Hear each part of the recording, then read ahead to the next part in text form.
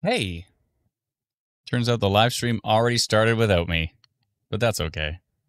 We got ourselves a day, folks. It's going to be a day. Let's see here. I'm actually just looking at some storms right now in Alberta. There's a little bit of rotation here south of Veteran. And we've got some storms coming in to the Lake Huron area that could potentially have severe risk, tornado risk. It's going to be a day. So, yeah, we've had funnel cloud reports over here in Alberta. We've got a severe thunderstorm watch from Saskatchewan to Manitoba. We've got severe thunderstorm watch in parts of Ontario. And it looks like we have a storm up here by Ottawa. Is it doing anything? What's it doing? Where do you think you're going? No, it looks pretty boring.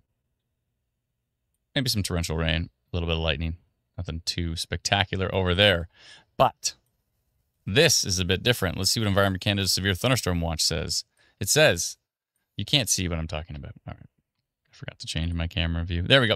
It says, conditions are favorable for the development of dangerous thunderstorms and may be capable of producing damaging wind gusts and heavy rain. Hazards are wind gusts of 90 to 110 kilometers an hour, which matches their forecast. Heavy rainfall and risk of a tornado when late this afternoon through this evening. Yada, yada, yada, yada, yada. Okay. So that matches their forecast. I'll show you their forecast map here quick, and then I'll take a look at Brennan's forecast map. So here's the Environment Canada forecast map they put out earlier today. As you can see in that A zone, which covers Owen Sound, Kincardine, Goderich, Hanover. It looks like they've made it just on the north side of London there, and all the way over to, it touches Barrie, it looks like, because it touches Kempenfelt Bay, I can see, all the way up to Midland, Collingwood, Thornbury, Meaford, Saga Beach, Stayner, other locations that are in there. That's the whole area that's highlighted with the letter A. And today's forecast with the A part is 90 to 110 kilometers an hour, damaging wind gusts, 30 to 50 millimeters of isolated flooding, rainfall. And you can see the little swirly up over here, and that means tornado. It doesn't mean for sure a tornado, but it means there's a risk of a tornado. So in the B zone, which covers Windsor, all the way through London, through Kitchener, all the way up to Huntsville, parts of the Bruce Peninsula, or the northern parts of the Bruce Peninsula, covers most of, again, Barrie's right on the edge of the A and B there. I think Newmarket would be in there as well, too. Probably, I would say, I normally would call it Alliston, but supposedly that's just not the name anymore. Supposedly it's New Tecumseth now. So, these things change. And yeah, so basically that whole area is B, and B is the same risk, just without the tornado risk, supposedly. So Barrie's right on the edge of the tornado risk, covers all the way most of Georgian Bay, or southern Georgian Bay, sorry, the southern half of the Bruce Peninsula, and the areas of Lake Huron there. So let's actually go take a look at radar, because we got storms coming in already. That's right. Let me jump back into Instant Weather Pro, and let's take a look at the Exeter radar. And here we go. We've got these storms coming in right now. Brennan's got a severe thunderstorm warning in Alberta highlighted on his live stream as well there. So we'll keep an eye on Alberta. We'll keep an eye on Saskatchewan, Manitoba. And, well, of course, we're going to keep an eye on what's coming in from Lake Huron here, heading towards parts of southwestern Ontario. If we take a look at the Detroit radar, we'll get an interesting view of what's happening over here. This storm's starting to kick it up a notch here over by... Not even going to try. Cohocctah. I'm sure you can try. I'm past the point of trying now. I'm just going to stop trying to pronounce things. I will just spell them out from now on. This is what I've been told. Yeah, there's some pretty strong wind gusts in there, even though those are actually not in the main core. But yeah, these storms are picking it up. Mesoscale discussion in the U.S. you can see highlighted in white. Severe thunderstorm watch highlighted as well too in the U.S. For the storms that are coming into, again, southwestern Ontario and pushing towards central Ontario. And that is kind of the main risk area for what we're seeing here today in Ontario. If you do not have our free app yet, then you're probably new to the live stream. So how's it going? Nice to meet you. You should probably download our free app. It's pretty awesome. I like it. Others seem to enjoy it as well. It's free, and when we see something interesting and we send out notifications, whether that's us sending out a custom notification that I do on the live stream and draw my polygon and type my little information in the little box there. When I send that out, you will receive that if you are in that area. And if you, and you can also, of course, receive Environment Canada's alerts through our app as well, too, which we send out within milliseconds of them being issued. So that's useful stuff. I'm just taking a peek over here what's happening in Alberta. And there is some storm. This is actually, I'm surprised this doesn't have any alerts on it right here near Langham, Saskatchewan. There's quite a hail core here, 69.5 dBz. Let's see what it's doing. It's going to the northeast. I think I'm going to do our first polygon for that storm because that's quite a hail risk on that one. So let's see here. Jamie Johnson says, is Wasaga Beach safe to go to? I mean, you got a little while. You could go for a bit, I think. You still got a few hours until the storms get there. I would double check on our free app, type in Wasaga Beach, check the hourly product, and see kind of what times they're going to come in. You always want to give a little bit of leeway. If the app says they're not going to hit Wasaga Beach until like 6, 7 o'clock, you might want to consider getting out of there about 5. Depends on how far you have to drive. If you have to drive all the way back to Toronto, then you want to give yourself extra time. But if you're not too far away, give yourself an extra half an hour. Because you never know. Sometimes the timing on the app can be a little bit off. Sometimes the storms come in early. Sometimes they come in later. It's all up in the air, if you know what I'm saying. Christina says, hello from Tara. Give me the bad news gently. How hard are we going to get hit? Well, I mean, you're in Tara, which is close to Owen Sound, which is where these storms are expected to be relatively strong today. So we'll see. We'll see. It's possible. You could see some severe thunderstorms, and there is some tornado risk in the area. But we'll be live. We'll be watching. We'll be tracking them. That's what we do. I think I'm going to give a heads up to Langham over here, though, because this looks like a pretty nasty cell. Okay. At least for the hail risk. Let's jump over to our notification system, and you get to see what I'm talking about by creating a polygon here in real time. So I'm just going to pull up the radar. We're going to jump over to Saskatchewan. We're going to find that Langham storm, which I think was just northwest of Saskatoon. That's the one right there. And I think we're going to do a little polygon around this storm, heading up about that way towards Waldheim. And I'm just going to do a little polygon. Yeah, it's a pretty big polygon. 367 people in the path of that have our free app. Awesome. I'm going to go orange. And I'm just going to type a custom message here. The headline is going to be severe hail possible. I'm going to say risk because it's getting a little more than possible there. Severe hail is likely on this storm near. Oh, it just weakened. Okay. Langham, Langham. All right, now that weakened, I'm adjusting my polygon on the fly to severe thunderstorm potential. Carefully on the storm that's located near Langham, tracking slowly to the northeast. Potential torrential rain, large hail, equal lightning as possible. Okay, and the timing there is going to be 2:25. Okay, Friday, June 27th. Is that right? All right, looks right to me. When did that say ew? Okay, here we go. Okay, send. Done. Okay, first polygon. Oh, Langham is how they pronounce it. I think they told me that before. I think on a live stream in Saskatchewan many, many moons ago, I was told that. And of course, it goes in one ear and out the other. I have no ability to retain pronunciation of any location ever. I'm surprised I can pronounce Barrie. I can barely pronounce Barrie. Let's see here. Okay, and then we still have severe thunderstorm watch from Regina over to just west of Brandon, Manitoba. We'll keep an eye on these storms here on Instant Weather Pro. And we'll go back to Lake Huron and see what's up. Hello. Things are starting to get interesting. This would normally, a lot of folks follow the live stream to kind of, they're subscribed to Instant Weather Pro and they're trying to figure out how to read rotation. Normally I would look at this and say, yeah, this looks like some rotation, and it might be some rotation. And then when you have the swipe tool, which is only available in Instant Weather Pro, to be able to swipe back and forth between two products, which is really nice because then you can kind of compare where those winds are. If those winds were like down here in the southwest corner of this storm, then I would be a little more concerned. But the fact that they're right up here where these two cells are starting to merge, you can see they were separate. And now as we go here, they're starting to merge. And a lot of the time when you have these merges between two cells, you can start to see this rotation of the storms kind of mixing together. So that makes me a little less concerned. However, having said that, there have been many cases where two storms merge, and that ends up creating pretty darn strong rotation. And then because of that merge, you have a brief tornado touchdown where the merge happened. So that can happen. So it's worth watching that little part of the storm.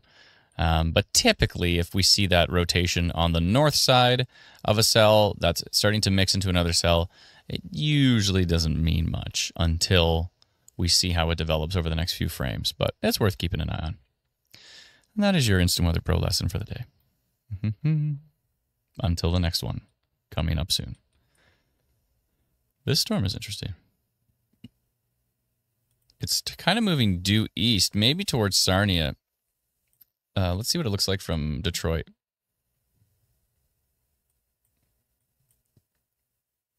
Right now from Detroit, it's just a lot of heavy rain, but the IW storm risk percentages on it, 27% total severe risk, 27% severe wind risk on June 27th.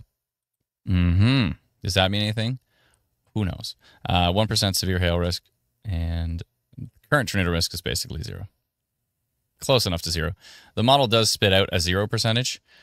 We decided to add the 0.01 because what it doesn't take into account is landspout tornadoes, because you can't really use radar to detect landspout tornadoes. Sometimes when there's a landspout tornado, there's like this hybrid that happens where there's a very weak meso, a very weak part of or point of rotation on that storm that the landspout is connected to. So it's kind of like this hybrid between a supercell tornado and a landspout. As Dr. Sills has pointed out many times, we do have these hybrids, often in Ontario and sometimes in Alberta as well too, and other places. And it's these kind of hybrid between a landspout and a supercell tornado, which are typically different and usually unique, but sometimes they kind of happen at the same, just coincidentally happen on the same storm. Oh no, not again. If anybody remember a live stream, I think it was last year at some point, there was a fly in the room and he annoyed me the entire time. So much so that when I finally caught him, I made a post about it and said, "Gotcha." And then I let him outside so he can go live for another 30 days or whatever they live for. Yeah.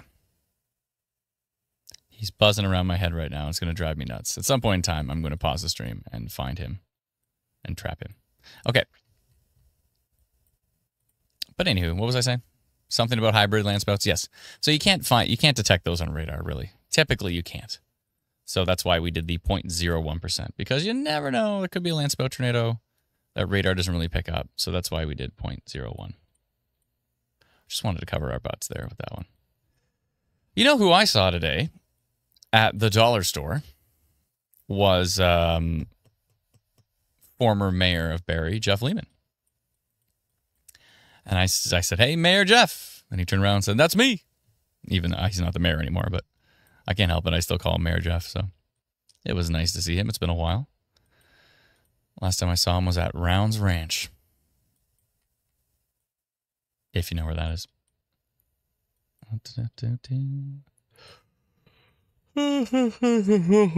Excuse me. It's time for some water. Everybody hydrate, shall we?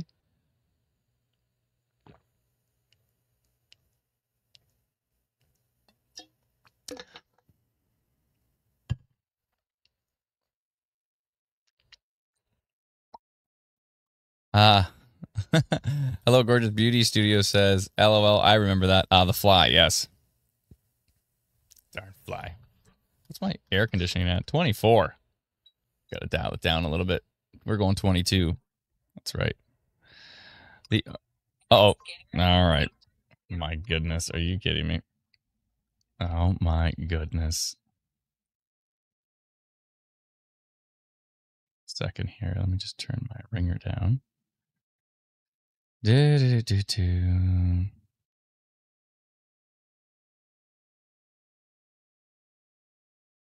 Okay, 1 second. Stop. Okay, here we go. Okay, let me jump in the comments here. I haven't actually looked in the comments much, and I see the Oreo Cat. Hello, my favorite weatherman. Hello, Oreo Cat. How are you? Once a mayor, always a mayor. Yeah, Jeff was a good mayor. At least from my perspective, I thought he was great. Obviously, there's things that some people always find problematic with certain politicians, but I thought Jeff was in generally good. And he was very supportive of instant weather. He was great. He got them to do that video. Remember that video we showed, I think, on the last stream of our story? That was Mayor Jeff's asked Investberry to do a video for us, which was very nice.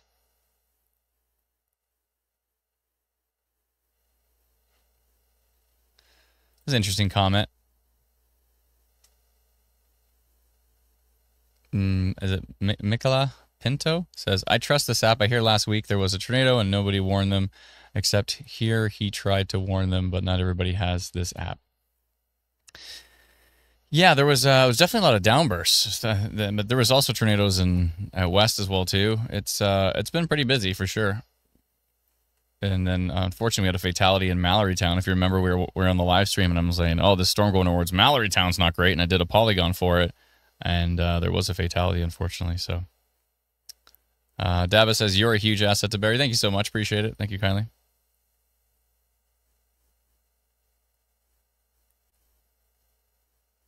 Blue Flicker says they used to babysit Jeff's ex-wife back in the day. Okay, that's cool. How does Kincardine look? It looks interesting. We'll see what happens as these storms move up. We'll see. Can you give info for Guelph and or Elora? I can. Right now, there's nothing going on there, but you might see some storms later. We'll see. They're going to move east and probably cluster into a big line. We'll see what it does. But within the line could be embedded rotation. So we're going to be paying close attention.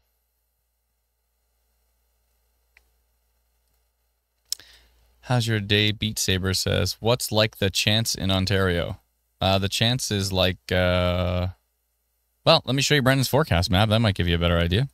Bum, ba, da, ba, ba, ba, bum, bum, bum, bum. As you can see in the dashed area, so basically from Grand Bend through Goderich, Kincardine, Owen Sound, Wyerton, Collingwood, Hanover, Orangeville, Barrie, Orillia, Bracebridge, Midland, if I didn't say it already.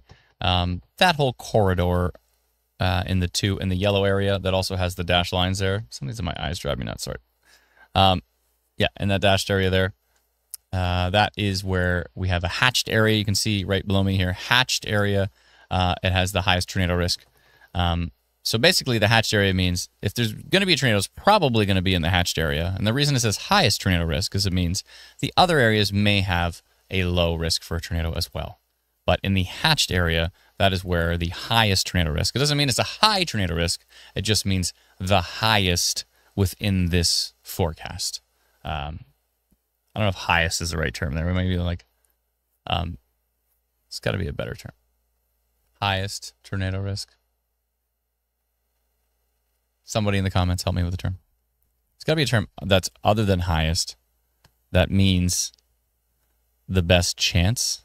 Or maybe best chance. Best chance of a tornado. Because highest sounds like it's the highest tornado risk. You know what I mean?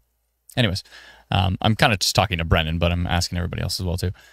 So then, of course, we have the green area as well, which is an isolated severe risk. This goes all the way to Huntsville, Sunridge, Britt, Oshawa, Toronto, Mississauga. Guelph is right on the line. Looks like Guelph is actually in the yellow, barely. But Hamilton, Brantford, Tillsonburg, St. Thomas, London, Woodstock, Chatham, Leamington, Windsor, all of that area is in the green isolated risk. That means there's a little bit of a lower severe risk, but there's still potential. And then everybody in blue, you could see storms, but probably going to be non-severe. Probably.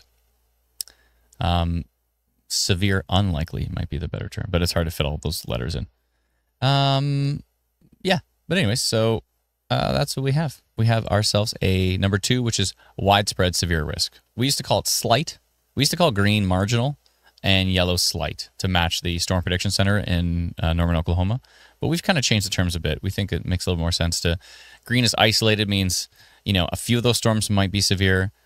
2 is widespread, means probably several severe storms within the area.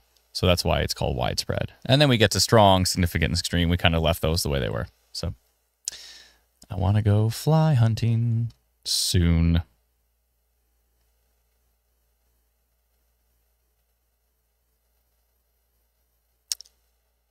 Garrett says, and all the black is, he landed on my light. It's the first time I've seen him in one spot. And we'll be right back. Give me just 1 sec. I'm fly hunting. 1 sec.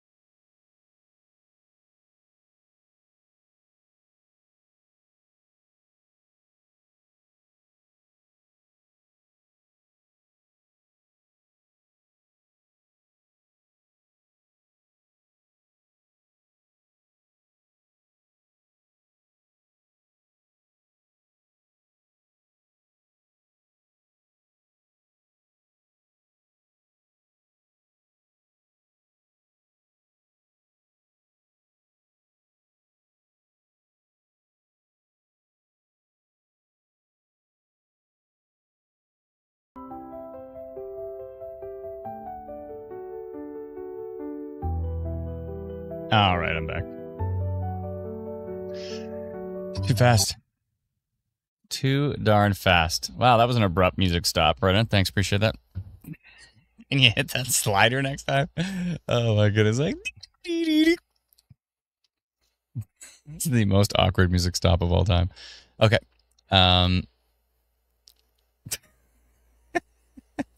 Yeah, Diane says we got hold music. Yeah, you had some elevator hold music while you were waiting.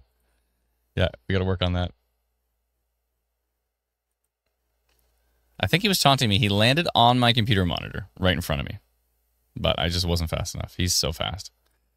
Why is it always the fastest ones that come down here? Honestly.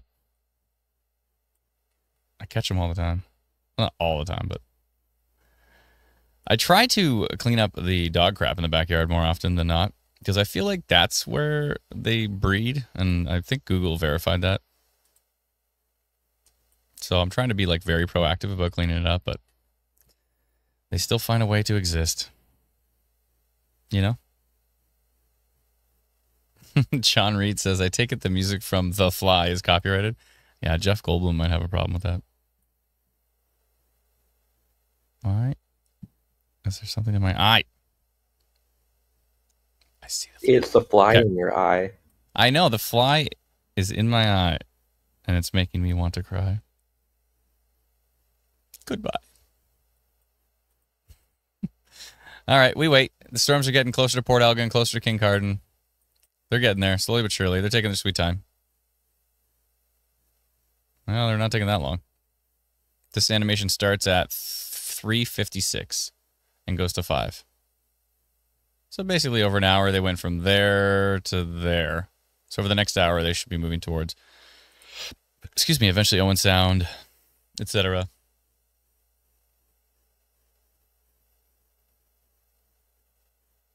Brennan, that's quite the conspiracy theory you came up with.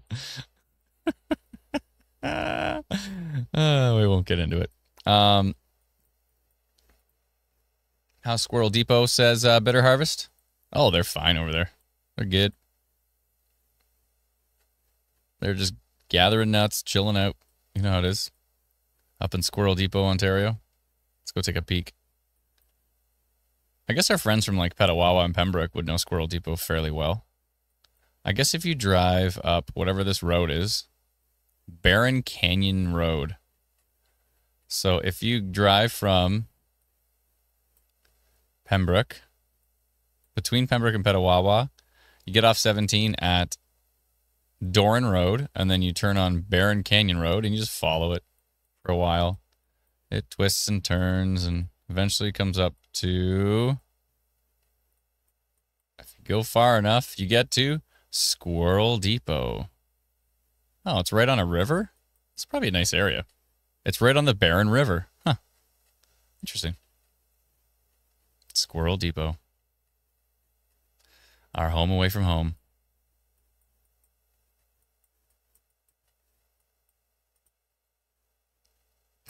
McFlight DG Canada says, Squirrel Depot? That's nuts.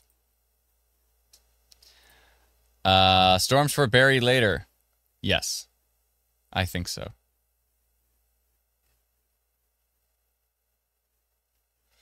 Yeah, Britt Dawson says, Adam cannot answer for every location. Instead, tell us what it's doing in your location. Yeah, that's helpful. That's helpful. I mean, Squirrel Depot, I've always got time for, but I don't always have time for every location. But definitely for Squirrel Depot. Squirrel Depot always needs our help. They got nowhere to hide. They got this silly little nests up in trees. I'm surprised. After the ice storm, there was still a bunch of nests in trees. I could not believe. Oh, you know what happened in our backyard? I never mentioned this story. Was a bunch of cedars fell down and hit the house in the ice storm. And when we went outside, there was literally a squirrel sitting in the tree, like shaking. And it seemed fine. Didn't seem injured or anything. It was just like in shock that its home just fell to the ground in an ice storm. But it was okay. It was fine.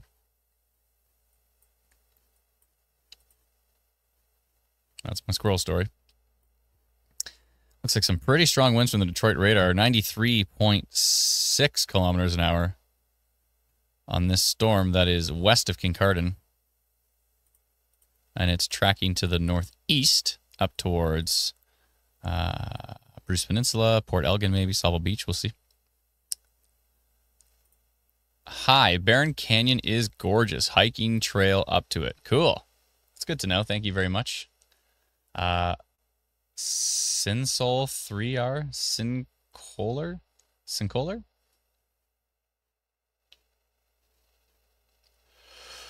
Oh, that's good to know. One day we'll go do a live stream from Squirrel Depot. Live from Squirrel Depot. There's probably not cell coverage up there. I mean, there might be. It's probably pretty brutal. Algonquin Park area is sketchy with cell coverage. That's true. Has anybody, for those who have been up to Barron Canyon and Squirrel Depot, can you let us know what the cell coverage is so we can plan our live stream? Oh, Brennan, I'm going to do another one of those things at the farm, another meet and greet. So maybe you can come if you want. Maybe Alana can go. That would be cool. We're going to have a booth at the farm in Angus. So not to put you on the spot in the live stream. I know you don't like to go outside. I don't like to leave my house. Yeah, I know you don't like to step into the fresh air. But maybe we can get you up to Barrie. That'd be cool. Get you on the GO train or something up to Barrie. Maybe. Who would come to meet Brennan?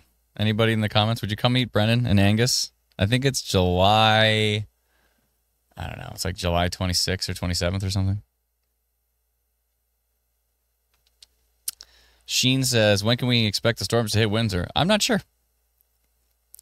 Double check our app. If you don't have our free app, you can get it at instantweatherapp.com.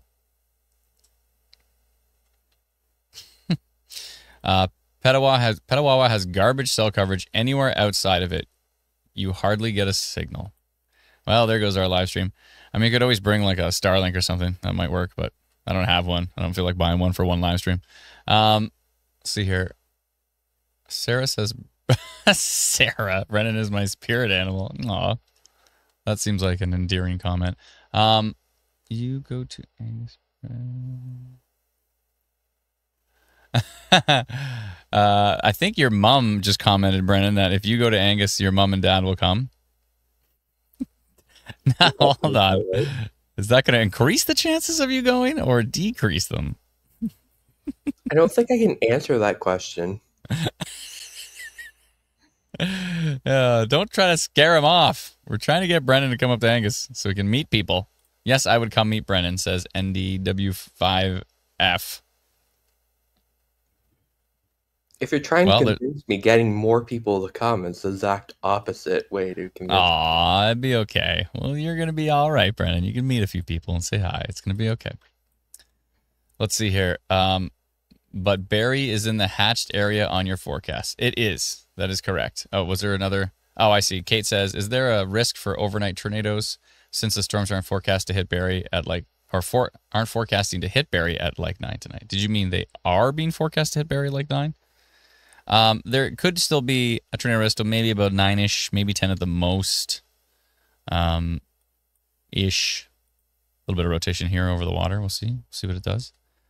There is some risk that late, but typically after we get with this environment, it's not crazy strong. So probably once we get to 9, 10 o'clock, I think the overall tornado risk would start to taper off. And that's probably what we'll take the live stream to about 9, 10 o'clock. We'll see. Unless something's really interesting at that point, but I think that's probably will go till about then. Little 5-hour live stream. Wolfie says 127 kilometer on the Alberta storm. Let me go double check. Thank you for the heads up. Ooh, there's also the storm down here just northeast of Brandon starting to kick it up a notch. Okay. Yeah, it like spawned right over Brandon and is tracking to the northeast with some hail. That's looking interesting. Good. Let's go. And there's a storm north of Russell, too, which is starting to kick it up. Okay. Both of those are... Okay, one of them is inside the... No, both of them are outside of the severe thunderstorm watch. Let's see what's happening in Alberta. What did he say? 127 kilometer an hour wind gusts in Alberta. What? Where? Wolfie, can you let us know... I like your image, by the way. Woofy ER, can you let us know where you're getting those wind gusts from? Was it from a weather station or was it from radar? Let me see if Woofy said anything else. Mojito Girl says, Mr. Mackey, I'm good. Storms are bad. I'm good. It's gone down since the last radar update. Oh, okay, I'll go back one. Are you sure it wasn't noise? Because often you'll have noise that looks like it's that strong. There's a little bit of rotation on this Loyalist storm here, actually. Maybe it was this. Aha, yeah, there we go. 127. Okay, I see. Yeah, that might be noise. Because you see it was like here, and then all of a sudden it just flashed over here, and then on the next frame it's gone. It was probably noise. It could have been brief, strong upper-level winds. This might be a little bit of rotation here near monitor, though. Let's see what tilt 2 is doing. Tilt 3. It's also good to look at the upper tilts if you're trying to figure out if it's noise or not. So... like if we go back and look at that noise and we go to tilt 2, well, there's still a little bit of something there. But it's like 72.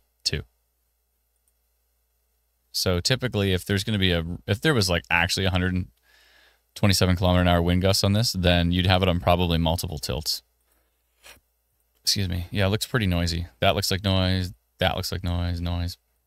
They're noisy radars. They're tricky. When you have a big swath of it, though, that's when it seems a little bit more likely. Yeah, there's a little bit of minor rotation on a couple different storms here in Alberta, northeast of Hannah. Alberta's pretty famous for having rotation, but just all it ends up producing is hail. There's a severe thunderstorm warning that was just issued in Manitoba, and it has a tornado risk mentioned on it. Is it the one on the border, or is it the one by Brandon? The one near the border. This one near Russell here? Yeah, I see it now. Yeah, it's got that kind of vibe to it. It doesn't have any rotation on it, but maybe they're assuming that it's going to, because it kind of has a supercell look to it. Starting to get that way, heading towards Inglis at the moment.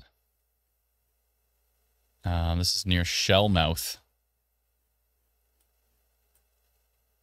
Shellmouth? It's quite a town name. I'm pretty sure I pronounced it right. For the first time, for the last time.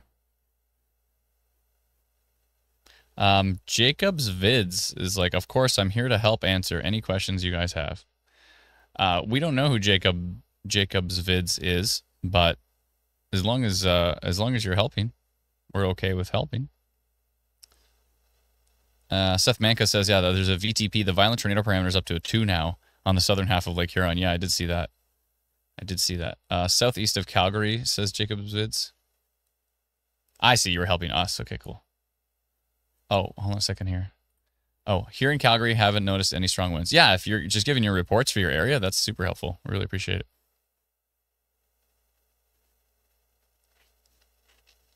It's sunny in Owen Sound. That's sunny before strong storms is not great. Some people think it should be cloudy before strong storms, but no, sunny means there's a lot more heat, surface heating before the storms reach there. Garrett Robinson says, what is the difference between Instant Weather and Instant Weather Pro? The Pro part. That's the difference between the two. No, basically, Instant Weather is our free app. Instant Weather Pro is what you're looking at right now. This is Instant Weather Pro, where we have all the raw, updated, instantly updated Canadian raw radar data. We've got IW storm risk, where we can see the tornado risk, severe wind risk, severe hail risk, and total severe risk on pretty much every storm up to about just kind of up to about Calgary. We eventually will extend it further north. It's a pro radar suite that I've mentioned it many times on the stream, but I can go through it again. Dr. David Sills from Environment Canada he left Environment Canada and went to Western University to start the Northern Tornadoes Project, which you may have heard of, as they are the organization that confirms tornadoes and downbursts and significant hail with the Northern Hail Project across Canada. So Dave said to me, hey, can you build a pro radar suite? Because none of them are made in Canada, and there's a lot of features we want that we've asked for, and the American companies just kind of don't really want to add to Canadian radar stuff products. And I said, hey, sure, yeah, absolutely. And so we built this for them, and then they said, even though you built it for us, you can go ahead and allow anybody in the community to subscribe to it, to support the project, et cetera, et cetera. So it was a kind of a great win-win where we needed it for ourselves, we needed it for them, and then obviously we can allow everybody to join in on it now, so it doesn't have to be a private product. And so you can get Instant Weather Pro at instantweatherpro.com.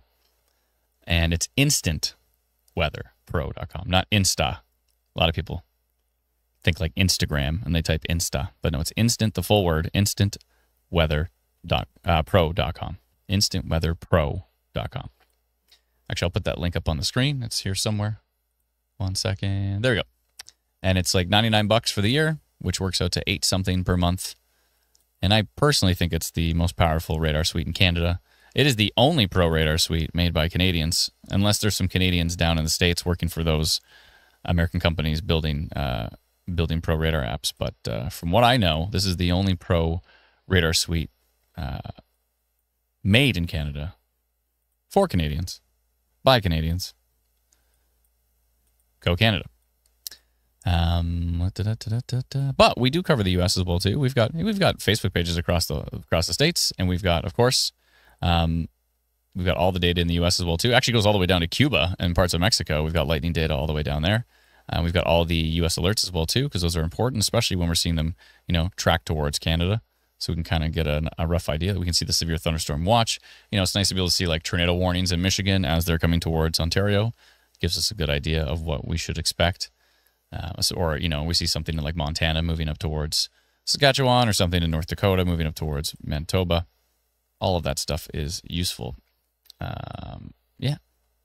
And we typically load Canadian radar data faster than anything I've ever seen. I've checked them all. I've done extensive testing, us versus every other pro radar app, and we're typically a minute or two faster than all the other apps for Canadian. So if you're looking for like the latest updated radar and you want it a minute or two faster than any other pro radar app, Instant Weather Pro is the way to go. Instant Weather Pro.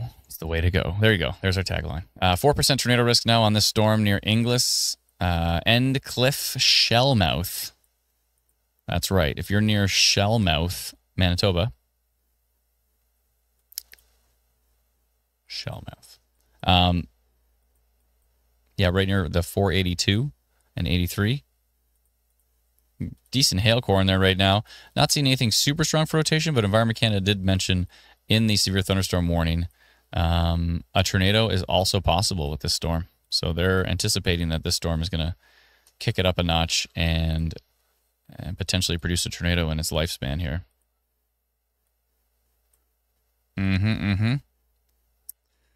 So there is that. Got some storms way down here in southern Saskatchewan as well, too, that are starting to look interesting. And again, we have these severe thunderstorm warned storms in Alberta. And we're just going back and forth and watching on Ontario and Alberta and Manitoba and Saskatchewan. And, typically we do live streams. We do them one province at a time. But lately, we've had to do these multi-Canada-wide streams. And some people in the comments get a little bit grumpy about it. They're like, hold on a second. How come you're streaming in Alberta, but you are watching storms in Manitoba? And it's like, well, we have to kind of do a Canada-wide stream at certain times because we cover weather across Canada. So that's what we got to do, folks. My apologies if we're not always watching your exact province at that exact time, but we're going to keep going back and forth. Think about it like, when you watch like the US live streams, they're never just in one state. They're always just watching storms across the US. And that's kind of what we're doing here. We're watching storms across Canada. Hopefully you're okay with that. If it's making you grumpy, I can appreciate it. You might be hangry. You might want to have a snack. I would recommend having a snack. Unless you can't have a snack because of your diet, I wouldn't take snacking advice from me. I'm just going to put that out there. Justine says, it's not just about Ontario. Sharing is caring. That's right. Oh, it's Shellmouth. Oh, yeah, I get it. That makes sense. Britt Dawson, thank you very much. Appreciate it. It's Shellmouth, not Shellmouth. Shellmouth. That makes sense. Ryan Chapure says, other than polygons on the free app, what's the difference between that and the Weather Network app? That's a good question. So our Instant Weather app has a full 15-day forecast. We have a 10-day hourly product with a lot of details. We actually have a minute product, which is useful as well, too. It has 15-minute intervals up to about 6 hours. And the useful thing about ours is we also send out custom notifications. So if you, if we see a funnel cloud report in our huge, massive, incredible reporting communities, we send that out as a polygon on our free app. And then that's a polygon, and that's a notification that only our app sends out. You won't get that from the Weather Network. You won't get that from, any other weather app, basically. But you will get it from ours. And then we send out stuff like rotation detected. That's a product only we have. We'll send out stuff like, damage has been reported, power outage. We'll send out polygons for lots of different stuff. And those polygons are all custom done by our team. And those are only available through our free app. So that's a pretty useful thing. The actual quality of the forecast, based on your feedback, has been pretty incredible. A lot of folks say, I don't use other apps now. I only use the Instant Weather app because the forecast for our area has been the most accurate. So that stuff's pretty useful as well, too. Hopefully that answers your question there as well. Shellmouth. That's right.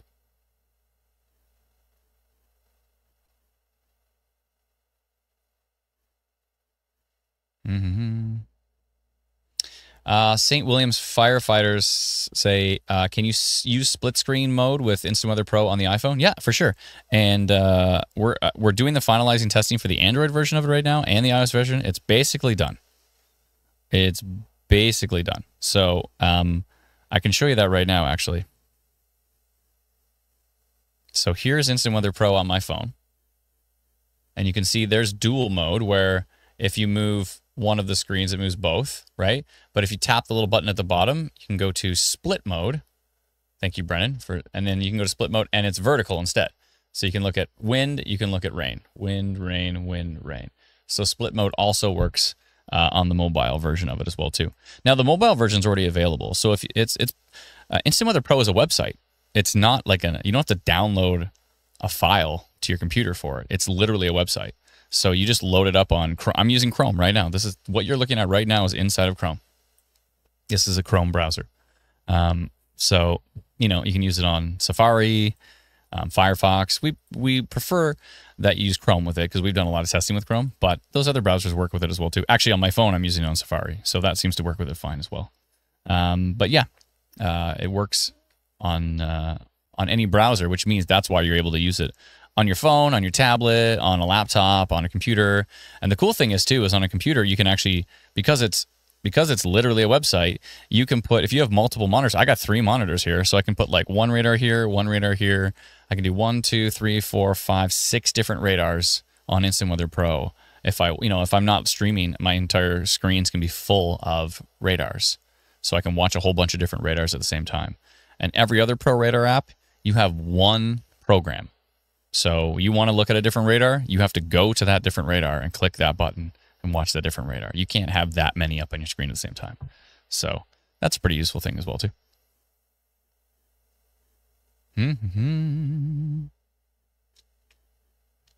Anyways, let's see here. John Reed says, indeed, Chrome is the best for Instant Weather Pro. Yeah, we've heard a few issues with Firefox seems to be sometimes problematic. Native says, how would you set the radar transparency in the settings? Well, I can show you that really quick here. This is turning into an Instant Weather Pro tutorial. So if I back this out, you can see if I open up settings at the top left here, you can see layer opacity. And then you can drop that down to like, if you wanted 0.4 or something. This is 0.4. I like leaving it just at 1, like 100%. But, if you wanted it to be less transparent, so maybe you could see the borders easier or something like that, or you could see like bodies of water easier, then you can drop that down. I used it on DuckDuckGo successfully. Cool. That's pretty sweet. Yeah, my boss uses it now after I said it was more accurate than the Weather Network, so now I get less rain days off. Thanks, Adam. That's what you get. That's what you get. You should have just kept them going with TWN. You should have just done it. Mark says, when are monthly payments coming? As soon as we launch it to the app, it will have monthly payments, and then we'll add it to the website version too. But right now, it's so very close. So I know I say that literally every live stream, but it is so insanely close. Like, it's coming. It is time. We all have it on our phones. We're all testing it in the team. We're all happy with it. So it's basically go time. It's go time. Same here, madam. Oh, Brennan, I knew it. You never remember to do it. Ever. Maybe I'm just subconsciously trolling you. Maybe that's it. Or maybe I don't remember. Or maybe it's both of them. Maybe it's a combination of the two. To make sure I'm still there. Yeah, I just do that to make sure you're still around. Zoom in, Adam. That's a t-shirt. That's a t-shirt potential right there. Zoom in, Adam. That's right. There's a fly. I record myself doing that, so I can just play the recording. Brennan, at this point in time, Brennan's probably entirely AI. He's the IW bot who's just like, Adam, please zoom in. The other day I was messaging with someone that was messaging our page, and they accused me of being AI. Oh yeah, I saw that. He was actually a former weatherman too, and he was accusing Brennan of being AI. We're not going to mention who it was, but that was pretty funny. And Brennan's like, "No, I'm a human. I'll be right back. Give me just 1 second."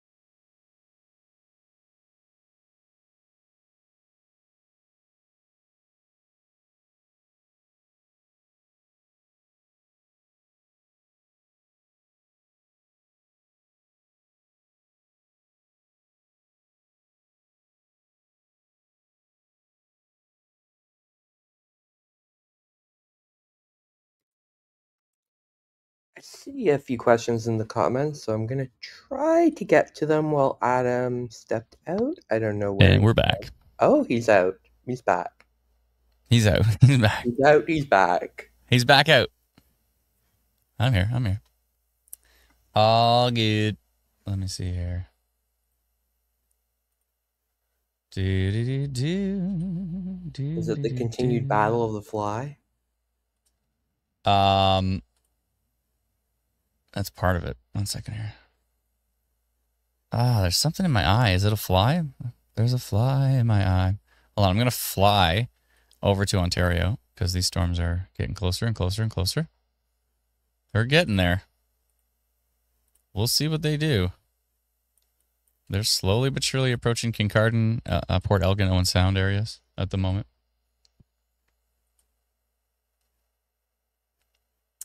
I can't even. Hold on a second. Oh my goodness. This is tricky. Hold on 1 second here. Hold on, I'm trying to do something in the background. It's a pain in the butt. Okay.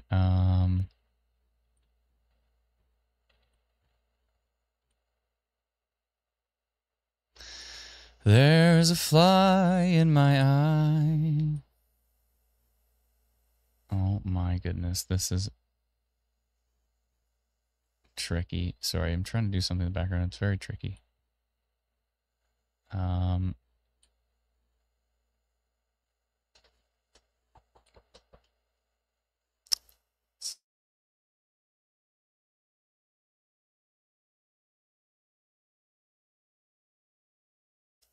Okay, let's see here. There's a fly in my eye, and it's making me cry.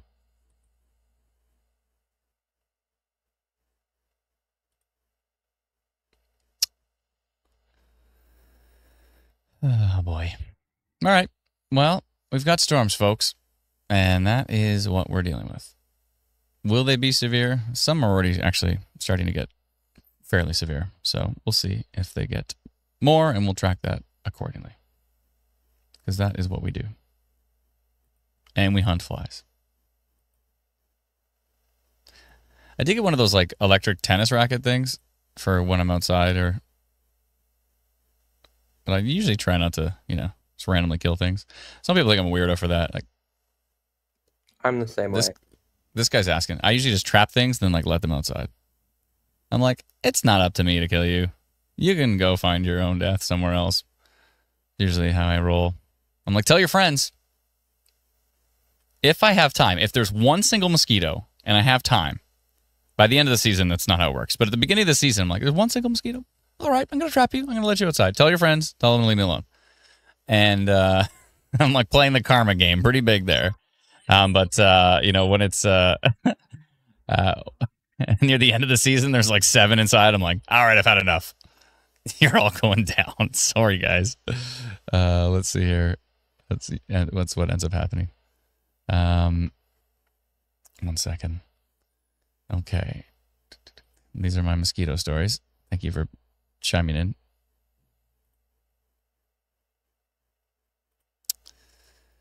Just going through some stuff in the background here. Give me just a moment.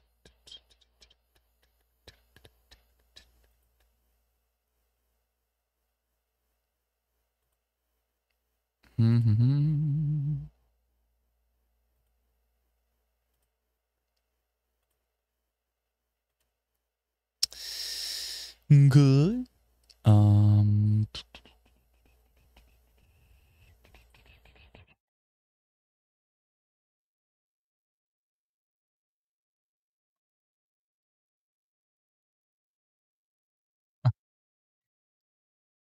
1 second. This is tricky.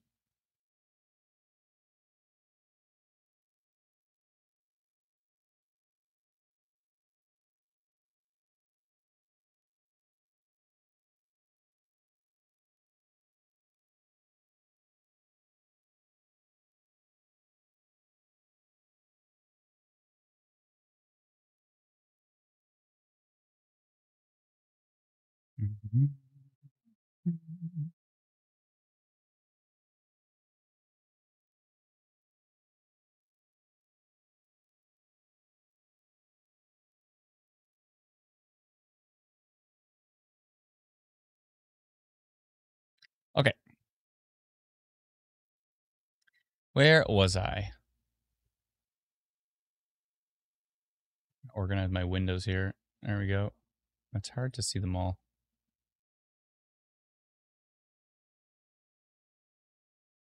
Okay. I'm back at looking at radar. Okay, let's see here. What's going on? Storms. This storm's probably going to miss King Cardin, but this storm will hit it. And let's see if they get grumpy as they come on shore. They're getting there. We're almost there. It's almost go time in Ontario.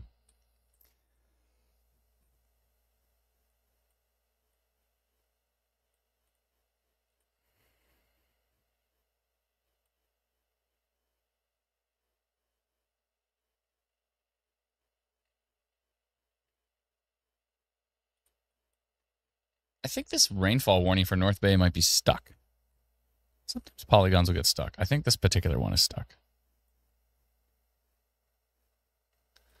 Oh, I didn't realize Mattawa was right on the Quebec border. Oh, okay. Hopefully everybody's doing okay. The Samuel de Champlain Provincial Park got absolutely decimated by that downburst.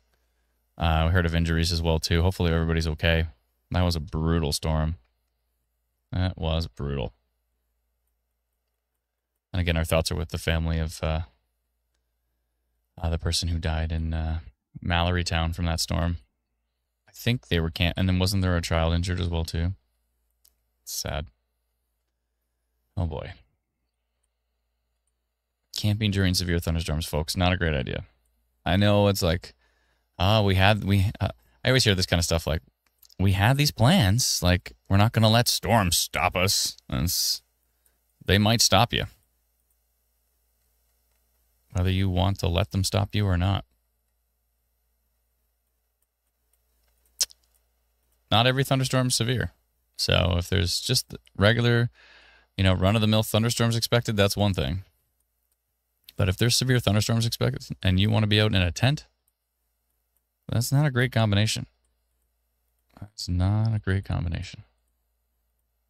I remember saying that night when we were live streaming, the last place I'd want to be right now is in a tent with those storms coming at me.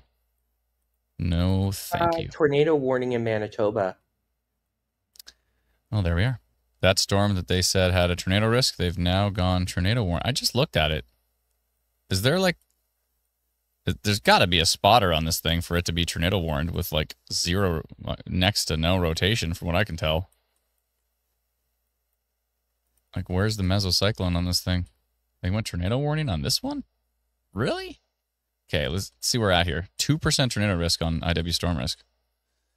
All right, let's see what they say. Possibly producing a tornado, blah, blah, blah, yada, yada, yada. It doesn't say anything about a report of a tornado. Maybe, actually, let's go look at non-sup, because maybe there's some non-sup in the area and is a land spout. Could be. Could be. Let me go see. Supercell. What's Supercell up there?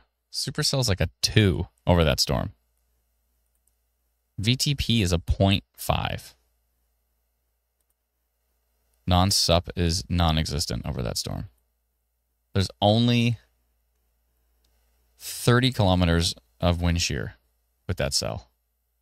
There had to have been a report. I would be shocked if there was no report on that storm. Let's see about tilting and stretching. Is that like a 1? So that's something. Maybe they saw a rate. Oh, that's what it was.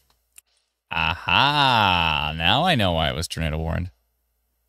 Environment Canada sees that radar frame probably 20 to 30 seconds before anybody else. It's got a hook on it now. Nah. And there's something going on down here, which is interesting. What percentage? Still 2% tornado risk on that. I was wondering, what is inspiring them to go tornado warning on this thing? When radar looks... Oh, okay, it might have been that, though.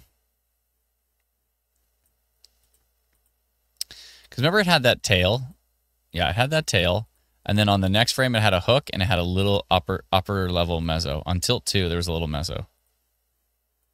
So maybe that's it. That makes more sense. Maybe that tilt 2 meso with this hook kind of developing... And what was the timing on this tornado warning? 4:33, so 4 minutes ago. Okay, it wasn't the latest radar frame that they saw. It was that tilt 2 meso. That makes more sense to me. Or it was a spotter, but yeah, I don't know about that. But if we go to the latest frame, 2 frames later, there's this really interesting signature down here. Seems to be separate from the RFD, though. Separate from the rear flanking downdraft. What is this? Tilting and stretching is pretty high in Ontario. Let me see what VTP is now in Ontario. VTP is a 2 all the way up to Owen Sound. So there's that. And Supercell is... Hold on a second here.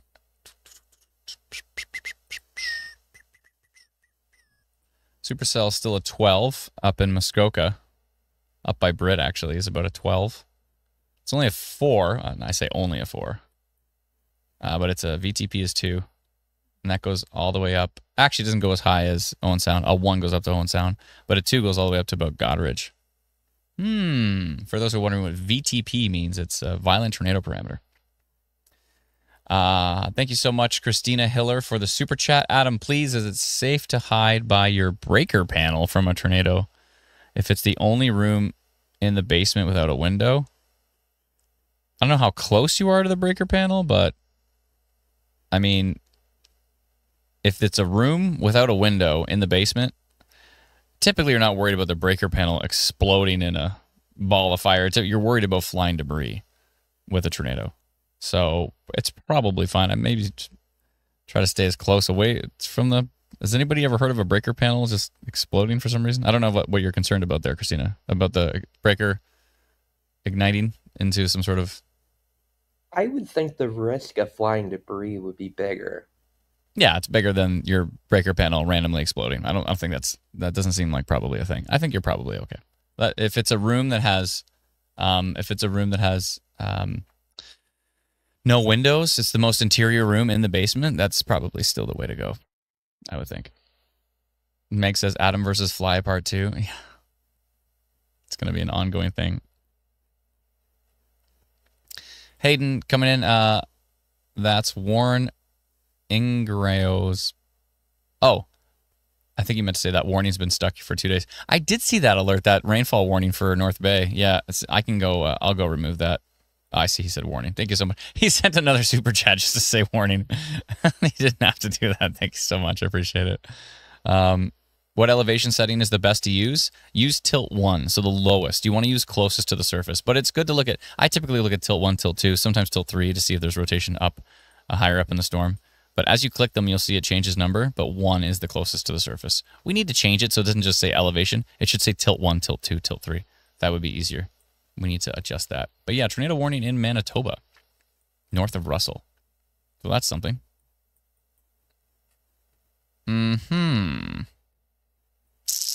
Okay.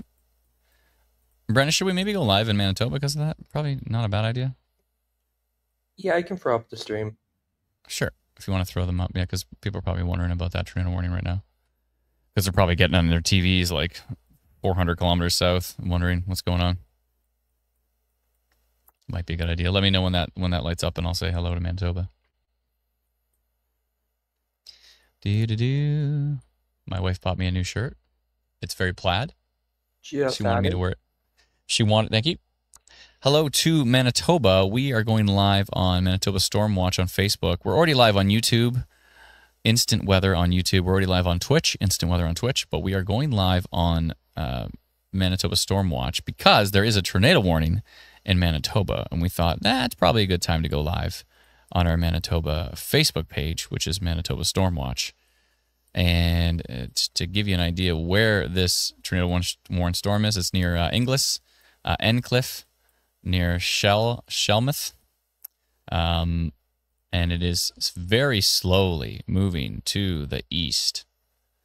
If you're in Encliffe, Cracknell, Inglis, these are the places you probably want to take shelter with that, considering that's where that storm is. If you're to the north, if you're in Dropmore, if you're in Shell Valley, if you're in Petlura, I don't know how to pronounce that, Leonard, you are not really in the path of that tornado warned storm at the moment. You are kind of outside of it. But if you are to the east, if you're in Cracknell, if you're in Riding Mountain West, and if you're south of Petlura, Pleasant Valley Reservoir, it could move to the northeast. So Birchview maybe eventually. We are getting some higher percentages now from IW storm risk. Now we're up to 3% tornado risk, so it's still fairly low here as far as the tornado risk is concerned. The severe hail risk has now gone up to 58%, 7% severe wind risk on that storm. We did just get a new radar update, and yeah, it's still looking like a pretty potent storm. The main risk here is probably the severe hail, but there is a tornado risk with this storm, and Environment Canada has gone tornado warning on that particular one. So there's that.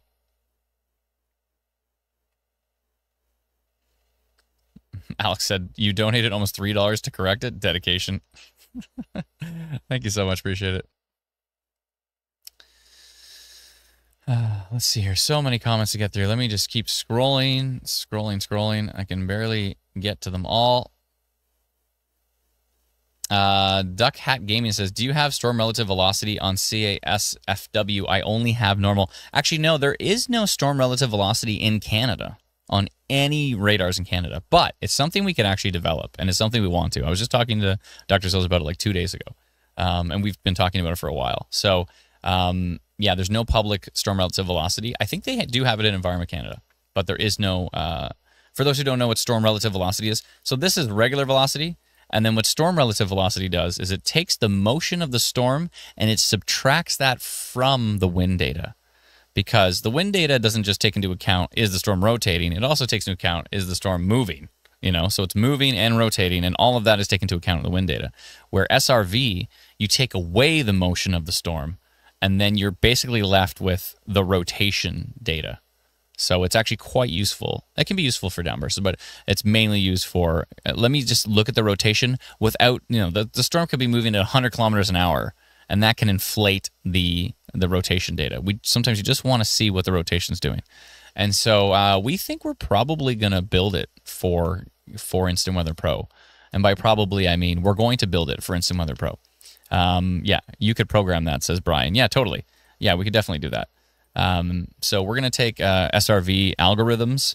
The tricky thing is making sure you have the right storm motion. That's where it becomes difficult, because we could use the Instant Weather Pro storm arrows, which are quite useful, especially in the summertime. They work well. Like, it seems to be, that's the way it's going. You can see the direction. So we could use that. I think we might even want to build a newer system that really, because there's times, especially in the winter and in the spring and the fall, there's times where this arrow will be pointing the complete opposite direction. So there's something funky going on at times. Although, when it comes to lately, I could replace that entire sentence with lately. Lately, it's been great. The storm arrows have been excellent. So typically when we're deep into severe thunderstorm season, they work perfectly.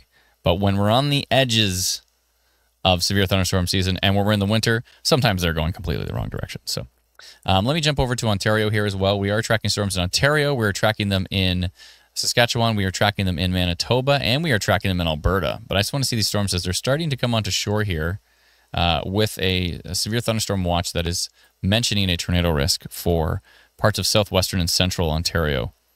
And yeah, the storms are slowly but surely, they're getting there. We're getting there. They're coming. Slowly. They're working their way.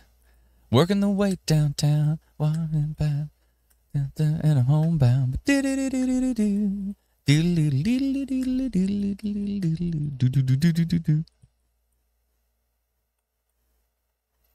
didn't think about that song at all until my son showed me a video and had that song in it. I started singing along. He's like, how do you know this song? I'm like, it's a song from my childhood.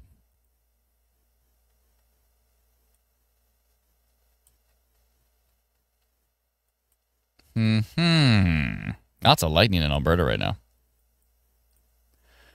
We had several funnel cloud reports in Alberta as well, too. Does the severe thunderstorm watch mention anything about that? Oh, some of these thunderstorms may produce funnel clouds. All right, see, that's why you got to read the details, folks. Not every severe thunderstorm watch mentions that. But obviously, because of all the funnel cloud reports, Environment Canada has added that to the severe thunderstorm watch in Alberta. So kudos to the PASPC, Office of Environment Canada, for adding that. Is it severe thunderstorm watch way up here? Okay, I didn't realize there's a severe thunderstorm watch also in northern Saskatchewan and northern Alberta. Severe thunderstorm watch in what? In a territory southeast of Yellowknife. There's a severe thunderstorm watch up there, and there's a severe thunderstorm watch in the very northeastern tip of British Columbia. Okay, all right. Not much radar coverage up there, but that's good to know that's happening. I don't know if you can see it in the camera, but I'm being circled by this fly, and it's driving me nuts. I'm going to talk about it in the entire stream, so just buckle up. Buckle up.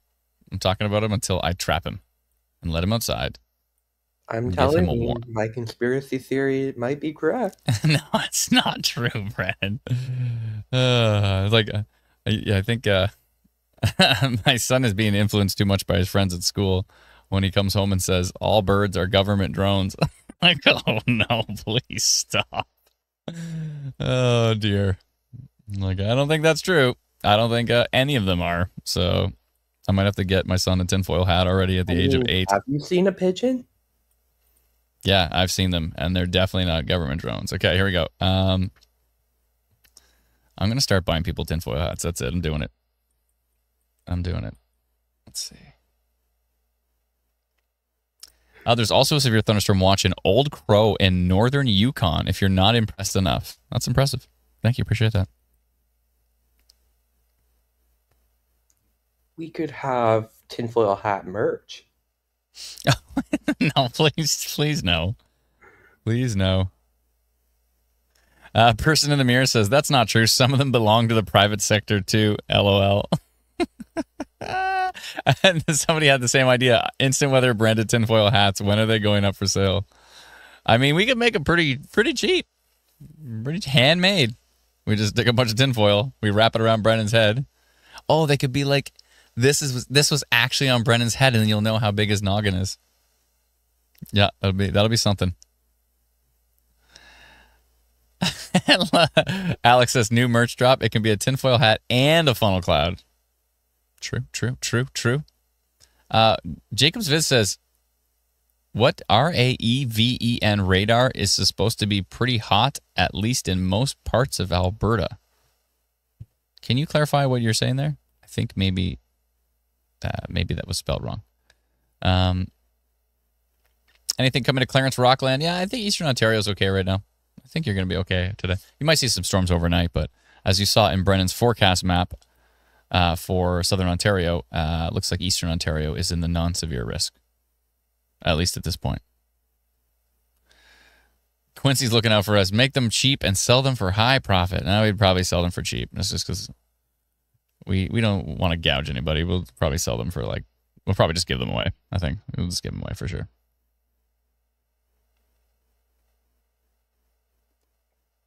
Teresa wants me to remind people that if they've just subscribed to Instant Weather Pro, to check their spam folder, their email, because sometimes instructions go to the spam. Yes, exactly that. I'll repeat it one more time for those in the back. If you have subscribed to Instant Weather Pro at instantweatherpro.com and you have not received your email instructions of how to log in and like a novel of instructions of different details and stuff, if you have not received that, check your spam folder. Go to your inbox, look down, and try to find spam. And more often than not, when people email us and they say, I haven't received my instructions, we say, did you check your spam folder? And they say, hold on a second. They check it, and oh, yeah, it's right there. So make sure you check your spam folder if you have not received instructions. Thank you, Teresa, for that reminder. Dr. Teresa is awesome. She has a PhD in astronomy. So every time I see anything about the sun or anything about solar flares or anything about meteors or anything like that, I say, Teresa, do you know about this? And she does. because she's a genius. Okay, let's see here. Still that tornado warning storm near Inglis. Oh, let's start. Ooh, okay. This is getting a little more interesting now. Near Endcliff, Cracknell, right here. And it's what's getting interesting about the rotation signature is that we're starting to see the RFD kind of, you can see this little speck here. I think that's actually part of, let's go higher up in reflectivity and see. Higher reflectivity might, what the? I put 2 velocities, hold on, sorry. I meant to go up here. There we go. You can see it there. Let's see the next one. Switch over to radar. You're still on the map. I did it again. Sorry. Here's the rotation. Right here, it's starting to look a lot more organized where the tornado warning is. It's actually outside of the tornado warning.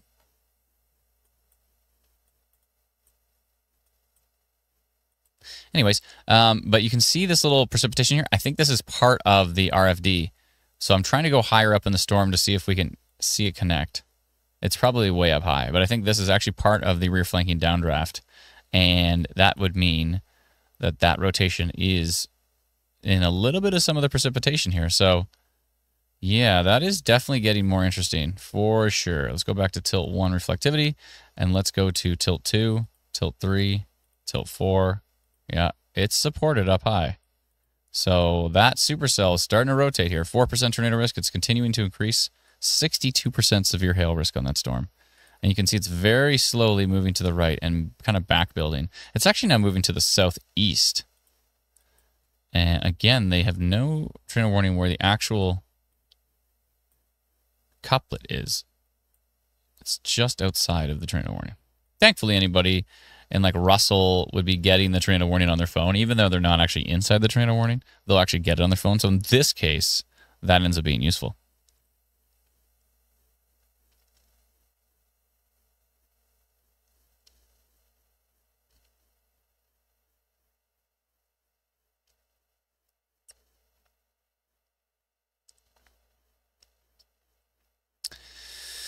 So this is in Manitoba, to clarify. If you talk to Max Velocity, make sure to ask him about the wasps. Oh, yeah. They're usually more in the later season for us. My son's birthday is in September. And every single birthday party we've ever had from outside, it's just Wasp City. It's ridiculous. Do you think KW will get a decent storm or die out? You might see a decent storm. You might see something. It's possible. It's possible. See, I thought this was starting to connect. There you go. New radar frame. That rotation is continuing to show itself near Cracknell. If you're near Cracknell, I would be taking shelter with that storm. Tornado warned storm in Manitoba near Cracknell, northeast of Russell. Let's go take a look at southwestern Ontario again. We're trying to keep an eye on these storms as there is some tornado risk from Environment Canada mentioned in the severe thunderstorm watch of these storms that are moving slowly but surely to the northeast and building, heading into Kincardine, Port Elgin. It's got to be getting pretty dark, and it's already starting to rain in Sauble Beach, a little bit of rain towards Owen Sound. The strongest storm right now is west of Kincardine, tracking to the northeast towards Port Elgin, so we'll keep an eye on that. There is some decent storms west of Goderich as well, too. And there are some pretty decent-looking storms down here northwest of Windsor. And they're kind of moving to the northeast. Let's see. Oh, and there's a big outflow boundary coming as well. You can see this big green line down here in raw radar data, and that's an outflow boundary pushing away from the storm. So even if we don't get the storms right away into Windsor, probably going to get some pretty gusty winds from that outflow boundary. Typically, they're not severe, although there's been a few times in the past few years in Alberta where an outflow boundary ends up causing severe wind gusts, which is pretty surprising. It's usually not the case. Usually sub-severe, but it happens. Let's go look up here near Britt. The supercell risk up here is, it's like a 12 or something. So we got to kind of keep an eye on these storms up here too. And there's a storm just east of Ottawa near Russell. Looks non-severe at this point, and that's as expected. We're expecting the storms in eastern Ontario to stay non-severe. They look quite boring on radar, actually, just some heavy rain. Could be some lightning in there, but nothing too spectacular. And there's a decent storm southeast of Buffalo, but that is not going to affect Canada. I don't know if you noticed, sometimes I go to load radar and it's doing a big spinning wheel, and I click it off again and click it on again. So if you ever load a radar on Instant Weather Pro and it just does the spinning wheel of nothingness, just turn the radar off and turn it on again, and usually it loads instantly. It's just a weird little bug we have to tackle. It's on the to-do list. The to-do list is a long one.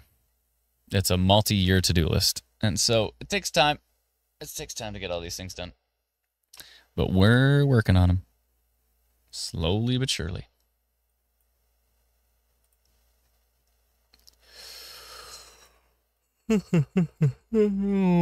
Excuse me. Why am I already yawning? What time is it? Oh my goodness. Why am I yawning? I need to stop. I actually got lots of sleep last night.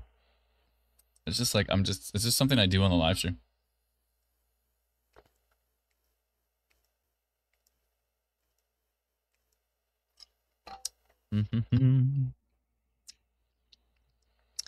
Rivers Dream says, please tell me Central Ontario will get hit soon. My head is pounding. It's going to take a while.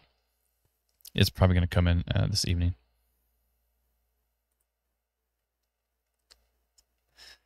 Annette says, what's your warnings for Ontario? If you're trying to figure out if your area has a warning for it, you might want to download our free app. Right now, I don't think there's any warnings in Ontario. It's all severe thunderstorm watches.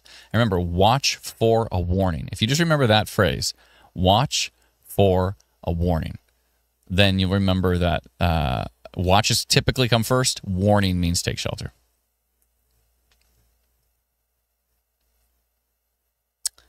But yeah, you might want to download our free app. It's called Instant Weather. It is free, and then you can double check what alerts are for your area and read the details of those particular alerts. Can you tell me about Burroughs Creek? There's a music festival here. Oh, there's a music festival in Burroughs Creek today? In Oro? Could be some severe storms coming through Burroughs Creek. Why is it changing directions? Can you clarify what is changing directions? Do you mean why is the tornado-warned storm starting to move to the southeast? All storms typically change directions for all of time. They typically they do that. Weatherman Bob says, that's the IT mantra. Have you turned it off and on again? Yeah, it happens.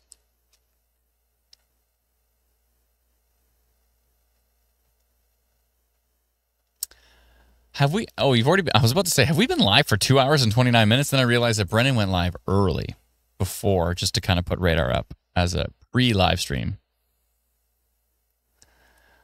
Not the storm, your eyebrows. Why do they change directions? I don't know. I have pretty flexible eyebrows. It's like two caterpillars fighting. How are you doing?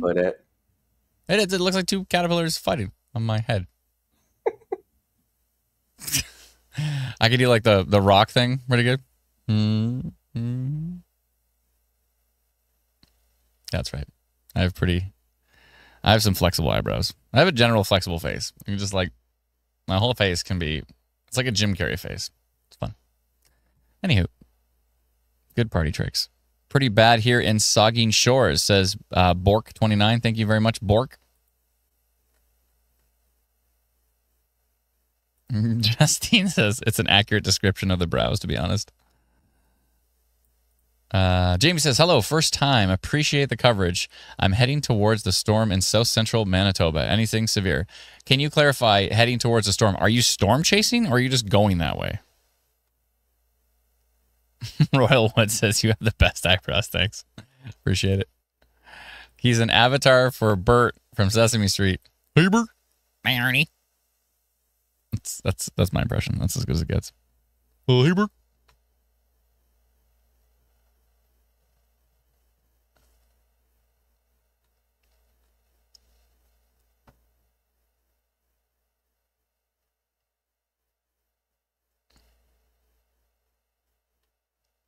Jess says, bah. Okay, I'm in Saugeen Shores waiting for this to come in. And then, alternatively,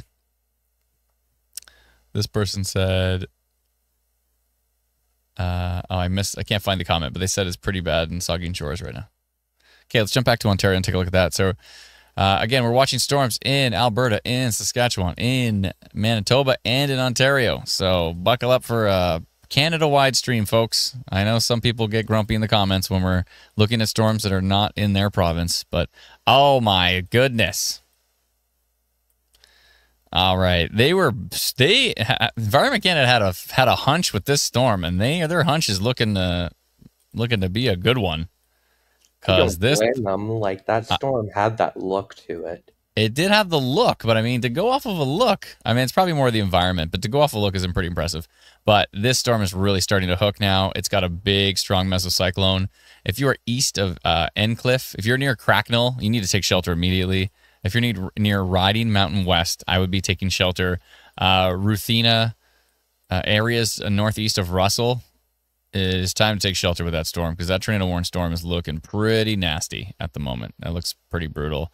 There are some decent looking storms northeast of Brandon as well, picking up a bit with some strong hail signatures and torrential rain, etc., etc. Let's go take a look at Saugeen Shores. It's on this way. The gentleman said he was in Saugeen Shores, which is right about Sauble Beach area. Where is Saugeen Shores? It's in here somewhere. Sauble Beach. Surprised it's not showing up on the map. Southampton, Port Elgin, Saugeen Shores. There we are. All right, so Port Elgin basically is Saugeen Shores. Okay, so yeah, that storm's coming in. They'll likely ramp up a bit as they come on shore because the stronger environment is over land. That's right. That's right.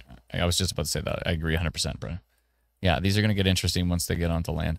It might be a good time for a polygon from us. I know there's a severe thunderstorm watch, but I think a severe thunderstorm potential polygon is in store here, or at least do. Okay, let me just. That's all Saugeen Shores, says Irish 2 Fighter. Thank you very much. Appreciate it.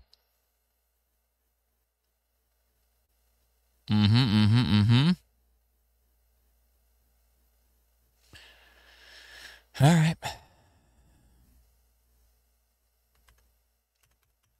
It's time. It's time.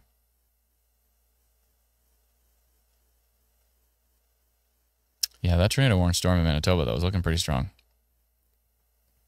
All right, let's go find the Saugeen Shores area on the live stream. Doodle-doo.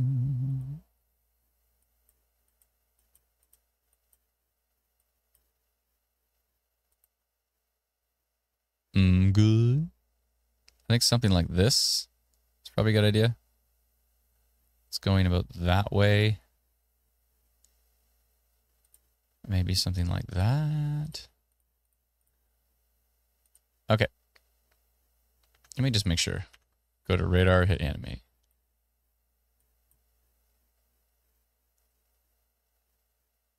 Yeah, I think that's pretty much what we need to be doing. Maybe I'm going to take this and drag it down a bit like that. Something like that. Give folks a heads up that there is some potent storms on the way. That looks good to me. All right. How many folks in this little polygon? 14,557 folks in the path of this polygon. I'm going to go severe thunderstorm potential. We're carefully monitoring this cluster of storms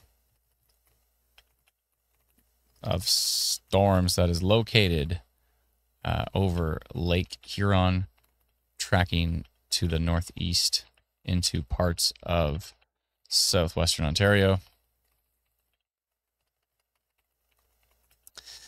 They, it says it, but I have to put they may have the potential to produce strong or damaging wind gusts.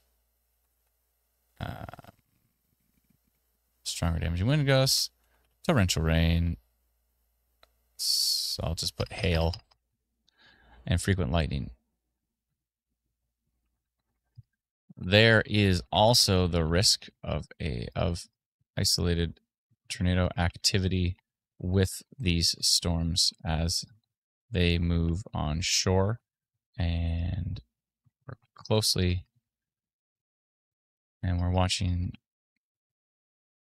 for any rotation on our live stream.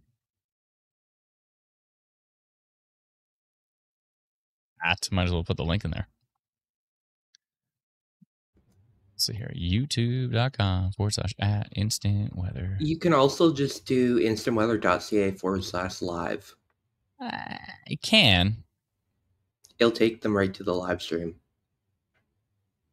Does it forward it to YouTube? Yes, to the current live stream. Okay, that works. And it's in Ontario. It is 6:08. There we go. All right. Send a notification to 67 people who have our text message alerts and 15,000 people who have our free app, Instant Weather. So hit send and go. There we go. Notification sent. Good. And good timing because these storms look like they're getting even stronger as they head to shore. Okay. All right. Let's go back to this super strong rotation here. Northeast of... actually, if you're in Russell... I don't like the look of that, but that might be part of it here. It could just be really strong inflow winds, but yeah. I guess this is probably mainly where it is, near Cracknell at the moment. If you're in Cracknell, Manitoba, if you're in Riding Mountain West area, Ruthena, maybe Glen Elmo, Silverton, Angusville, Bird Tail. Those areas to the south may not see this storm. It all depends. Let's just animate it so you can see which way it's going, even though Brennan has an animation of it on the screen. Actually, it's moving to the southeast. So it's going to go right into Riding Mountain West. It's going to go into Glen Elmo, Bird Tail, Angusville, Silverton. Hopefully everybody there got their notification for the tornado warning on their phone, and they're getting out of there. Jim says, yes, my daughter had to evacuate the park. Charlene says, just got the alert in Lucknow. Thank you so much. Appreciate it. Anything for North Bay? I don't think so. You might see some storms up there, actually. But oh, Boots and Hearts is happening at Burroughs Creek. Oh, cool. I performed at Burroughs Creek one time. Yeah, we headlined the side stage at the Tragically Hip concert, which is pretty cool. That was interesting. Rest in peace to Gordy. Seth Manka says the VTP of 2 has spread more north and inland now. Thank you very much. Appreciate it. I'll take a peek at that in the background. Oh, yeah. That 2 is right up there at Owen Sound now. Oh, boy. Let's see what Supercell's at now. Yeah, it's still a 4 over that whole area. It's gone down to an 8 in Muskoka. But the VTP is... VTP of 2 in red.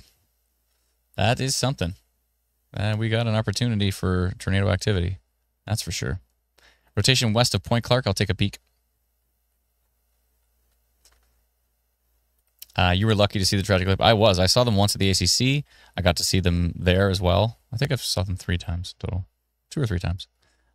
It was amazing to share the bill with Tragically Hip. That was pretty wild. And while we're on the topic, if anybody's bored on August 2nd, my new band is actually performing at Kempenfest, and we're opening for Colin James. So if you like some rock and roll, we play some pretty fun, upbeat rock and roll. A little heavy, but it's not like screamo heavy or anything. We do harmonies and we sing, and I'm like the lead guitar player, so I'll be shredding some leads. And we're called Face the Lion, and we'll be playing at Kempenfest on the Saturday, August 2nd, and opening for Colin James. So that should be fun. This will be the second time I've opened for Colin James. I opened for him one time in a previous band, but this will be the second time I'm doing that. And Colin is pretty awesome. If you don't know who Colin is, he's I just came back to say goodbye. Bam, bam, bam. That guy. And I think he did this. Did he do the Stray Cat stuff? I think so. Kind of some swingy blues stuff. Pretty cool. And Tom says Bookend Vortex. Yeah, I don't know if Face the Lion is going to be covering Bookend Vortex, but maybe. Or do you mean Bookend Vortex as in you see a Bookend Vortex over here on? Maybe that's what he's referring to. Maybe he's not talking about music. Maybe he's actually talking about these storms. Let's see here. Booking vortex. Do, do, do. I don't think so. I think he's talking about the storm.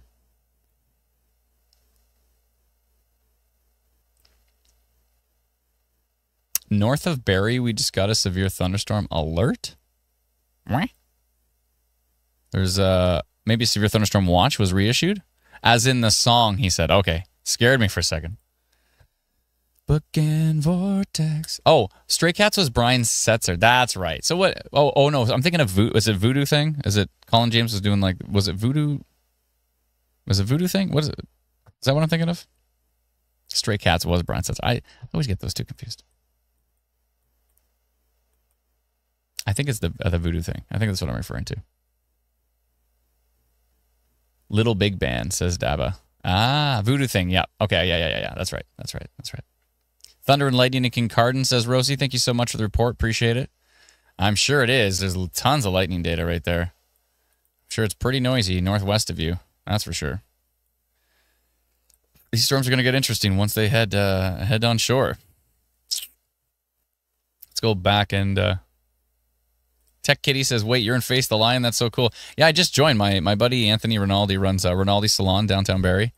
And he's been bugging me for a while to join that band. And then I was like, nah. And then their guitar player hurt his hand. So I was like, okay, I'll fill in for him at a show. And then I just had a great time. And then I had to fill in for another show. And then I was just like, I guess I'm in the band now. We recorded a whole bunch of new songs. They're going to be coming out soon. They sound great. So I actually wrote a few songs for their band. So it's pretty cool. It's pretty fun.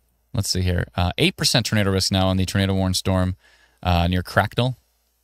That storm is kicking it up a notch. Yeah, Alana just posted a radar update in our team chat. Yeah, that rotation is cooking. Look at the hook on this thing. Big RFD. Yeah. Oh, boy. Aw. I named my son after Colin James. Oh, that's cool. That's great. That's a nice name. My F5 button is getting abused today, refreshing all my tabs. I mean, all this stuff auto refreshes. I never hit F5 when I'm on the live stream. It just auto refreshes on right on time, so it's usually pretty good. Wheels says, I just listened to a couple songs on the Facebook page. You guys sound good. Yeah, all that stuff that's on the Facebook page so far is without me. So I'm now included in the new stuff. Wait till you hear the new stuff. It's pretty cool. But the old stuff is great too. I really like their old stuff. Anthony's got a great voice, and the band rocks, so it's cool. I like Living Scared is one of their older songs I really like. And now I do a harmony with him on this one. It's cool. Let's see here. Dana says, sunny in North Barrie, Midhurst. Are we in the clear? Nope.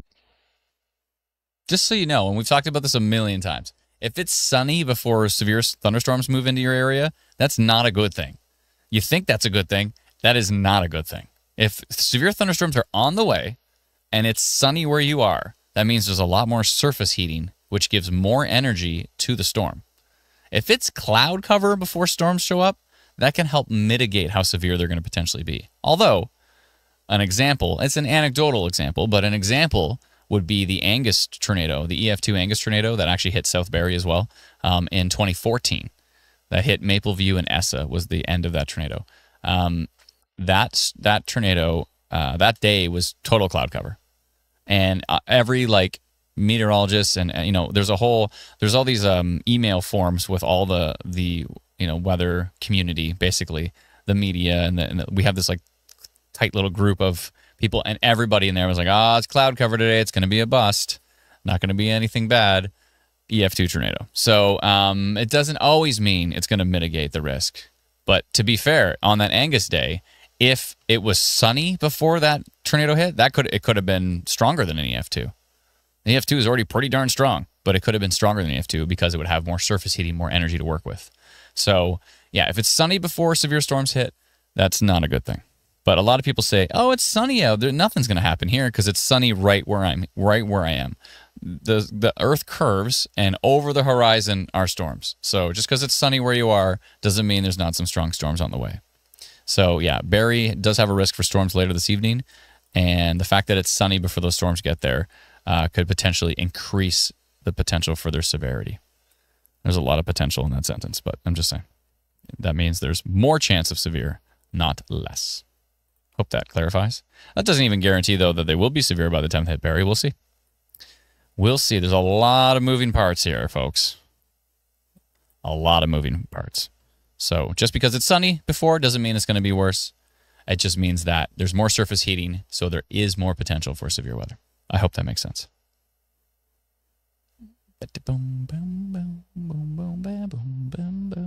Tyson says he's also in a band. Cool. Nice. Awesome, Tyson. I really like your logo, by the way. Oh, Seth Manka says the radar won't auto-update for me. Have to get the next frame. So there's a trick to this, Seth Manka. There's a trick. It's a little bit of a workaround, but we're working on it. At the very top left, Brandon, can you give me a full screen just for a sec? At the very top left of Instant Weather Pro, so this is Instant Weather Pro, the whole thing right here. So you see this pulsing green thing at the top left here? See this? See how it's pulsing? That's telling you that there's a new radar frame. Seth Manka, if you don't, let's just call you Seth. Seth, if you don't see this green thing that says live, then it's not going to auto-update for you. So there's a trick to that. You click on the menu. You turn live mode off. Okay? Then go to your radar station, turn it off. Okay? Then go back to the menu, turn live mode on. Okay? And then go back to your radar and click it on, and you will see that live green thing. And then all of your radars will automatically update. You don't have to hit F5 every time. So the second there's a new frame available, it'll put it on. I hope that helps. That's a little workaround for Instant Weather Pro there. That needs to be fixed. But yeah. It's not always the case. Most of the time I load it up and it says live. If it doesn't say live at the top left, though, I'm going to zoom. If it doesn't say live at the I was just about to do it and you're already on me. No, I was just pointing out that on the other screen, it shows the live is pulsating in Manitoba, so we should get a new frame soon. Oh, true. Exactly. Yeah. Yeah. It basically says, I think it starts pulsing because every 6 minutes we're expecting a new radar update. So right at about that time, it starts pulsing until the new data is available.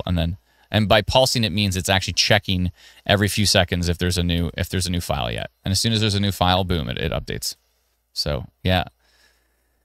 Oh boy, storms coming in off of Lake Huron. Storms moving into parts of northeastern Ontario, Muskoka area. And we are watching for that severe risk as it develops. There's also storms going to be moving in, looks like towards the Sarnia area as well too, and Lake St. Clair area. So we are watching for all of those on the move as they track to the northeast. It looks like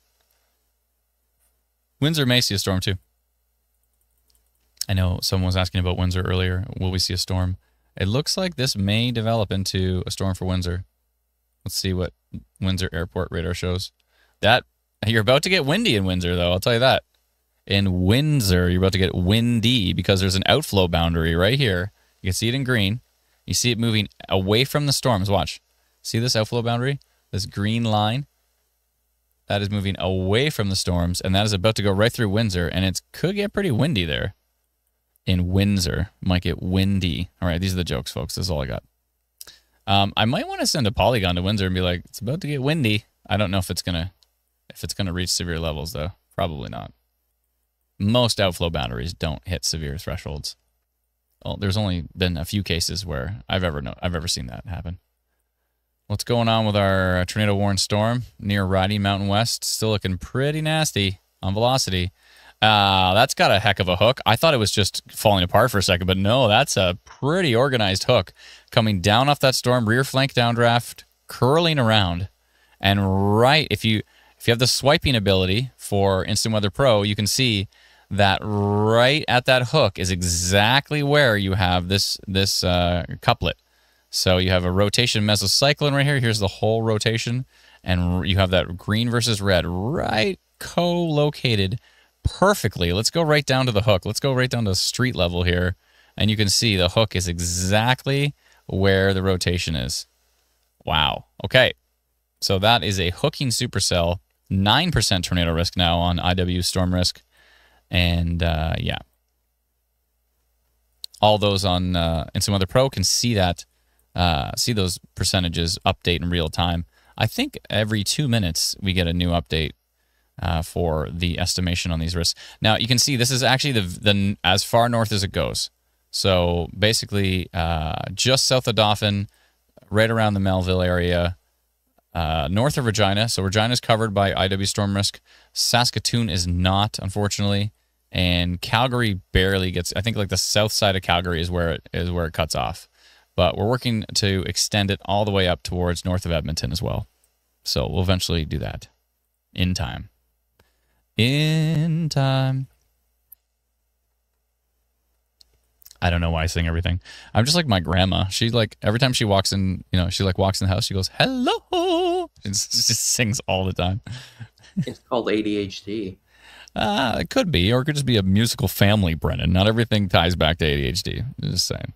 No, that is a normal thing with ADHD. That they sing everything? Just say random stuff. Does it have anything to do with singing? It can come in many different forms. Saying hello is not a random thing. Walking into a house and saying hello is random to you? No, but how you say it. Well, singing is, I don't know. I feel like everything gets tied back to ADHD now. It's just like, oh, you said anything that wasn't just like a drone robot? Must be ADHD. Let's see here. This storm is starting to kick it up a notch, though, coming into Kincardine. Let's see what the percentages are here. I did not notice that it went up to an 8% tornado risk on the storm coming into Kincardine area. IW Storm Risk that noticed that, though. 21% total severe risk. Yeah, we're kicking it up a notch here. It's going up. So there's that. Just going through the comments. I missed a whole bunch. Hold on, sorry. Let me scrolling. You're showing Cracknell, not Windsor. Yeah, I'm showing a whole bunch of different storms. So we're tracking storms across the country here. Spicy out there. That's right. Restless Sky says ADHD thumbs up. I mean, it's probably ADHD related, but that's quite an umbrella. Fast as you says, bring your dad to Camp Fest. Oh, he'll be there for sure. Brandon, Manitoba. I'm in Brandon, Manitoba. Want to know if I'm safe? I believe you are, Taylor. The storms seem to be northeast of you. Alex said higher chance of tornado than severe. There's never a higher chance of tornado than severe hail. Usually, typically, there's. I mean, I say that, but yeah, actually, in this case, 2% severe hail risk, 8% tornado risk. So yeah, you know what? Never say never. So, but the chance of an actual tornado touching down, typically, hail is a lot more common than a tornado touching down. But the fact that this is now hitting 8% tornado risk, 22% severe risk on this storm, yeah. No warning on this thing yet? Here, I'm going to hit refresh for the first time. Because this is just a website. No severe thunderstorm warning on this storm heading into Kincardine. All right. Okay. All right. Do, do, do, do, do, do, do, do.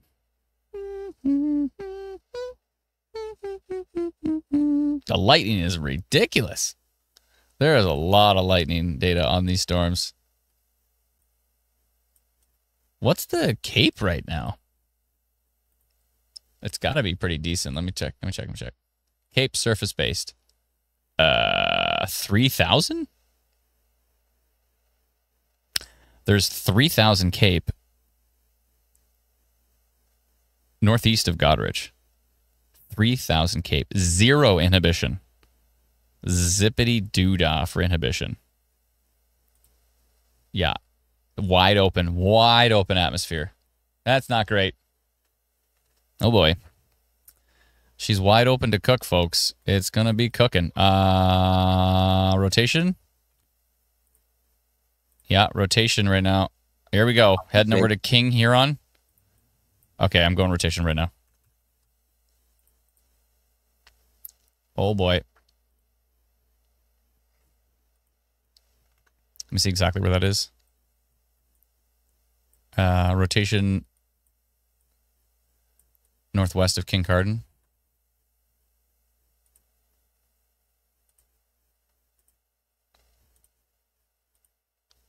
I need to make sure exactly where that is. Yeah. Okay. Okay, I'm doing this in the jump over to our notification system. There we go. You can do it with me. 6,841 people in the path of this one. We've got rotation detected on the storm just northwest of Kincardine, tracking to the east, northeast. The timing here is 6:27. It was 6/27/27 when I looked at it. 6/27 on June 27th. Oh boy. Sending now. We've got rotation, folks. Tornado potential, I would think. I'm going to get that polygon ready in the background with tornado potential, because I think it's, if that next frame cooks like I think it's going to, then we're into tornado potential. I mean, rotation detected is pretty much saying tornado potential, but...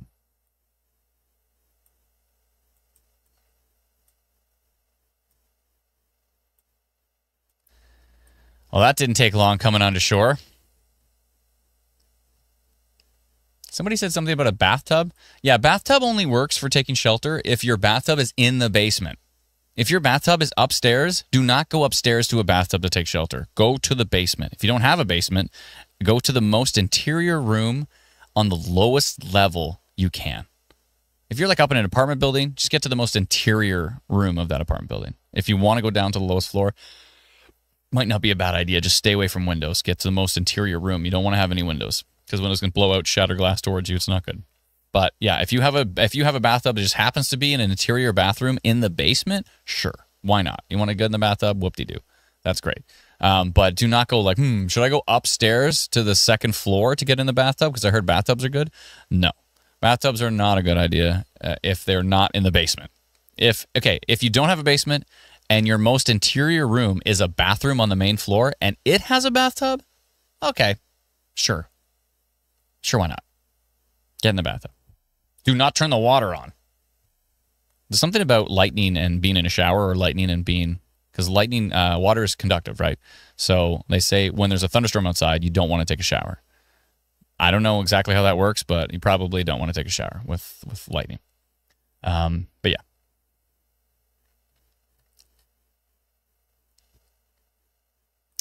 Rotation for where? Rotation for water is conductive, says Quinn. Thank you very much.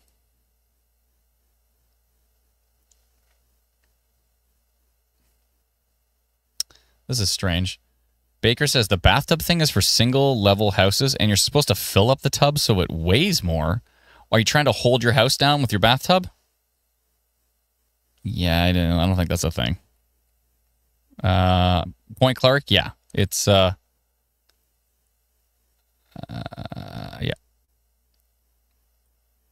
The copper pipes, yeah, exactly. Yeah, I don't like the look of this storm. It's really cooking. Let's see where we're at now. 11% tornado risk on this one. Definitely have rotation here near King Huron. Tracking to the east. Let's see. Yeah, we've got rotation just as it's coming on shore. Already starting to rotate here. Yeah. Now, let's not forget, we are tracking multiple storms here. We're tracking storms over in Manitoba as well, too. And there is a tornado-warned storm in Manitoba, so let's go take a peek at that. And that is the one that was looking quite potent near Roddy Mountain. Whoa, look at the hook now. Wow. That hook is, just clarify, we're talking about Manitoba here. The tornado warning in Manitoba. Brennan, I know you have current tornado warning on the right side of that screen. Can you put tornado warning Manitoba or something? Yeah. Might be a better idea. Just to clarify, because we're covering multiple provinces here. So yeah, that rotation and hook looks pretty potent here in Roddy Mountain West. What's the percentage here? I'm down to 6%, but that hook is still quite potent. And oh, we just got a new radar update there, and that hook is kind of getting a bit messy, but it's definitely still there. I would definitely be taking shelter in Roddy Mountain West, in Manitoba, Ruthena, Glen Echo, maybe towards Angusville, Birdtail as well. That is a potent supercell. And we're just going to take a quick peek across the country here. Let's look at the storm east of Regina. Looking kind of boring. A little bit of hail maybe in there. A little bit of rain. Let's go take a quick look at Alberta. Tons of lightning out there. Looks like lots of hail. Classic Alberta situation. Oh, new radar update just came in. Okay, this is an interesting signature up here. Might just be some noise, but right near Kirriemuir. I'm not even trying that one. There is no way. No way. Okay, we're going to take a scroll back down. Someone was asking about Brandon, Manitoba, which looks fine right now. Yeah, all the storms are northeast of you, as So you're okay. And now we're going to head back down to Ontario. Let's take a look at what's happening in Muskoka. Some storms are really starting to pop over there, and that environment is actually quite strong. And then again, we have a rotating supercell down here by King Carden.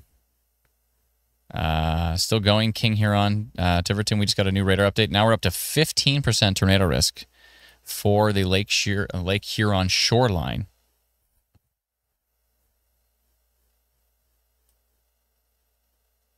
Let's look at tilt 2, a little higher in the storm. Yeah, you can still see that rotation right there near King Huron, heading towards Tiverton. Definitely rotating storm. Percentage is going up now. 30% total severe risk, 30% severe wind risk, 15% tornado risk. So, yeah, somebody pointed out there, they said the tornado risk is higher than a hail risk, and I'm like, never is that the case. And then I'm like, I guess maybe don't say never, because in this case, actually, yeah, 15% of the time a storm like this will produce a tornado. 2% of the time a storm like this will produce severe hail. So, you know what? Yeah, that is possible. I'm just saying, in general, hail is obviously so much more common than a tornado. But yeah, in certain storms, not typically, but in certain storms, the risk can be higher for one threat over another. And in this case, it seems to be quite a bit higher for the risk of a tornado than the risk of severe hail. And that makes sense because we don't see any purple in here on raw radar data here on Instant Weather Pro. That storm is kicking it up a notch. So we've got a tornado warning over in Manitoba. We've got this storm that's rotating north of King Carden. I am still surprised there is no. And Brennan, is something broken? There's no severe. There's no severe thunderstorm warning on this. Let me go look at our raw alert data here. I've got a whole. We've got this special website that we have with all of the. No, it's up to date. The last one came in at 20. Environment Canada's website, and there's nothing. No, I'm looking at all the raw feed from Environment Canada. I'm not seeing anything. No severe thunderstorm warning on this rotating supercell moving east towards Tiverton at the moment. Back to my song. Do, do, do, do, do, do, do, do. Bow, bow, bow, bow.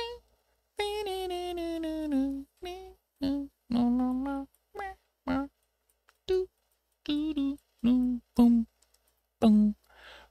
There's a tornado watch right up to the border of Manitoba and Saskatchewan. I just noticed that. Is that new? That might be new. I don't remember that before. Okay, so the Storm Prediction Center in Norman, Oklahoma has issued a tornado watch for North Dakota that goes right to the international border south of Brandon and southeast of Estevan. I think that's new, says Alex. Yeah, I didn't notice that before. Yeah, I've been watching there. 15 minutes ago. Okay, yeah. Yeah, tornado watch right there. Okay. I'm good. Storms are bad. I'm good. That's probably ADHD, Brennan. Me doing Mr. Mackey impressions there's a good chance that's ADHD. Absolutely. I'm not arguing with that one. Severe thunderstorm warning way up here near Duck Bay. Oh boy.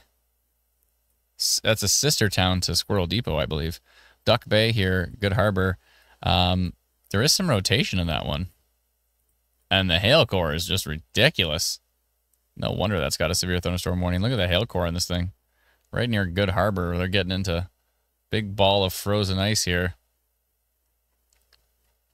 You know when you look up at a storm and it's green, right? In some cases you're actually looking up at it. You're actually looking at a big frozen ball of ice hanging in the storm. And then once that starts to come down, that's when you get hail. So that's not always the case, but it's the way that sometimes it's the way the precipitation or just rain, but a lot of cases it's the way that the hail is changing the way the light looks, and then you just end up getting the green that comes through it. So a lot of people are like, why is that storm green? They think a tornado. I mean, some cases, basically you need to have a strong rotating updraft to get to greenage, usually. Not always the case, but in a lot of cases. If you see a storm that is green, you're talking about probably a big hail core in there. So you're probably, it's like when you look at, like when you're looking out of the ocean and you kind of see that, like, you can see like a green hue. It's kind of the same thing. You're just looking at it up in the sky, and you're looking at a giant ball of ice in the sky, hanging in the sky. And then, yeah. And then if you have that really strong rotating updraft, then you can, that's why it's also associated with tornado activity, because you've got that big, strong rotating updraft, the sky goes putrid green, and then, in some cases you have a tornado produce. And that's why people associate green sky with tornado. Usually green sky, big, nasty thunderstorm, you might not want to be standing outside anymore. Just saying. Inside Severe might be a better. thunderstorm warning issued in Ontario, finally. Hey, they did it. Let's go. Bow, bow, bow. We're at 21% tornado risk now on the King Cardin storm.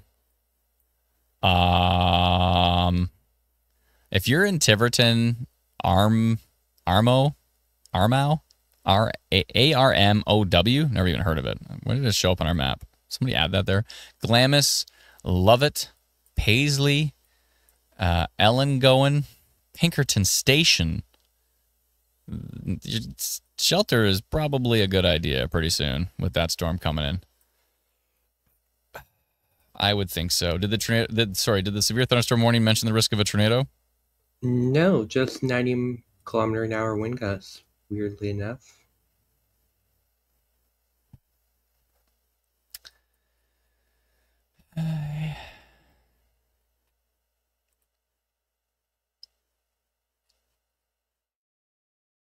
Armio,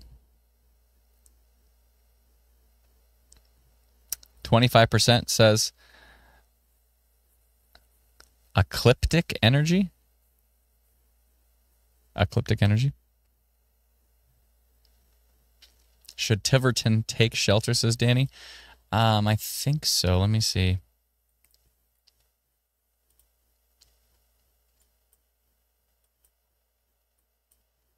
I would say, yeah. Strongest might be east of you now, but I think it's Armo.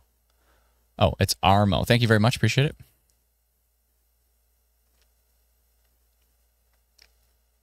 Left our campsite at Paisley and waiting out in Port Elgin.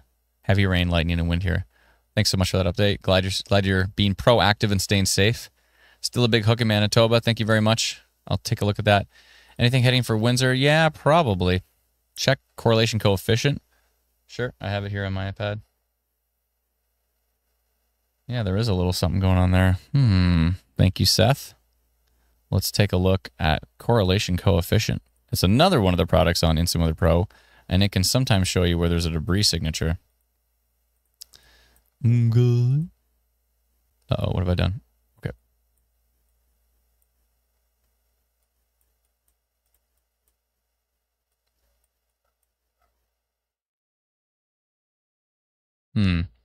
Yeah, that's why that's why I really like the swiping tool, because on this on my iPad it looks like it's co-located, but over here it looks like it's actually to the northwest of where the meso is.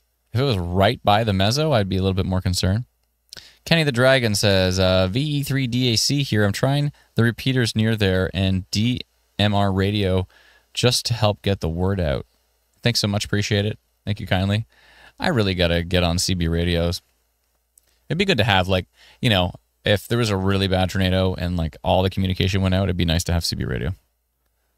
That would be a useful thing. Actually pretty useful if, like Brendan had it, I had it, Alana had it, Liam, several, maybe Patricia and Lindsay down there as well.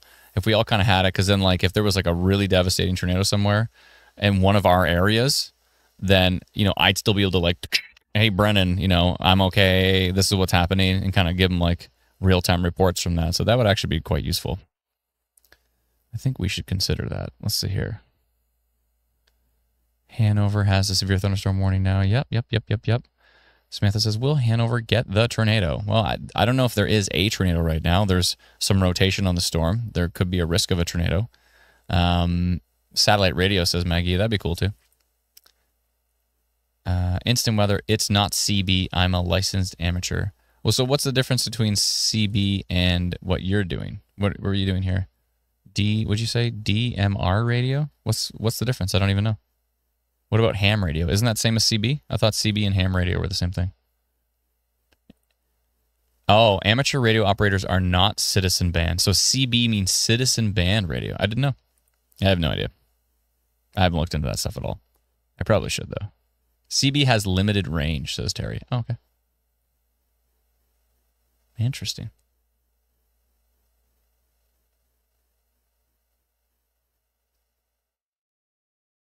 Icy Claw says, Wallsburg and Chatham-Kent area has a severe thunderstorm watch. Yeah, we've seen that for a while. They've had that out for a few hours now. Yep. Thanks for the update. Person in the mirror says, however, amateur radio operators do help a lot with emergency communications. Ham operators need a license. Okay. That's cool. Brenda says you're better off with ham radio. Ham radio. Ham is amateur radio. I'm learning a lot on this live stream. Jennifer says you guys should chase and go live. Well, we're live right now, but we are not currently chasing. There are definitely some spotters out in the field, typically on most storms, and they usually relay stuff back to us. 31% tornado risk now. Machine learning says this storm, 31% of the time, will produce a tornado. We've gone pink in the outline. 55% severe wind risk, still only a 2% severe hail risk, so a much better chance of severe winds in a tornado than hail on that storm. That's not good. Let's go back to reflectivity. And let's take a look at this storm. Yeah, it's still kicking pretty strong. It's still moving due east. Might actually go outside my polygon at some point. Made my polygon a little bit too northeast. These storms are actually turning east. They were going really northeast, and as soon as they came on land, they started to turn to the east. That is interesting. There's going to be storms all the way down through most parts of southwestern Ontario. It looks like Windsor might actually get missed besides a little bit of rain. And that gust front. Was it windy was it windy with the gust front that came through Windsor? The outflow boundary? Let us know. Warp Dog says, no ham here, prefer bacon. Sparkler says, I'm an amateur radio operator. Awesome, cool. Restless Guy says, the lapse rates are not optimal. I'll edit your terms there. So there's no hail risk. I mean, there are storms over Lake Huron that have some hail. You can see right here. This is probably hail. What is it, 62 dBz? There's probably a little bit of hail in there. But yeah, there's not a substantial hail risk. But definitely some rotation. And there actually is storms with hail up here over Georgian Bay and here. We've seen a little bit of pink in there. So it could be really, really heavy rain, or it could be borderline small hail. But yeah, hail is not necessarily the main concern here. The main concern is definitely the rotation we're dealing with that is moving in from the King Carden area. So we're watching for that. There's going to be storms all the way up towards Goderich. Also all the way down towards Goderich, going through Sarnia as well too. They don't look as strong down there, but we'll keep an eye on them. But this one up here by King Carden is definitely in the bullseye for where we considered the highest risk of severe weather happening today. Duck Hat Gaming says, Ontario storm near Detroit hitting Sarnia now. Lots of broken branches left behind. It doesn't look that strong down there. I mean, I can take another peek, but radar looked actually pretty boring. It might have been that outflow boundary that came through and had some stronger winds ahead of it. But yeah, the winds on radar look pretty boring for that storm. So some branches and leaves blown down. That's to be expected with a lot of storms. But yeah, thank you for that report, though. I appreciate it. Person in the mirror says, one of the great things about amateur radio communications is that they train and prepare to be able to set up antenna and other communication setups so that they can provide information sharing when other systems may be out of operation. Cool. So you're saying they actually kind of use like a mesh network to actually increase the strength of and the range of the amateur radio. That's cool. Brett Day says CB radio has about a 2-mile range depending on your tower and power output. Bork29 says tornado risk mentioned. Was it mentioned in the severe thunderstorm warning? Did they update it? Let's see. No, I don't see it there. Only in the Yeah, I don't see it. It does say this: severe thunderstorms can produce tornadoes, but that's a very cookie cutter. That's a very cookie cutter line. We don't really say until they literally say in the risks or the hazards. This on any kilometer-an-hour wind gusts, a tornado is also possible. That's when we say they've mentioned a tornado risk in the severe thunderstorm warning. If it just says severe thunderstorm warnings can produce tornadoes, that's kind of a cookie cutter thing within their warning details. So we typically don't say that they've mentioned a tornado risk. What's the tornado risk for Owen Sound? There is some, but the strongest stuff seems to be south of you right now, and looks like it may stay that way. Looks like it's kind of heading over towards Hanover. Speaking of which, we can pull up the Hanover camera. Let me see if I can find it.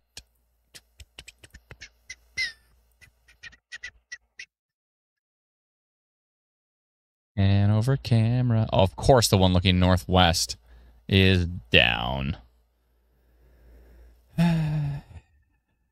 One of these days. One of these days it'll be up. Let's see here. LaSalle was windy. Thank you so much. Appreciate it. Yeah, it should have been windy with that outflow boundary. Rachel says, any rotation head towards Goderich?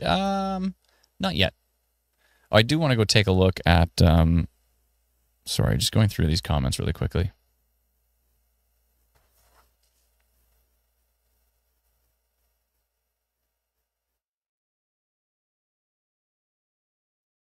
A lot of folks asking me to take a look at... let me just read this first because I'm learning.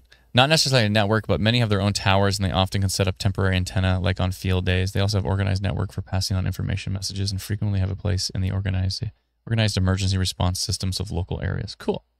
What is not cool is what I see here. I hope this is noise. 139.68 kilometers an hour versus 32. 141.12. I hope that's noise, folks. Oh boy, it looks strong on tilt 2. And it's there until 3. Oh boy. And we're up to 38% tornado risk on this storm. If you are in Paisley, Lockerbie, Paisley, Lockerbie, Willis Croft, Gillies Hill, it is time to take shelter right now. Okay. Polygon update. Let's go back to our Polygon system. And let's adjust this. It needs to be more to the southeast. It needs to be kind of focused here. Let's go here-ish. Let's go here. Well, I said Paisley, right? Yeah, right around Paisley. And to the east. This thing, I'm going tornado potential on this for sure. Tornado potential incoming Polygon. Let's go something like that. Okay, save and update. And let's go orange tornado potential with this storm near Paisley, was it? Paisley? Let me just double check on radar. Paisley. Paisley tracking to the east. The timing here is going to be 6:51. Okay. Yeah, tornado potential 6:51. Looks good to me. 136 people getting notified. 36 text message alerts. Subscribers getting notified. And sending it out right now. Okay, tornado potential towards Paisley. Getting strong, folks. Getting strong. Let's go take a look at the tornado warning in Manitoba really quick.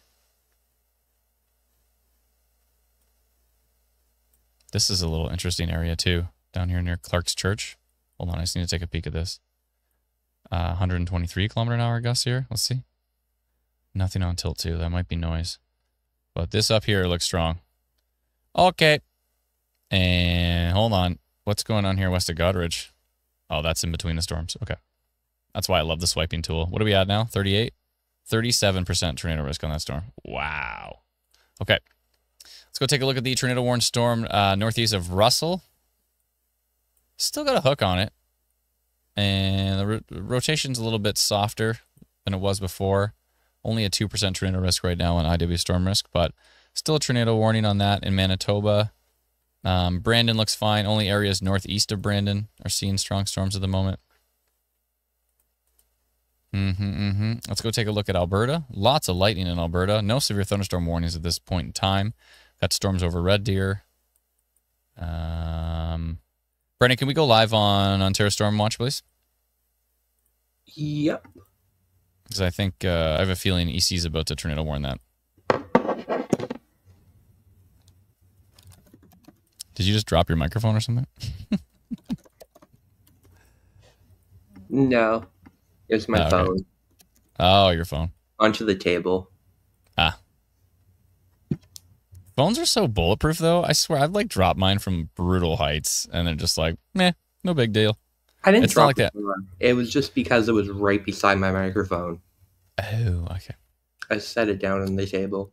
Yeah, I'm not saying you did. I'm just saying phones in general are amazing. Ontario Storm Watch, what is up? We are live streaming because we've got some organized rotation here. We are having trouble streaming to Facebook. I see it. Hold on. I'll remove it. It looks fine on my end. No, it just gave me the error. So you know what I'll do? I'm going to do the thing where, how do we do this? Add a new destination Facebook page. I'm going to do the reauthorization thing. One sec. As soon as I do that, it'll fix it. Should be the big green check mark. Let's see.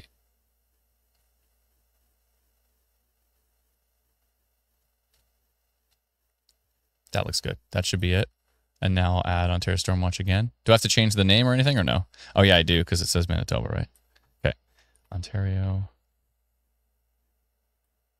Okay, let's see here. Ontario. And save changes. And that should work now. Let's see if it does. I think it reauthorized it. There we go. Green check mark. Cross your fingers. All right. Someone said there appears to be 90 to 110 kilometer an hour winds later in Parry Sound. Yeah, that's what they've mentioned on the severe thunderstorm watch. Someone said it's cinnamon time. You got that right. If that is not... No, it said it again, Brennan. Why is it saying that? People saying funnel cloud outside of Paisley, says Bork. Where did you see that? That's not good. That is not good.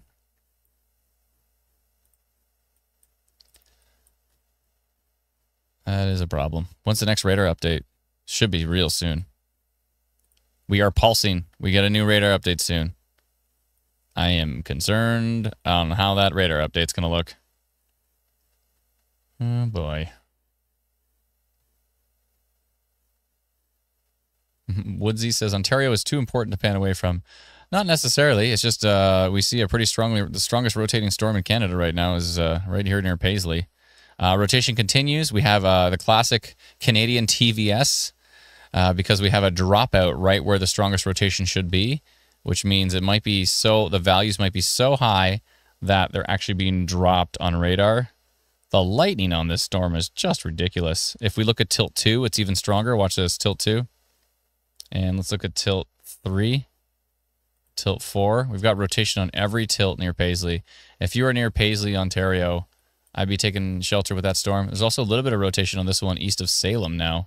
And that is only 1% tornado risk, but that's starting to kick it up a notch too. Right here, there's a little bit of a hook, and that's starting to increase in intensity as well. Kind of heading, it says it's heading to the northeast, but the storm risk arrow is actually trying to pull it to the southeast here. Let's see. And actually, that's a tilt 1 and a tilt 2. I'm going to go minor rotation on that one as well too, because it is a hooking supercell heading northeast towards Chatsworth area. I'm going to go do that real quick. Let's jump back to our polygon system here. There we go. That's the polygon I just posted, but I do want to find that other storm. Where is it here? I believe it is one of these.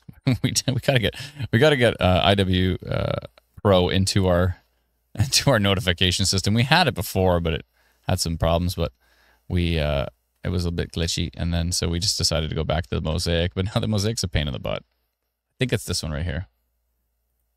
I think it's this one right here. Let me just do the polygon first. Something like this. And where is that? Just northeast of Chelsea? Am I right? Am I right? Yeah, it's actually just north of Chelsea. So let me do this.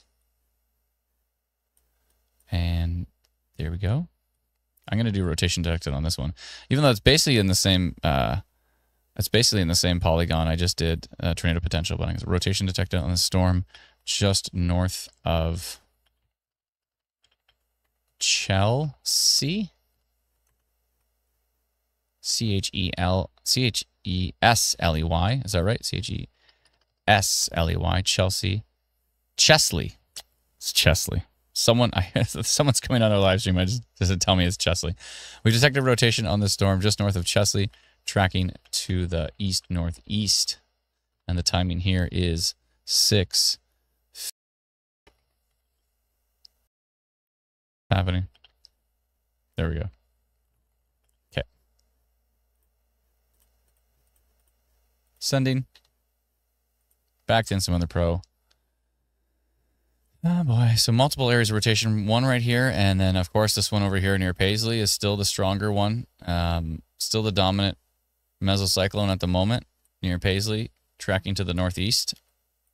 They've extended the severe thunderstorm warning all the way over to close to Collingwood, I believe.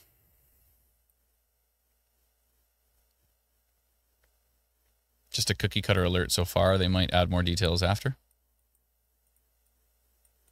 But they're continuing to extend that. But yeah, we definitely see that rotation. I figured out Ontario Stormwatch. I just deleted the full page and re-added it. And that's what it is. Like you're right. You're right. That's right. You got to delete it and re-add it. That's totally right. Yeah. You got to do the auth thing, then delete it and re-add it. Perfect. Awesome. So we're live on Ontario Stormwatch as well as Manitoba Stormwatch as well as YouTube and, of course, Twitch. And we are watching the tornado warning over here in Manitoba. It does not look like Environment Canada is extending the tornado warning to the east, probably based on the fact that the rotation is weakening here. This is near Riding Mountain West and Ruthena.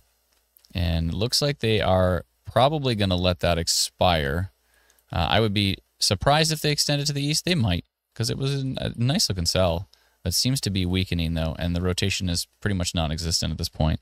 So I could see them dropping that tornado warning, but we'll keep an eye on that. There's a decent storm north of Brandon up here near Minnedosa, and it's got quite a signature on it. I mean, the inflow is 113 kilometers an hour on 262 northeast of Rufford,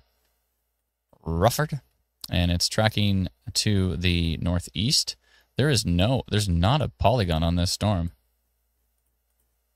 Surprisingly, let's look at tilt 2, tilt 3, 4. Okay. Yep. I'm seeing that, and it's looking quite potent. It's kicking it up a notch here, heading through the Minnedosa area of Manitoba. And we did notice that the National Weather Service has placed a tornado watch just south of the international border, just south of Manitoba and just south of Saskatchewan as well. Lots of lightning over here in Alberta, but nothing too substantial. Some broad rotation, but nothing too wild from what we can tell. I think I'm going to do a polygon on that storm northeast of Brandon, though, heading near Minnedosa. Yeah, I think so. What do we got for percentages now? Mainly a hail risk with some damaging wind risk as well on that one. I'm going to go severe thunderstorm potential on that particular storm. So let's jump to our notification system again. You can see the polygon that I just posted. And let's go back to life, back to reality. Let's go back to Minnedosa here. Manitoba. Just northeast of Brandon. It's that one right there. Okay. And I think this is moving to the northeast-ish. I'm going to go severe thunderstorm potential, but I'm also going to switch it to orange. That is located near Minnedosa. Is it 2 N's? I think so, right? Yeah, 2 N's, E-Dosa. Minnedosa. The severe thunderstorm warning in Ontario now mentions the risk of a tornado. Aha. Glad to see it. We're carefully monitoring the storm that's located in Minnedosa, tracking to the northeast, and the timing is only 1 hour back. So it's 6:02 in Manitoba. Date 1, date 10. Oops, why did I do that? Date MB. There we go. So 602 in Manitoba. Clickety, clickety, clackety, clack. And 601 people are in the path of that polygon. So polygons for Manitoba, polygons for Ontario, and everybody And gets it a polygon. looks like the tornado warning has ended in Manitoba. I thought so. Yeah, that makes perfect sense. They have dropped that. If I hit refresh, it's probably gone. Yeah, they have dropped the tornado warning in Manitoba, which is good news. If you are in the Paisley area in southwestern Ontario, it would be time to take shelter with that storm. It is, it's gotten a little bit more broad, which is good. It's not as organized as it once was.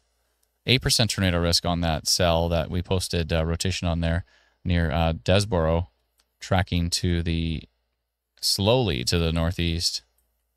What is the percentage here? That storm now is at a 49% tornado risk, 75% severe wind risk, only a 1% severe hail risk due to weak lapse rates, as a friend of ours mentioned. Sorry, just scrolling through the comments as there's a billion of them.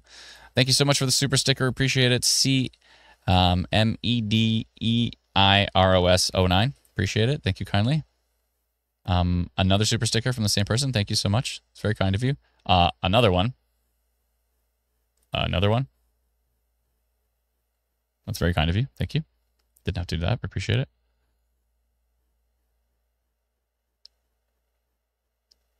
This is strange. Bassbro Fish says, any other radar apps? I can't get instant weather because my phone was made in the UK. What? If you're in Canada and you're using the App Store, you should be able to get instant weather. I would think. They may have to change their country settings. That's right. You might have to change your country settings. That is correct. So you might have to say that you're in Canada now. If you're not in Canada, then you might say you're in Canada, US. I'm not sure. It depends. But it's available in Canada and the US. You can also get, is the Environment Canada app available worldwide? Rosemary coming up with the super chat. Thank you so much, Rosemary. Appreciate it. Rosemary Cole, 6149. Thank you kindly.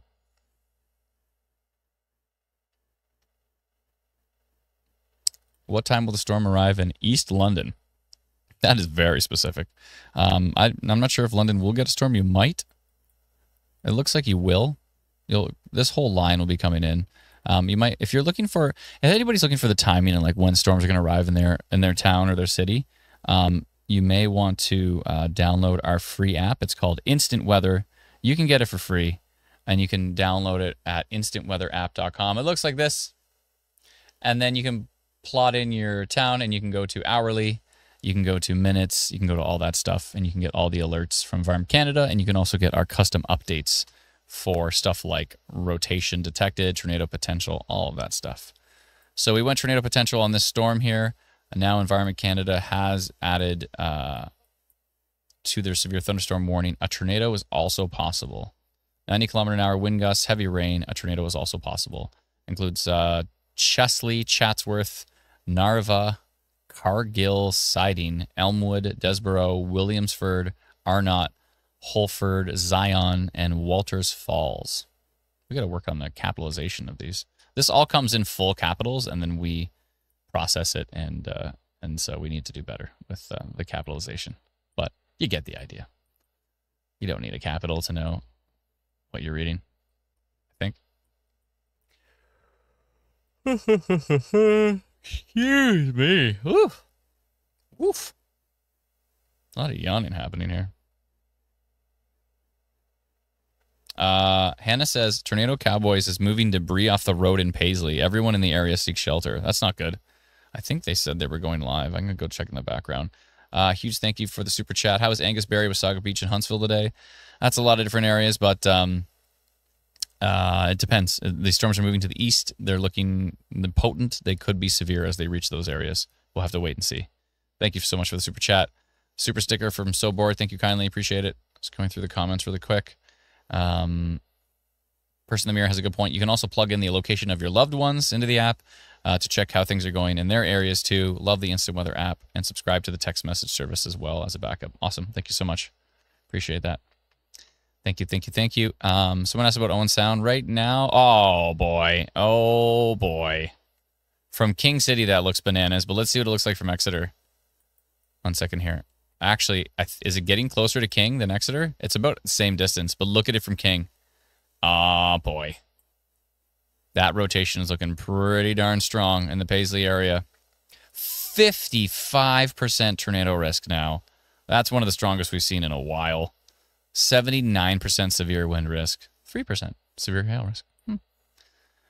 55. Oh my goodness. Take shelter in Chesley. Chesley immediately. Vesta, Chesley, Malcolm, Elmwood. You need to take shelter with that storm. It is looking nasty. Absolutely nasty. Wow. Multiple tilts looking quite strong. That is quite the mesocyclone developing on this storm. 97-kilometer-an-hour winds on the backside of it. Oh boy. Yeah, that is looking pretty grumpy. I'm going to go see if that the Hanover camera's up. The southwest view is up, but it doesn't show much. I'm going to go see if I can find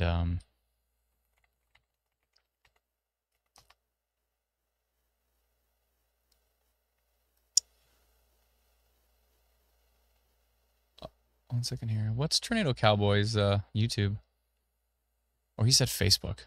Let me see. I'm going to find him on Facebook. 1 sec.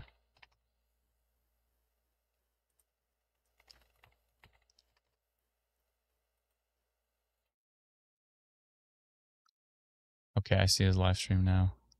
Tom is live. Not seeing anything too specific on it, but he's just driving down the road at the moment with his webcam on. Oh boy. Excuse me. I'll keep an eye on that. Let me put this on. Yeah, 57% tornado risk on that cell. Wow. Whoa. I don't like the look of this signature. This is and then we've got stuff in here. Like, I hope this is noise because this says 153 kilometers an hour. This says 83. What else we got here? That was 97. But yeah, I hope that blue is a... Let's look at tilt 2. Yeah, tilt 2 looks pretty grumpy too. Tilt 3. Excuse me. Tilt 3 is super grumpy. Tilt 4. The mesocyclone near Paisley on tilt 4. So this whole storm is showing rotation all the way up here.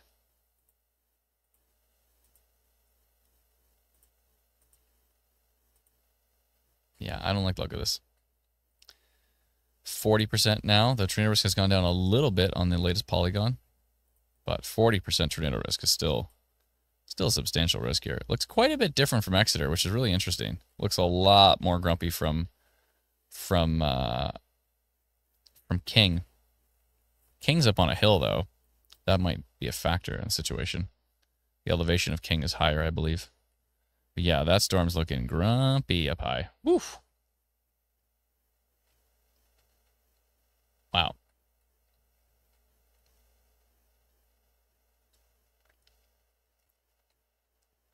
Just going through the comments here. Give me 1 second.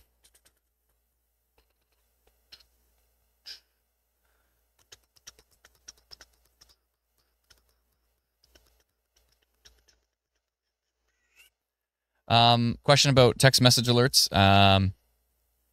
Does anyone know if text alerts can be updated constantly, i.e. each weekend in a different area? Yeah, you can log in and you can change your location. You get 2 locations when you subscribe to text message alerts, which are which basically is the same notifications you would get from our free app, but you get them through a text message. So if your internet is choppy, you still get the notifications. As long as you have a basic cell signal, you can still get SMS text messages. And yeah, if you're like traveling or you're going to different locations, you can like leave your like main home one as home, and you can change your second one if you want to whatever you want. You can change both of them, but just giving an example that you can you can go in there and adjust text message, and that's at textmessagealerts.com. And you can subscribe. I think it's $4.49 a month. We've had that service going since 2015. We've been working hard on it for a decade.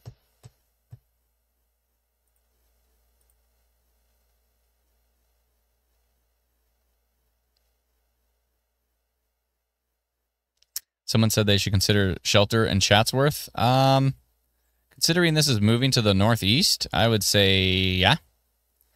I would say if you're in Chesley, Elmwood, Habermill, I don't know how to pronounce that, Habermehl,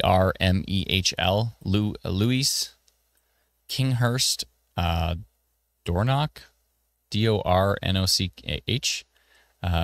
Bentonic, Aberdeen, Traverston, Glascott, Chatsworth, Berkeley, Markdale, Irish Lake, Priceville, Bunessan, Bunessan, Durham, Varney. I'm sure I pronounced all of your towns wrong. I'm sorry.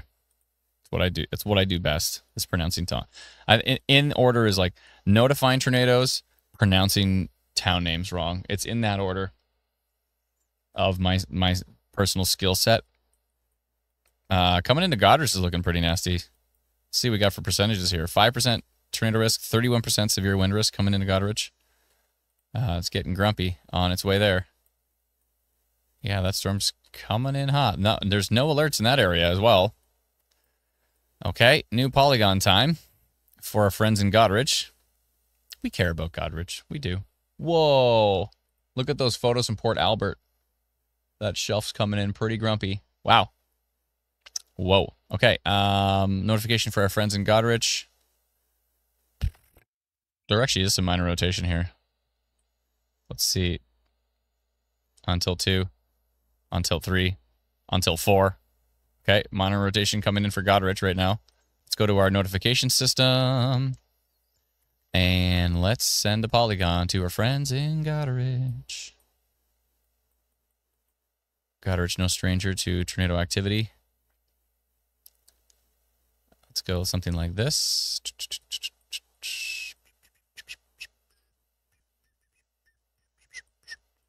Okay, let me just double check on the direction it's going.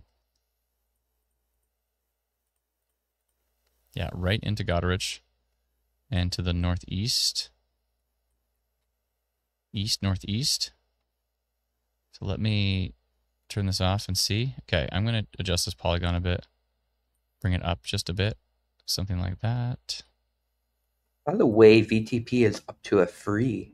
Yeah, it's not a good thing. That's not good. 3's not good. Okay. Let's tell our friends in Goderich. 8,417 people in the path of that one. I'm going minor rotation detected on this storm. Actually, based on the environment, I'm just going to go... I'm still going to go minor just because it's minor right now. Minor rotation detected on the storm, tracking east-northeast into Goderich. It's 7:15. Oops, date 1. There we go. And I'm going to send that to our friends in Goderich right now. And areas to the northeast like Hanover and stuff. Yeah. And that's multiple tilts of rotation. So rotation higher and higher up in the storm, which is not a good sign. So we're keeping an eye on that one. I may update that polygon if it continues to strengthen. I'll probably go to rotation detected and or even higher. This could be a downburst here right now. 109 kilometers an hour near Chesley, Malcolm, Elmwood. I would be taking shelter in the path of this storm. That's for sure. 32% tornado risk, 73% severe wind risk on that storm. It is cooking, folks. That one is looking real nasty.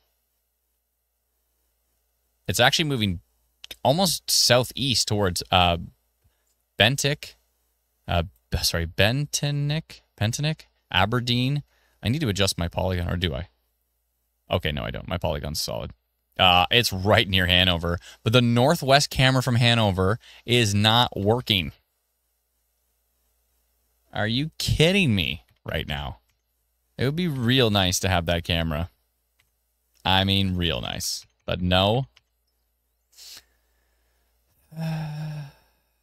No northwest view from Hanover. Please, can you just please work? Please.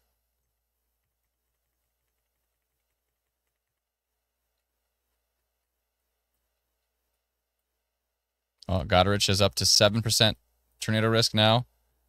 We're going to get new radar updates in 2 minutes. 2 minutes. Laura McDonald said, Adam, did you do a live stream for the storm from last weekend? the one that hit Algonquin. I was camping in it at the time. The road washed out, and we had to be helicoptered out. And would love to be able to see it from this point of view. Oh yeah, Laura, we were all over it. We live streamed till like 2 in the morning, I think, or 3 in the morning that morning. We were on top of it. So I'm glad you were safe. That would have been horrifying. The last place I'd want to be camping is in the middle of that storm.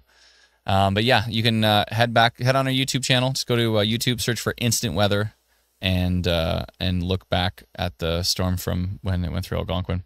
There was several injuries in the Algonquin area, in the Mattawa area, and there was a fatality in Mallory Town, and I believe a child was also injured from that as well in that same storm. So it was rough.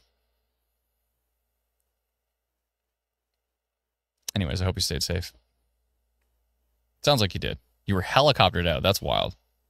Stretch and drink water. Good call. Good call, everybody. Cora, was it C-O-R-A? Cora R, maybe? Cora R? Cora says stretch and drink water. That's right, everybody stretch. Let's go. I mean, take shelter first if you're in the path of that storm. Once you're in shelter, everybody stretch. Stretching. Oh, that's nice. I got to do standing desk soon because I've been sitting down for way too long. Oh, man.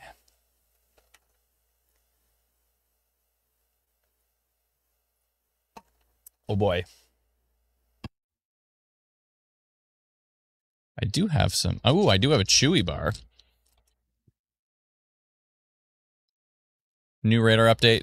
Still minor rotation coming into the Goderich area. Let's see if it's on multiple tilts. It is on multiple tilts. It's still broad and minor. That's why I'm glad I went minor and not rotation. Still rotation up by Goring there. And let's go look at this from King. Oh boy. Wait, is that 712? Oh, we're getting a new one. It's pulsing. I can see the pulsing. Get a new one. Ooh. We're not sponsored by these, but these are yummy. I gotta call in some Chewy bar sponsors because I'm always eating Chewy bars in the. Oh my goodness. 105 kilometers an hour. 107. If you are in any of these towns you can read on the screen right now. Lamlash, Mullock, Habermill, Aberdeen, Edgehill, Bentinick, Crawford, Mulock, Louise, maybe up towards Chatsworth. It's hard to say for sure, but it could get potent up there. Durham, Tartan, Holstein, northern Hanover area. I'd be taking shelter with those storms. Power out in Hanover. Yeah, I'm sure it is. Can we take a look, Brendan? Can you take a look at the power outages? Because this looks like, at this point right now, this looks like a nasty downburst right now. It could be a tornado, but it looks like a nasty downburst. Not seeing any massive power outages. Let me go directly to Hydro 1. I think it takes a while for them to update, right? Yeah, I'm not seeing anything on Everybody's saying 1. power out in Hanover. Everybody. Hanover is covered by a different company, not Hydro 1. Perfect. If you can find out. Lost power in Hanover. That's 3. Everybody's saying power out in Hanover. If it just happened, it will usually take a few minutes to show up on the maps. Mm-hmm.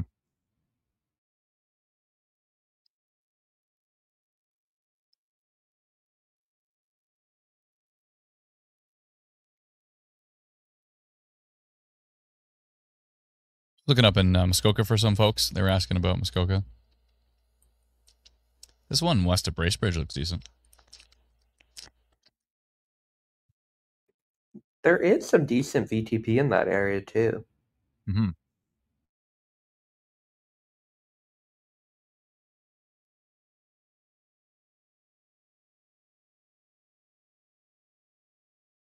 This is a nasty storm, folks.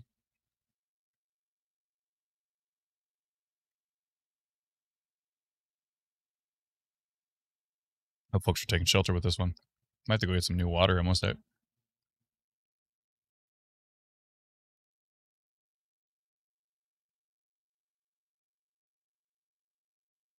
Environment Canada has a tornado was possible on their severe thunderstorm warning from the King City radar, which is equal distance to the Exeter radar right now. But Exeter radar has to look through other storms to get to it, whereas King is looking straight at it. It looks like a pretty nasty looking downburst. Let's see what it looks like from Brit.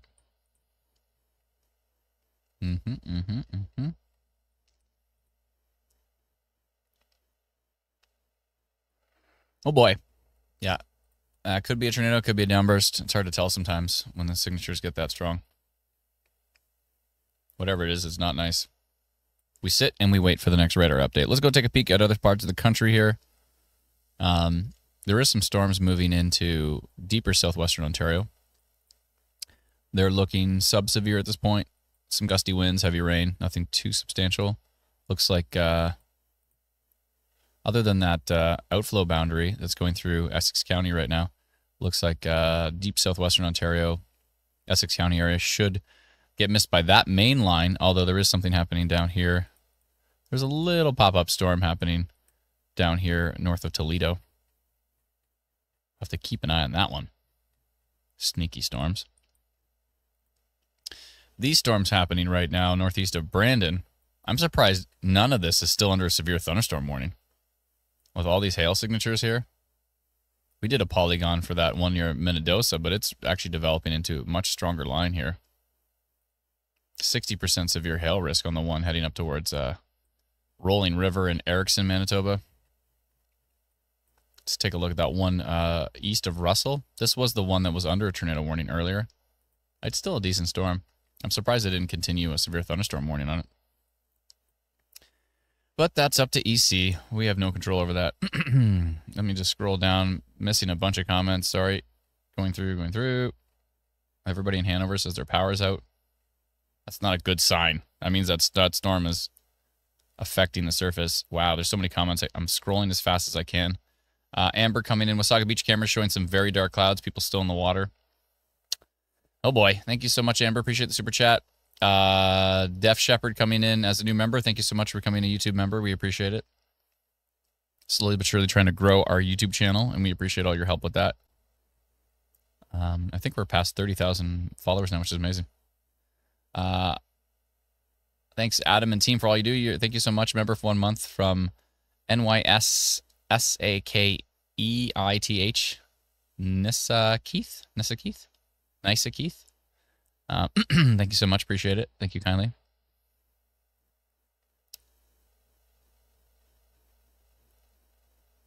Hanover has rotation, says Jada. Thank you very much. People are asking about Woodstock. I think you're okay right now, but maybe later it could be interesting. Ryan coming in as a new YouTube member. Thank you so much, Ryan. Appreciate it. Ryan Shapiro. Thank you. Maddie says, can you update your banner to areas southeast of Chesley or other high-risk areas now? Yeah, you can do that. Thank you. Debbie says, will Keswick see a tornado? It's hard to say if specific areas will actually see a tornado. There's a severe thunderstorm risk as these storms move east, so we'll have to wait and see what they do as they get there. It's a waiting game at this point. We can't really give a definitive answer on will this town or that town see a tornado. That's a very, very tricky, slippery slope, but we can definitely watch closely, and we can see if we're seeing anything interesting. A little bit of rotation here northeast of Cordova, Manitoba.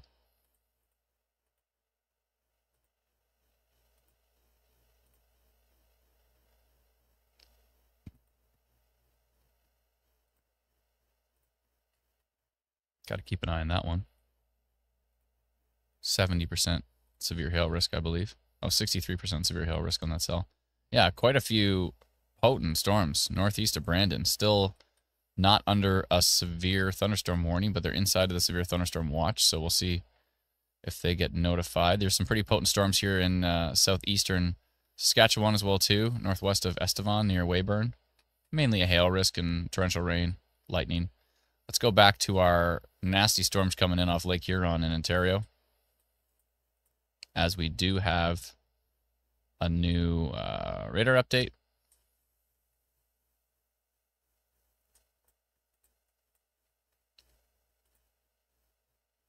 Oh, boy.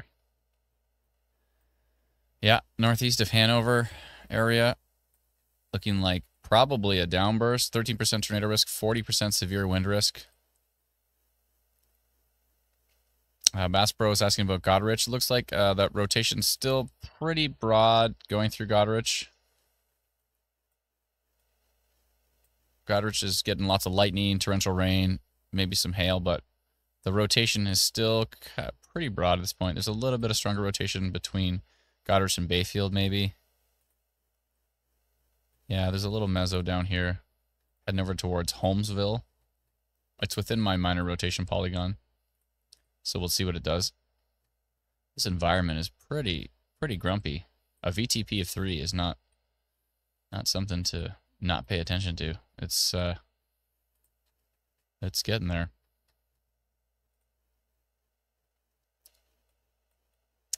Nasty line of storms, holy.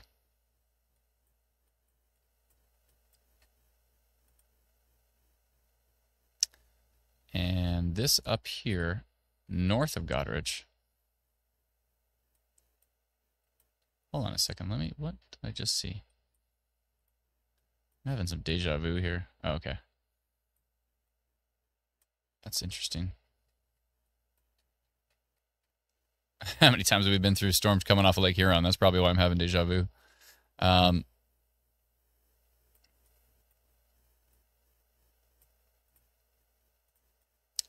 up to 18% tornado risk, heading towards Chatsworth area. But the strongest part of the storm, yeah, well, the Chatsworth area kind of has the rotation up there. But it's pretty broad. And then we have this, what looks like a downburst going through kind of the Kinghurst, Bentonic, Aberdeen. Courtney says, I'm in Chelsea, in that area. How was that storm? Pretty wild?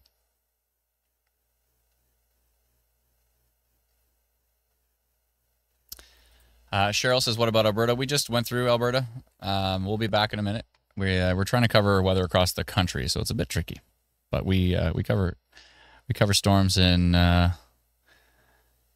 Canada. So, yeah, we try our best to make sure everybody gets their fair shake of coverage, if we can. Everybody deserves a fair shake. Good. Good. Let's see here. How about blue water between Bayfield and Grand Bend? Yeah, it's getting pretty grumpy down there. Oh, it's Bent Nick. Oh, Bent Nick. Bent Nick. Thank you. Appreciate it.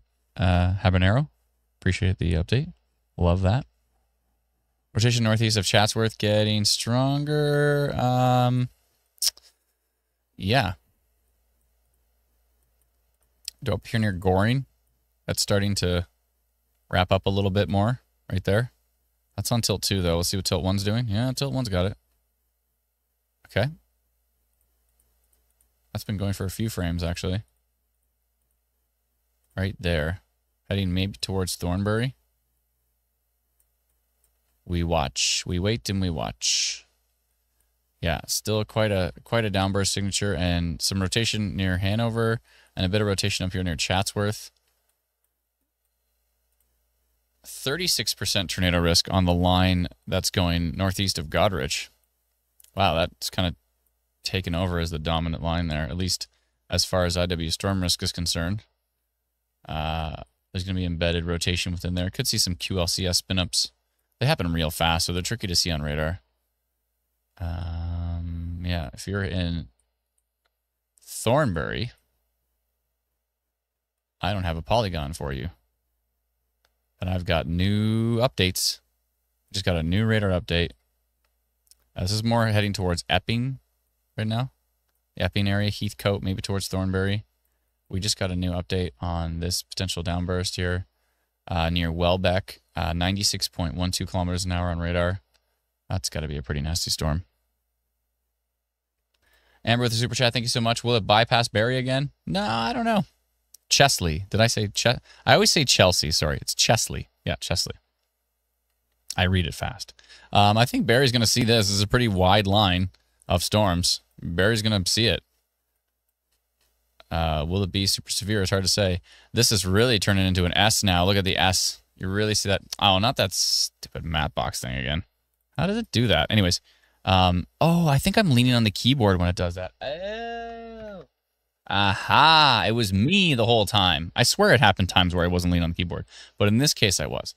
Anyways, look at the S right here. You can see this S. See this S? Chatsworth, you see this S right here? The storm's really getting an S vibe to it, which is not a good thing. Got very much of a bow echo here, and that bow echo has the strongest winds in here for sure. Some broad rotation down here by Newstat. And this line over here, east of Goderich, northeast of Goderich, really turn into potentially the dominant line here, where it's got 37% tornado risk, 73% severe wind risk on that cell. Meaford is very bad now, says Paulo. Thank you very much. Appreciate it.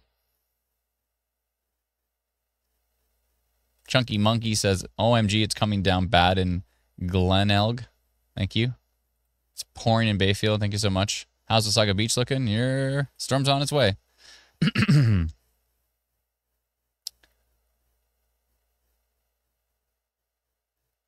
Tornado in Hanover area, it's hard to say. It looks like a downburst, but it's not entirely out of the question. Let me go take a look at that camera now.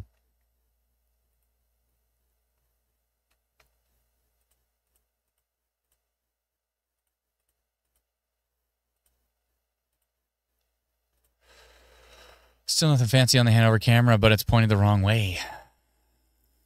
Pointed the wrong way.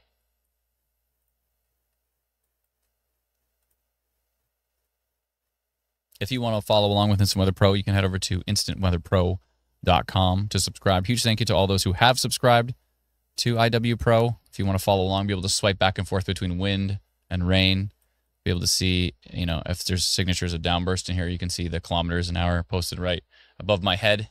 You can see, you know, on the mouse over exactly what radar is seeing for wind speeds. I think we're one of the only apps that actually shows kilometers per hour. Most of them show, most of the American apps. We're the only Canadian Pro Radar app there is, but most of the American apps say meters per second because, you know, I guess they just assume that Canadians measure things in meters per second. I'm gonna go ahead and say none of us do. Maybe there's some scientists out there that do for some reason, but yeah, meters per second is not typically what what we know that makes sense up here. But we know what makes sense is 96.12 kilometers an hour. And if you want to see stuff like this, IW storm risk, where you can see 11% tornado risk, 34% severe wind risk, 1% severe hail risk, and a 34% total severe risk on this storm. And that's on every storm, at least in Ontario and Quebec and New Brunswick, but also up here. It goes up to about just south of Calgary, and we're working on extending it further to the north. Let's go take a look at the storms over here in Manitoba real quick. This one southwest of Neepawa is 69% total severe risk. 39% hail risk is the main culprit of that one. Let's see what we got here. The one near Erickson, Manitoba, 41% total severe risk. 26% severe hail risk on that one. Let me swipe over. This was the previously tornado-warned storm here near Angusville, Manitoba. And what's it at now? 33% total severe risk, 21% severe hail risk on that one.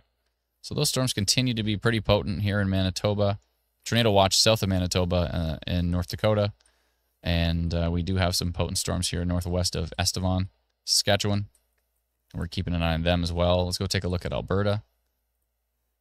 Alberta's got a whole bunch of pop-up storms here, but the main risk seems to be hail and torrential rain, lots of lightning.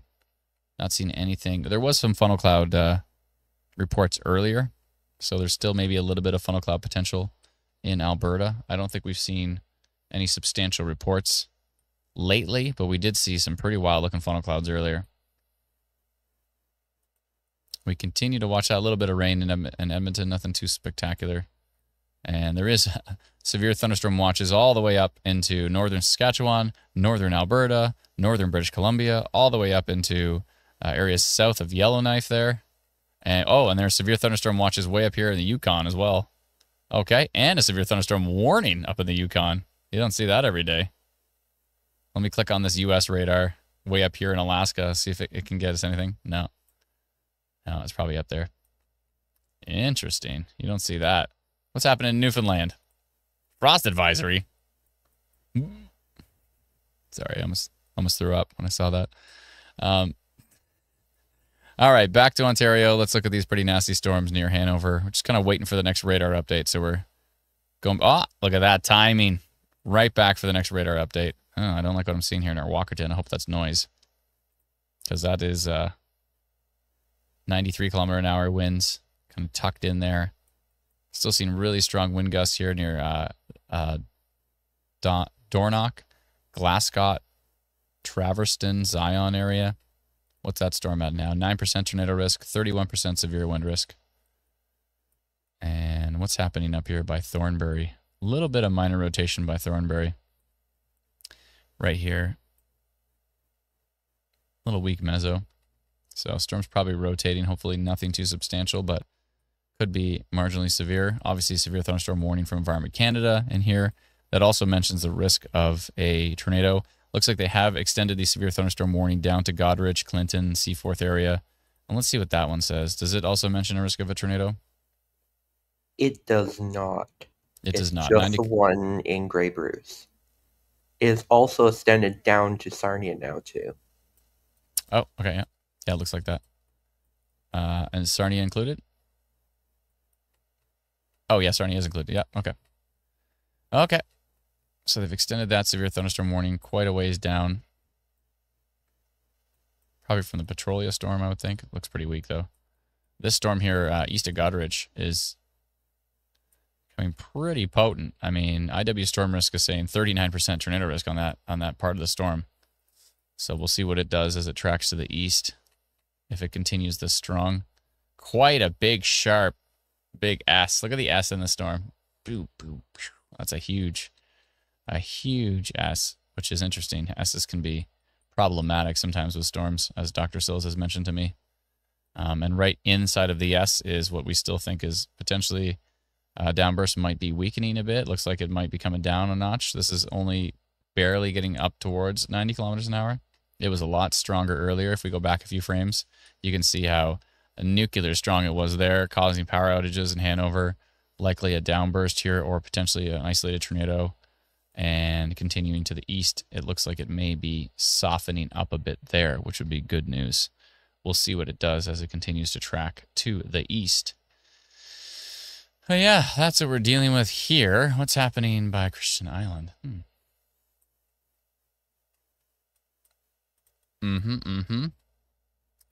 Okay. Some pretty potent storms there. Okay. I think I should get rid of this polygon northeast of Saskatoon, considering there's not even a storm inside of it. Oh yeah, there's a little rain shower inside of it, but... Okay. Let me just scroll down. Ashley says, just drove through Newstat and it was not fun. Sideways rain and blowing my car around. Oof. Some strong winds. Hydro out and back on and out in Hanover. On now. I don't like that. I can't access this feed. Sorry to hear, Brenda.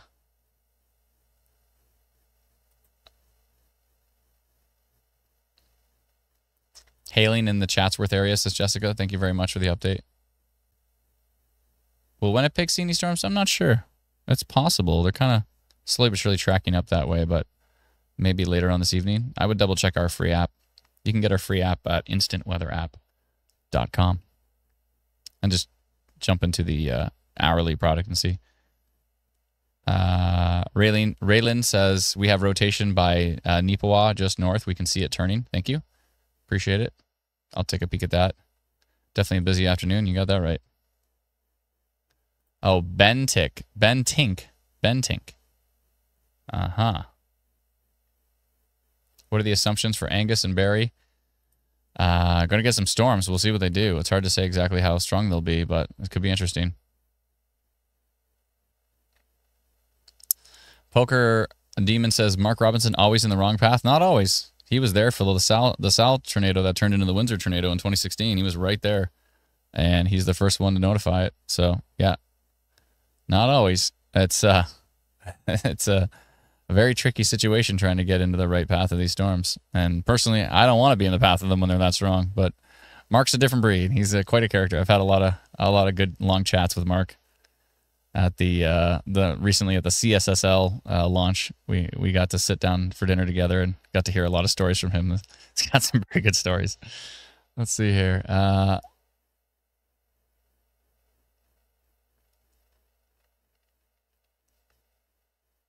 Sorry, I'm just scrolling through so many comments. I can't get to. There's a lot of questions here. I can't get to all of them. Everybody asking about their town. It's hard to. Even better, instead of asking about your town, it'd be way better. It'd be way better if you told us what was happening in your area, if it's safe to do so. Because when I look through the comments, it says, what's happening here? What's happening here? What's happening here? It'd be much better if it said, it's raining here. It's windy here. It's clear here. You know, that would be so much better.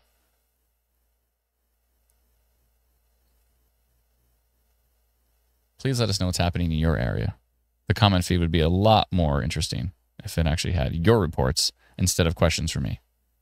Pretty please. Pretty please.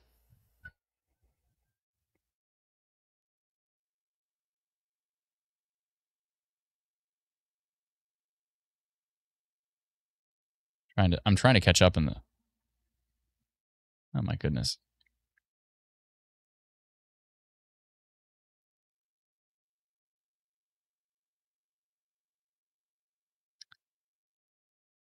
Someone said possible funnel near Huron Kinloss right now.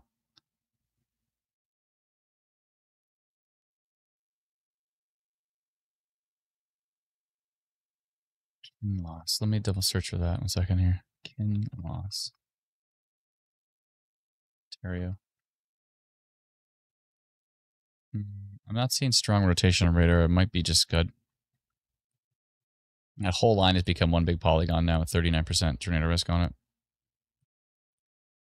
Oh, what did that show? Okay. Getting a new radar update soon? Or did we already get one? I think we already got one. While I'm sitting here trying to catch up on comments.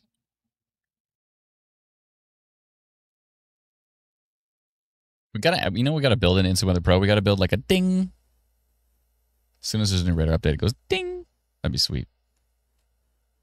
Just to wake me up.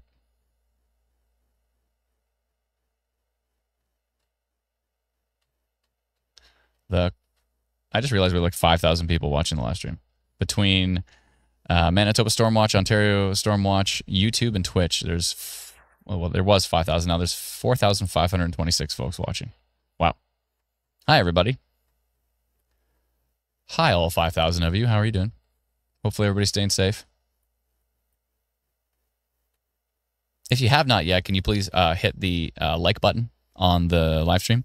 What that helps do is like tell YouTube and Facebook and Twitch that people are enjoying this content, so it starts showing it to more people in their feed. So if you could help us get the word out, that would be very helpful. Even better if you hit the share button and like share it on your wall. That would be super awesome too. And if you're on Facebook, can you come on over to our YouTube channel? Come on. We always go live on YouTube and Twitch. We sometimes go live on Facebook. We usually only go live on Facebook when like the bleep hits the fan. You know what I mean? That's usually when we go live on Facebook. But if you want to be here for all of our live streams when we're kind of like watching things develop and talking about the forecast and all that kind of stuff, then come on over to our YouTube channel. Just go to YouTube and search Instant Weather. Hit that subscribe button. It's free. And then hit the little bell icon, and that will notify you when we go live. So we're trying to build up our YouTube channel, so if you can come on over. And also Twitch. Twitch is cool too. We got an awesome Twitch community. If you're more into like, gaming and stuff like that, and you're on Twitch, then come on over to Twitch. We're on the Twitchies. Nobody says that. I'm the only person who calls it the Twitchies. I guess the idea of Twitch is like if you're like first-person shooter and you twitch to do a 360 no scope, That's like a Twitch shot. So I guess that's why it's called Twitch. Some interesting velocity happening over here. Some interesting wind east of Lucknow as well. The storm is still quite dynamic, looking quite interesting here.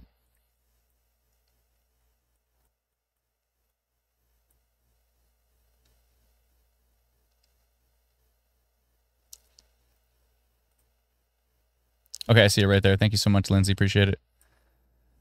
Video from Paisley on Ontario storm reports. Is that the one that's on the screen right now? Yeah, I think it is. Brennan, can you hit play on that? Oh, he is. Okay. Whoa. Look at that video right there. By the way, if you're watching this live stream on your phone like this, turn it to the side.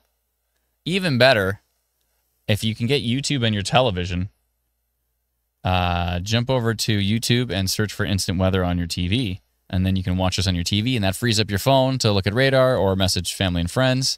Those winds are gusting. Wow. Outside of Paisley at 6:50, which is about an hour ago. But yeah, those winds were cooking. Holy.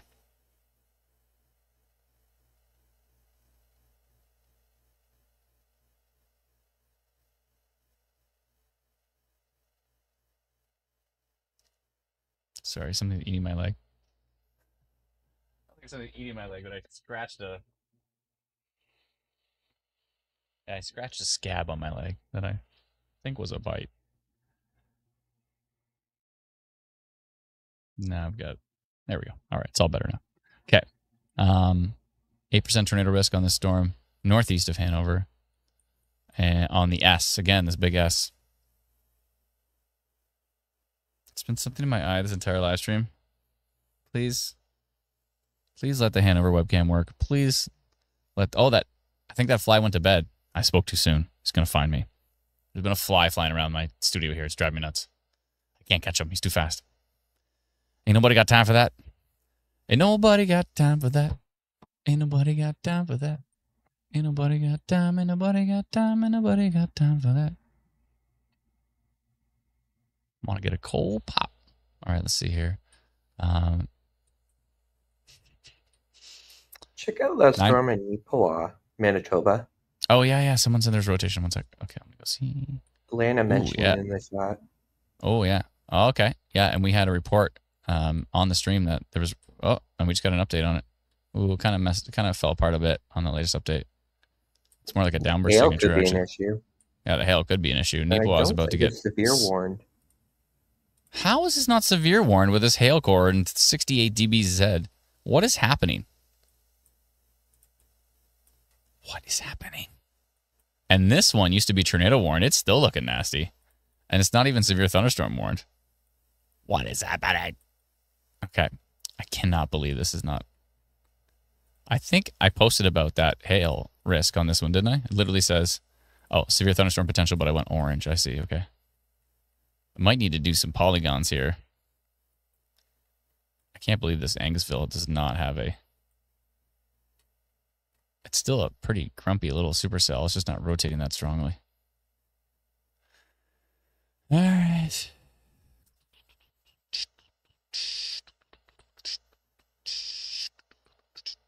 Yeah, Neepawa is about to be in it as far as hail is concerned.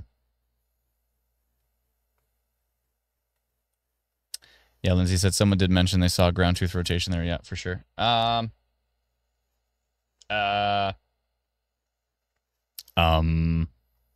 to Ontario for a second because I see something on radar that does not look good. This right here, east of Hanover, is on multiple tilts near Hampden. Still inside of my tornado potential polygon. Here's tilt 2, tilt 3, tilt 4. Not as strong up above, but that is becoming kind of the dominant rotation right there, just east of Hanover. And it's actually turning into a bookend vortex right here. I don't like that one further north, too, in the Great Highlands area. It looks a lot stronger on Exeter. Oh, okay. 1 sec. I know. I keep looking at King. Let me look at Exeter. Oh, yeah. See it. Yeah, it's kicking it up a notch for sure. Okay. That's heading up towards Duncan and Little Germany, Kolapur. And that could be bringing in some pretty strong winds, and it may be beginning to rotate there. What's happening up by Midland? That's from quite a distance here. Let's look at the Brit radar.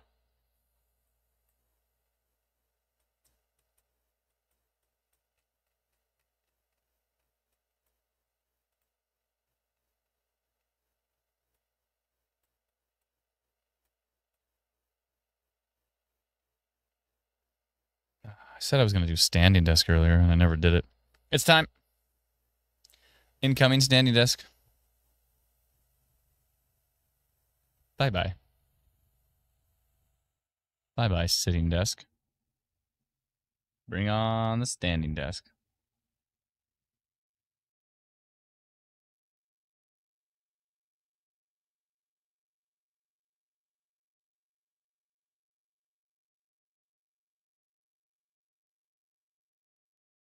Lower my chair. I lower my chair so that I can put it under the desk so I can stand behind it. Oh, that's nice. Everybody stand up if you can. If we're all sitting down, come on, stand up, stretch it out, lift those knees up in the air.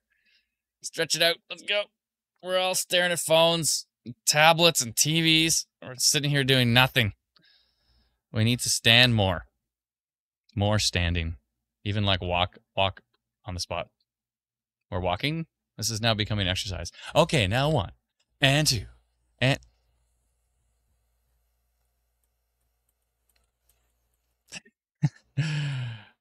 instant exercise.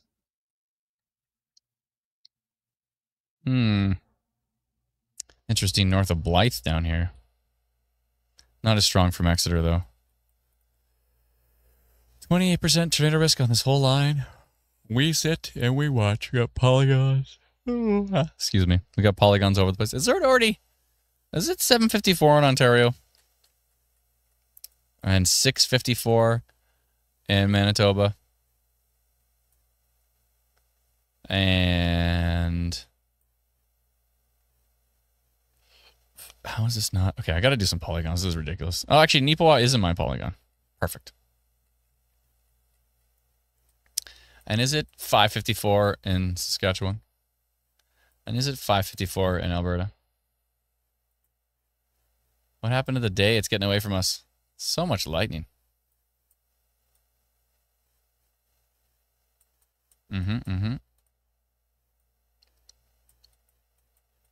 This is what I would normally do. Just like, before we even live stream, I would just be like on radar all day. And I'm like, I think I should like live stream this. Like back in like 2015, I'm like, I should live stream this because I'm just literally sitting here on the computer anyways, looking at radar.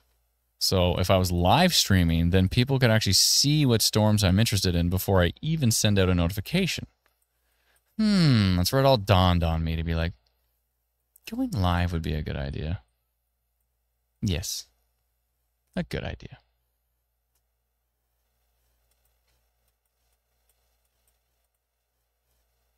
Tornado warning issued on the Hanover storm. Well, there we go, folks. Tornado warning has been issued on the Hanover cell. I wonder which is. I think it's this one. Yeah. Oh, there we go. Yeah. I think it's that. I'm assuming. Could also be this Grey Highlands one, though. Does it extend up that high or no? Maybe not.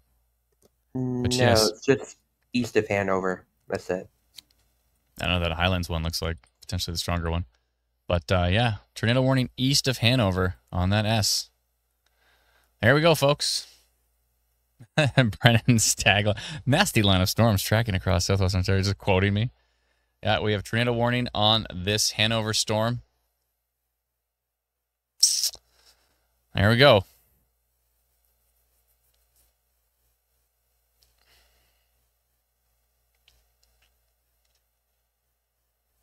Look, it's B says they're like an hour late. I don't know. I mean, maybe they got a report. They might have got a report. Who knows? Who knows? Yeah, never know. This is looking quite strong down here near south of Wingham. 91 kilometer an hour winds in there. Pretty strong wind gusts showing up on King City. Got ourselves a tornado warning. You can see it right here. It covers basically Hanover over to Southgate, Durham, Wilcox Lake. I'm thinking this storm up here is the one you were talking about. That Grey Highlands one is really kind of kicking it up as well. 13% tornado risk on that one. Let's see here. Yep. That one's looking interesting for sure. Glenn coming in with a super chat. Thank you so very much. Something nasty looking but small formed over Lake Ontario heading to Quinte, Trenton, Belleville. Anything to worry about? Can't seem to upgrade my IW standard to Pro, so I need to ask you, Adam. Oh, if you want Instant Weather Pro, it's not on the app yet. It will be like incredibly soon, next couple weeks. I almost promise. Soon, quote unquote soon. It's coming very soon. But I don't want to say an exact date, but it's like we're really, really close. But if you want Instant Weather Pro, you can get it even less expensive than it will be in the app. You can, because we have to pay for the Apple App Store, and the Google Play. They take like 15 or 30%. So if you want it less expensive than there, then you can get it at instantweatherpro.com. And it's a website. I'm using a website right now. So you're looking at Instant Weather Pro right in front of you. It's what we use on the live stream all the time. And you can get it at, the bookend on this is getting ridiculous. You can get it at instantweatherpro.com, and then you can load it up on your phone. So it's separate from the app. But then if you subscribe on the website, you'll get it for free on the app. You'll just have to log in, and then you'll get it on the app as well, too. So as soon as it's available on the app, all those who subscribe to the website will receive it there. Yeah, this one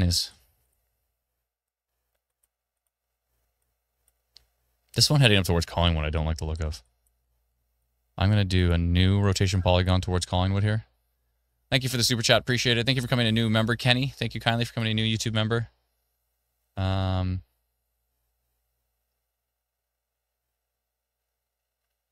you, Kathy, for becoming a new YouTube member as well, too. Appreciate it.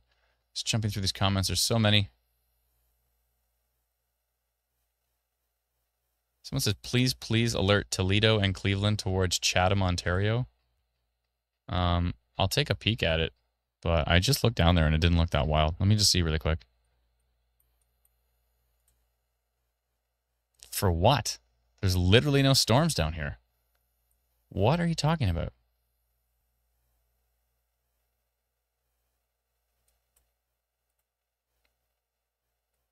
No storms down here. So, yeah, that's strange.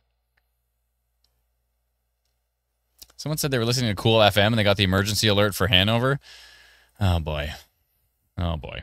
Yeah, Hanover area is looking pretty strong. The Hanover proper, though, from what I can tell, looks fine. It looks like the rotation is over here by Hampden and Vickers. I don't see any rotation in Hanover at this point in time. The rotation would be east of Hanover, I would think.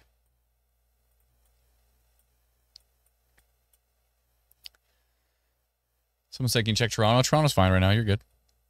Brennan, how's Toronto? Actually, clear skies, believe it or not. There is a bit of cloud in the sky, but I can see blue. I can see blue, I can see that, I can see violet sky, I can see everything, I can see everything that you like. We should do a version of that song. That song's the best. Isn't that, who was that again? It was Mika or whatever? That was a great song. Little bit of Friday. That was a great tune. Yeah, I don't like this bookend vortex up here near Grey Highlands. Beaverdale, Duncan. I don't like the look of it. This is the one Brennan's been talking about for a while. Oh, we just got an update on it. Is that a new frame? Yeah, it's broad, but it's kicking it up a notch. Here, let me double check from the Exeter radar. Oh, boy. Although I wonder if this is what they notified up here, maybe. It's hard to tell. There's just so much like broad rotation here. If you are in this line, even South Bruce, I'm surprised they issued that training warning when they did, but yeah, this is kicking it up. This is kicking it up here. All right, I'm notifying this one up towards Collingwood, I think. Yeah. And there's a big, bright 117 right in the middle of it, right near Duncan, heading northeast towards areas between Thornbury and Collingwood. Okay, I'm sending a notification right now. I can be happy, I can be happy, I can be anything that you like. Is it Mika? Someone help me out. Mika. That's Mika. Perfect. Yeah, I thought so. Okay, let's go find this storm heading towards Collingwood. I don't like the look of it. I'm going to notify this right now. Let me show you our notification system and how I do this. Okay, so I'm grabbing this storm right here. Bookend vortex heading up towards Collingwood. And over and there. Yeah, I don't like the look of this one. This is kicking it up a notch. Yep. From what I remember on radar, it was heading more towards Thornbury, between Thornbury and Collingwood. So I'm going to stretch this out a little bit like that. There we go. Let me put radar back on just to confirm. Yeah, I think so. That's probably right, unless it moves a little bit to the north. So I'm going to track it a little bit more towards Meaford and update this. I'm going to go tornado potential. This is 4,021 people are going to get this. We took tornado potential on the storm, moving northeast towards Thornbury, Collingwood, etc. The timing here is going to be 8:03. Okay. Sent. And that's how fast we notify, folks. We get it done. Gotta get her done, you know what I'm saying? Just take her for a rip. Hope everybody's staying safe with these storms. We have a tornado warning for areas east of Hanover. And I would not be surprised if Fireman Canada also put one up on this storm because it's cooking. It's cooking. Heading up towards Collingwood. A new area rotation right in front of it, too, eh? There's a rotation, area rotation right here near the Blue Mountains, and then there's this bookend right here near Duncan. So 2 areas of rotation tracking northeast towards Collingwood. So I've done that polygon now. Oh, boy. Oh, boy. But yeah, this is the area, I believe, that is the tornado warning. Now there's also this area. Oh, there's a couple of areas down here. I don't like what I'm seeing here near Wingham. Yeah, I don't like the look of that either. That could be a downburst or potentially developing rotation here near Wingham. Also, what's near Teeswater. Yeah, let's see what that looks like from Exeter. I think from Exeter does not look as strong. And Exeter is substantially closer to that storm. But from a distance, that is looking quite interesting right here. From the King City radar, that is looking interesting. This is all under a severe thunderstorm warning, which is good. And yeah, there's that.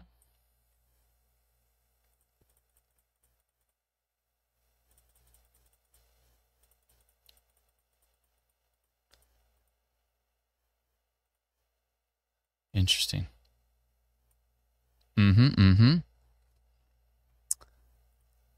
It was crazy in Wingham, but it stopped now. We almost went to the basement. Thanks for the update. Appreciate it.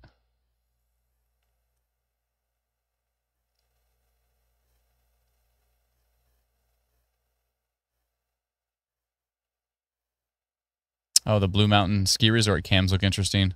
Says amazing person 3409. What's up? I missed a few things here. I missed oh boy. Carrie Watson with the super chat. Thank you so very much. Appreciate it, Carrie. You're very welcome. It's our pleasure. Thank you to Kathy Hunt for becoming a new YouTube member. Thank you so much. Thank you to Kenny for becoming a new YouTube member as well. For New Prep for gifting an instant weather membership. Thank you so much. Appreciate it. Thank you to and then whatever your name is.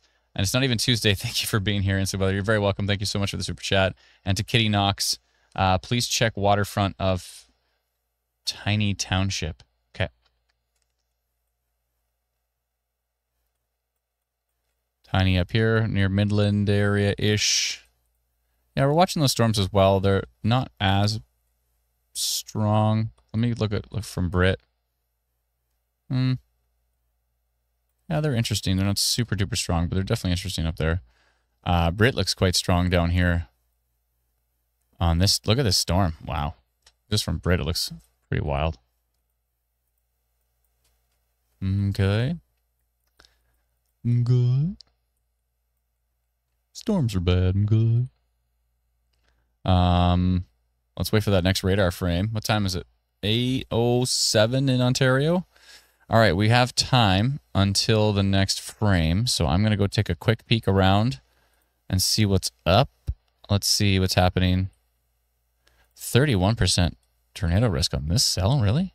On this Seaforth cell? Blue water?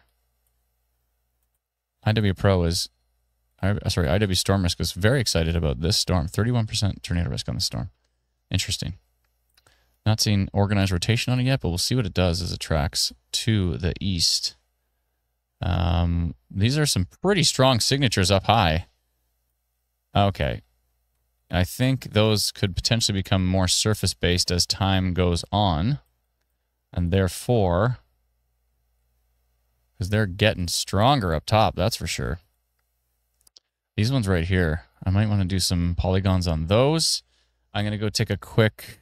Actually, let me do that really quick. Okay. Polygon time. It's polygon time. Thank you so much, Laura Houston, for the super chat. Appreciate it. And so many comments. So many comments. I have to scroll quickly through them all. There's a million of them. Thank you, everybody, for joining us on the stream. Debris in Paisley, says Britt Dawson. That's not good. That is not good. Yeah, that was pretty wild there. Oh, the Southwestern Hanover webcam looked bad for a few frames, someone said. Let me see. Yeah, it was pretty dark, eh?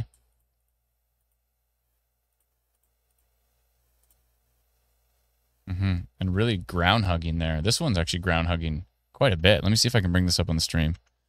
I think I can. I think I can. Looks like they've extended the... Is that right? Oh, no, it's the same tornado warning. Sorry, my bad. Webcams? Yeah, this is the Hanover webcam. Let me back that up. Hold on. Right here, you could see, got quite dark towards the surface. Really ground-hugging potential wall cloud there from Hanover earlier, a few frames ago. That was from 20 minutes ago on the NavCan website, and then that was the next frame. Can't see much there, but that looked interesting for a bit. Hopefully everybody's staying safe with these storms. Thank you for joining us on our live stream. We sincerely appreciate it. If you're new to our community, hi, I'm Adam. Brendan's back there somewhere. Alana's floating around. Lindsay, Patricia, Liam, Teresa, Cole, Cody, Kyle, Miranda, etc., etc., etc. I'm missing someone important. I know I am. But, yeah, this is still looking quite strong coming into east of Wingham. Really strong here, especially from King City radar. We'll see if that starts to transfer to the surface because it's not really showing up from Exeter radar just quite yet. But what is that, 8:06? So we should have a new radar frame in 2 minutes, 3 minutes. Oh, there's finally a severe thunderstorm warning in Manitoba. Hey-oh. Let's go take a peek at that. That storm's been cooking for a while. And, yeah. Wow, that's actually starting to come together quite a bit. A little bit of rotation in there as well. You need to switch 82 over, Adam. Ah, crap. Every time. 82% total severe risk on that storm in Neepawa, Manitoba. With a 7% tornado risk on that cell. That's kind of coming together pretty decently there. Tracking to the east near Halborough as well. See what Environment Canada says on that tornado. Severe thunderstorm warning. 100-kilometer-an-hour wind gusts, quarter-size hail. I was very surprised it took that long for that one. I don't know. Maybe I think they're in the shift change right now, possibly. That might be why. I'm not sure. I'm not sure. Glad we had that polygon on it, though, in advance. And now they have the severe thunderstorm warnings on it, so I'm sure they will track that storm. Southeastern Saskatchewan storms look still interesting. A little bit of hail. Let's see what's happening further north. Storms near Edmonton, just some heavy rain. Nothing too exciting. Lots of lightning across Alberta and Saskatchewan at the moment. Did have some pretty wild-looking funnel clouds earlier. May have been a landspout tornado in Alberta earlier. And we're continuing to track Saskatchewan there. Let's take a look again at Manitoba. This storm here, I mean, this used to be under a tornado warning. It has literally no severe thunderstorm warning at the moment. It's got quite a signature to it, but they may consider it to be below severe thresholds. So, but this one for Neepawa, 10% tornado risk on it now. It's got quite the signature. Let's go tilt 2. Oh, yeah, tilt 2 looks wild. Tilt 3, tilt 4. I think I'm going to go rotation detected on that one because it's really kicking it up a notch. Yeah, it's looking pretty nasty at the moment, actually. Let's just see exactly which direction it's going. It's actually moving kind of east. And it's really turning into a supercell there. Look at this. Yeah, okay. I'm going to do a polygon on that one. A new polygon on that one. I had one from before. All right, it's polygon time. Polygon time. Polygon time. We are covering storms across the country, so our apologies if we're not looking at your exact area at any specific time. We have to cover a whole bunch of different storms. That's what we do. We don't just cover one area. We cover Canada. That place that we all love called Canada. And let me do this and this and say rotation detected on that storm. So many people here, 637 people in the path of that one.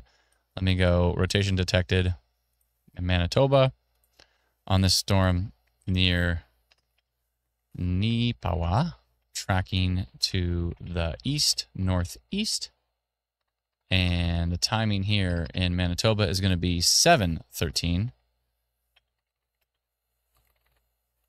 Okay, because that's 1 hour behind Ontario and 1 hour ahead of Saskatchewan. Okay, looks good to me, and I'm sending that out right now.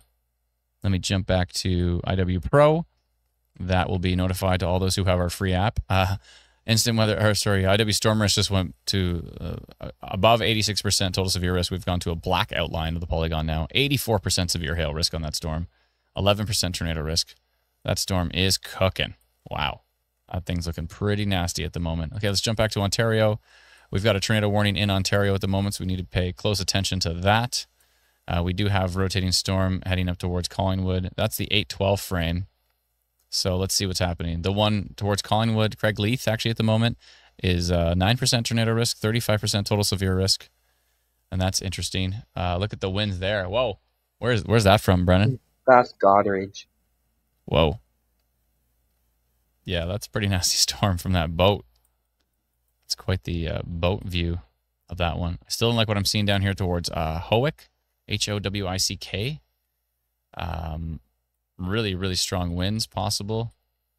Showing from King City. And then again, when we look at the extra radar, it doesn't look like it's that tied to the surface. The polygons have gone crazy here. I need to get rid of some polygons. We've gone polygon bananas with this now. There's just too many polygons here. Okay, and these storms heading up towards Barrie. Let's see what we have here. 5% tornado risk, 29% total severe risk on that one. Yeah, this is still looking quite strong here. It is under a severe thunderstorm warning, which is good for Environment Canada. What do we have? 27% tornado risk on this cell, 68% severe wind risk on that one. Yeah. The strongest what we're seeing here is the Howick storm. Let's take a look at the Seaforth storm. Surprisingly, still a 16% tornado risk and 48% severe wind risk. And I say surprising because the radar's right there and it doesn't look that interesting, but that's strange. Okay, let's go back to this one here. And let's see what direction this one's going. Towards Gorey. Actually heading northeast towards Lakelet, Clifford, Minto, maybe towards Mount Forest, I would think. And this one's looking quite strong. So polygon time. It's polygon time. Let me jump over to our polygon system. That's the one we just posted for Manitoba. I'm going to jump down here to this storm right here. And this was the one heading towards just north of Listowel. Let me see here. So it would be this right here. Up towards Mount Forest, I think, maybe towards Arthur. This is quite a nasty line here. Big, potentially downburst in here. Yeah, that one's looking grumpy. 6,192 people in the path of that one. 33 have our text message alerts. If you never subscribe to those, you can get them at textmessagealerts.com. They're like $4.49 a month, but if your internet goes down and you only have a basic cell signal, you can still get alerts, which is useful. I'm going to go damaging winds and minor rotation. Damaging winds and minor rotation. Damaging wind gusts and minor rotation have been detected on this storm near Gorey. Gorrie. Near Gorrie. On this storm line near Gorey. Tracking to the east, northeast. All of a sudden, Manitoba Stormwatch says it's having trouble streaming to Facebook now, Bren. You might have to delete that one and Yeah, turn I it back see on. that. Do we It's weird. want to put it back up for now? Yeah, because Go that storm near Nipawa weird. looks bananas. 817. It's yeah.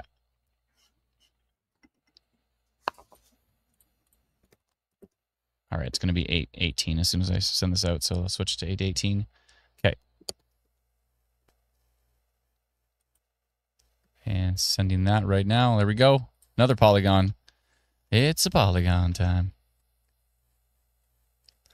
Okay, still tornado warning. Areas east of Hanover on that storm that's kind of starting to go a lot. It's starting to move east a little bit faster than it was before. It was moving slower before, but now it's starting to cook east. And 19%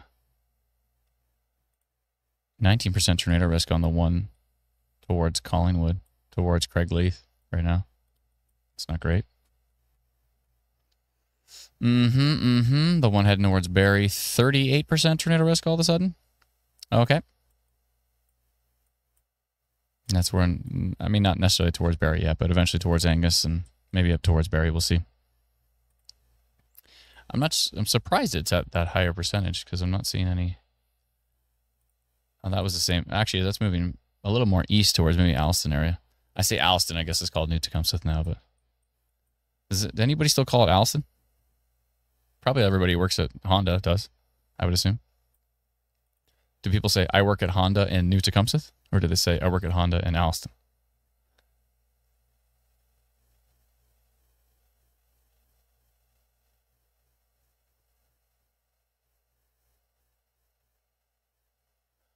Some people are saying tornado warning for Orangeville. No, there's no tornado warning for Orangeville yet. It's northwest of Orangeville. See, the problem is that if you're near the tornado warning, if your cell phone can hit a tower inside of the tornado warning, then you get it on your cell phone. So a lot of people outside of the tornado warning, someone says definitely still Alliston.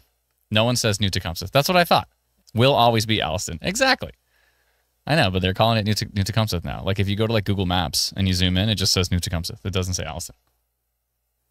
Alliston's easier on the tongue. It's much easier on the tongue, for sure. I agree. 100%. Driving to Hanover from Mitchell area. I don't know if you want to drive through the tornado warning.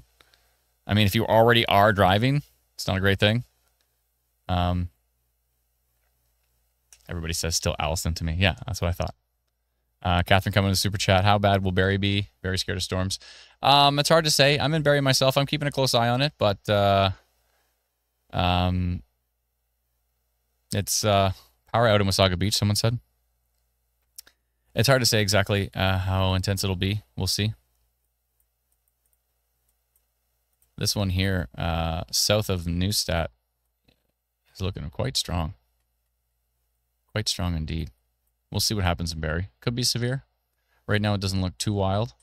The percentages in IW storm risk are insane. 43% tornado risk, which is wild. So we'll see what it does as it tracks to the east. Again, that storm is still inside of the tornado warning right now. Jenna says, hope everyone at All My Friends Fest stays safe. Thank you, Jenna. Thank you for the super chat. Appreciate it.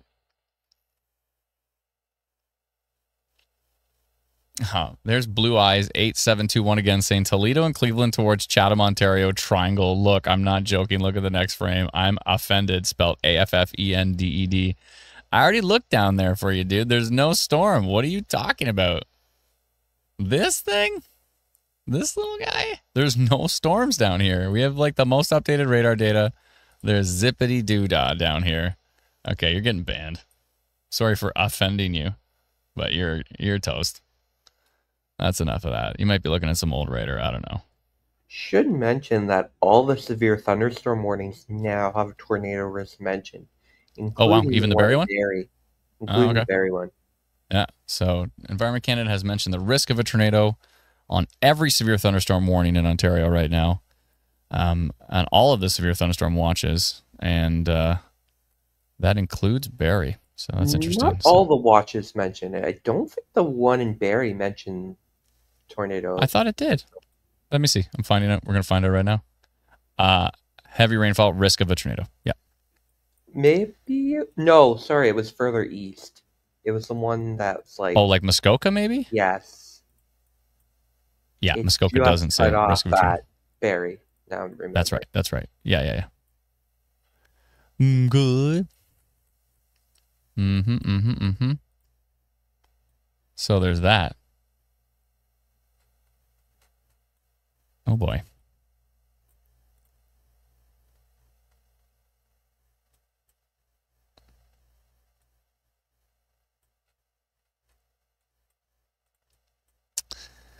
Oh boy, here's from the Brit radar. You can see this is really interesting. It's got that bookend vortex kind of look to it right now. And still 43% tornado risk on that one near Badros. You can see the rotation from Brit radar. If you look at it from King, it's got an interesting look to it. I don't really see super organized rotation from King though. But this storm coming in it's looking grumpy. Obviously under tornado warning in some parts of it as well. The storm, this one really looks like a strong signature down here near Clifford, Lakelet. 104, 105.84 kilometers an hour, heading towards, let's see exactly which way it's going, heading towards Fulton's, Drew, Mount Forest area. Mount Forest is actually not inside. Look at this. Mount Forest is not inside the tornado warning. The tornado warning is right on the edge of town, but not. And now everybody in Mount Forest, I guarantee you, everybody in Mount Forest got the tornado warning on their phone. But you're actually not inside the tornado warning, believe it or not. Just because you got the tornado warning phone does not mean you're inside the tornado warning. It just means you're somewhere near the tornado warning. You could be like in Arthur probably and still get the tornado warning just because you're close enough with your cell phone. But it doesn't mean you're actually inside of the tornado warning. Just to clarify. No tornado risk mentioned in Aurelia, says Jay Ditto. Yeah, exactly. Brennan basically said it's areas just northeast of Barrie that are not in tornado mention for the severe thunderstorm watch. Good. Someone claiming touchdown in Hanover, says Britt Dawson. Who's that? Everybody asking about Wasaga Beach. Yeah, Wasaga's going to get grumpy. Could be severe. We'll see. A lot of people saying, like, what's going to happen in my town? I don't know. I don't know until someone said in Arthur they got the tornado warning. I told you. Just as long as you're nearby. Arthur is not in the tornado warning, but as long as you're nearby. Actually, let me make sure. Yeah, you're not in the tornado warning. As long as you're nearby, you get the tornado warning. So that's why it's good to download our free app. So for the 6,000 people watching, first off, what's up? 6,000 people? What's going on? Secondly, download our free app. It's called Instant Weather. It is free. You get it at the App Store, and then you can check what are the alerts in my area. You touch this little top bar up at the top. It'll show you all the details. We notify you when we're going live. All of that stuff. It is quite useful. You can download it for free. InstantWeatherApp.com. InstantWeatherApp.com. I put it right here on the bottom of the screen. You can see it. Or just go to the App Store or go to the Google Play Store and type Instant Weather. Two separate words, not Insta Weather. It's not Instagram. It's Instant Weather. Two separate words. It is free. Download it. Put in your location, and you'll be able to see what alerts are for your area. And then when you're in a Mount Forest and you get, or when you're in Arthur and you get a tornado warning, you go, am I actually inside the tornado warning, or am I just somewhere near the tornado warning? And then you can actually go into the details on our phone, or on your phone, sorry, punch in our app, and boom, you can see you are not in the tornado warning if you're in Arthur, even though you received it on your phone, because that's how that system works. Or also for people like, they see it on their TV and they're nowhere near it. We've heard of stories of someone in Ottawa getting a tornado warning on their TV for a tornado warning in Thunder Bay. We did the math on that, and that's like someone in Windsor getting a tornado warning for like a tornado warning in Indiana. It's like so far away. It was ridiculous. Anyways, we try to go live, provide you with a little bit more clarification on where these things are actually happening. Because we're also dealing still, they were going to launch them this year. Environment Canada was going to launch storm-based warnings this year, but they did delay it another year. Hopefully, cross your fingers, is coming out next spring. Everybody cross your fingers on that one, please. Storm-based warnings. Because still, like if Barrie's under a tornado warning, then Collingwood's under a tornado warning. So when the tornado was going through Barrie in 2021, everybody in Collingwood is in their basement, and the tornado is 55 kilometers away. There's no chance of the tornado magically backtracking from Barrie to Collingwood. It's just not going to happen. So yeah, those things frustrate me, and I'm sure they frustrate a lot of other folks too. And that's why you see people, oh, the weather people, they don't get anything right. It's like, yeah, well, unfortunately, the alert system is a little broken, but it's going to be upgraded. So cross your fingers it happens soon. That would be great. That would be good. Please and thank you. Please launch that. I know the team that is working on it, Environment Canada, they're working really hard on it. So they found some issues with it, and that's why they didn't launch it. They did a bunch of testing. They were so close to launching it, but they was like, no, it's just not good enough. They don't want to launch it until it's better. So they're working on it. Kudos to them for actually getting that done, which is huge. Storm-based warnings. Thank goodness. It'd basically be comparable. Of course, here at Instant Weather, we cannot issue warnings. Only Environment Canada can issue warnings. They issue warnings, they issue watches, they issue special weather statements, and they issue advisories. We do not issue any of those. Now, what we do send out occasionally is a custom notification. Like when we say tornado potential or rotation detected or funnel cloud reported and that type of thing. And you see on the live stream when I draw a polygon around the storm and then I fan it out a little bit. You see all these polygons that I've drawn here. Basically, that's what Environment Canada will be doing from now on. They'll be drawing a polygon around the storm. They'll be drawing a box around the storm. And so only those in like the path of the storm will get the notification, not those in the entire county, which can be inaccurate many, many times. That's why they're changing the system. Check out the chat, the team chat.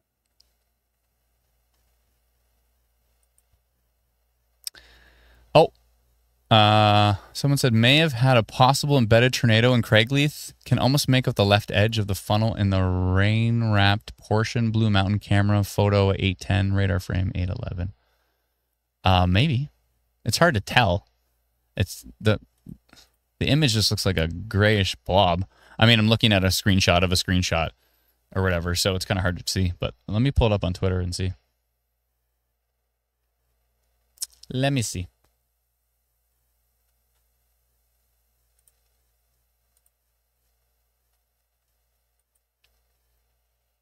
Oh yeah, that's interesting. It's an interesting shot. It could just be a wall cloud maybe. It's hard to tell. Hard to tell. Okay, we see if we've got a new. Hopefully everybody's in Collingwood is okay. If that did touch down briefly, it was looking quite interesting on radar. Okay, an amazing person 349 did tell me to look at those cameras. We should always listen to Amazing Person 349. Okay, let me see here. Okay, while we wait for the next radar update, it's 8:24. We should actually get a radar update in the next minute or two. Oh, there it is. Okay. That's 8:24. Oh, no, that one will be coming soon. So we did just get the new Brit radar update. Let's see what's going on here.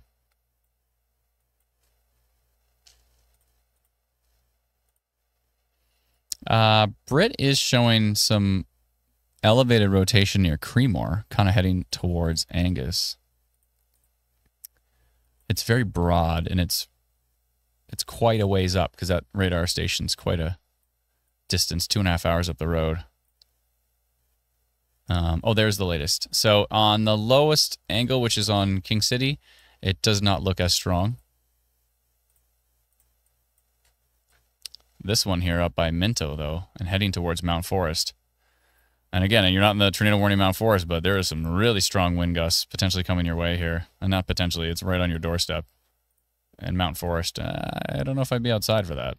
That's going to be pretty nasty in the Mount Forest area.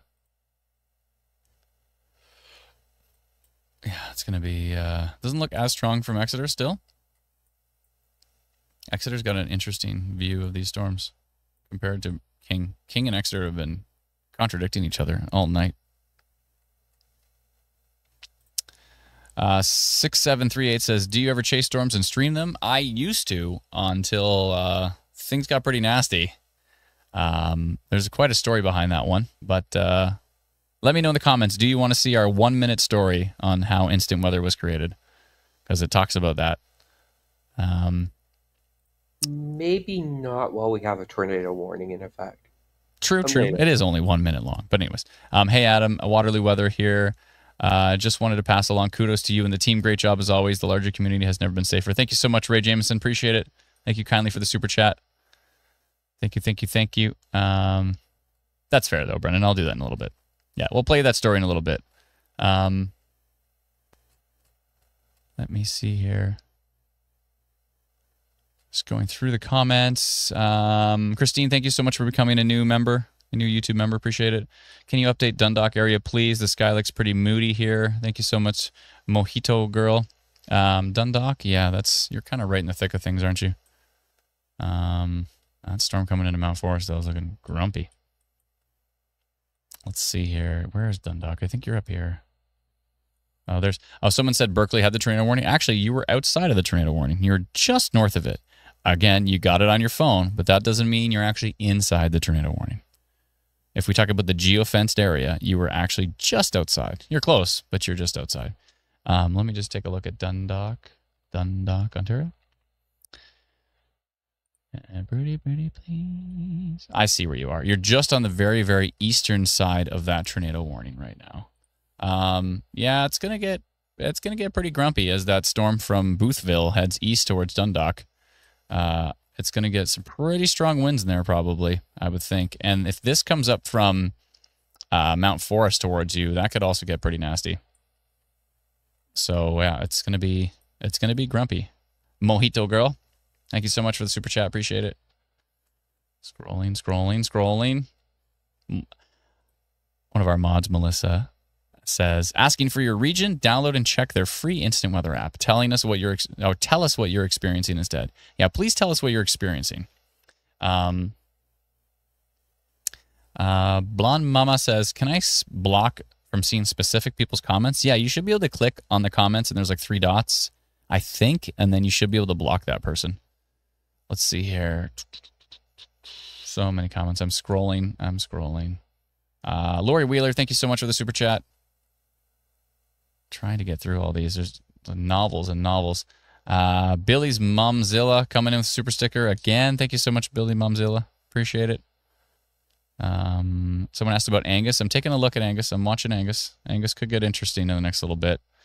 What's the pink circle mean around Hanover? So to clarify, this is called IW Storm Risk, and it's a machine learning algorithm. So it's a quote-unquote AI, but it's machine learning, really. That has a whole bunch of data on a whole bunch of storms that have produced tornadoes and have produced severe wind gusts and have produced severe hail. And it takes all of that data into account, and it looks at every storm. It updates every 2 minutes, and it'll tell you the percentage chance of a tornado or a downburst. On this storm here, it says 26% chance of a tornado on this storm, 53% severe wind risk on there, and 2% severe hail risk. It's looking really strong towards Mount Forest right now. And that's the one I did, damaging winds and minor rotation. Looking really grumpy coming into Mount Forest. This is probably the strongest storm right now that we're looking at. Looks like you fixed the Manitoba storm watch. Thank you, Brennan. Appreciate it. So we're keeping an eye down here right now in Ontario because we do have a tornado warning in place, and we've got some really, really strong wind gusts. So there's that. So we're keeping a close eye on that. I am going to take, while we're waiting for the next radar update, I'm just going to jump over here to Manitoba where, wow, we've gone pink on that Nipawa storm. 13% tornado risk there, Nipawa, Manitoba, 45% severe wind risk.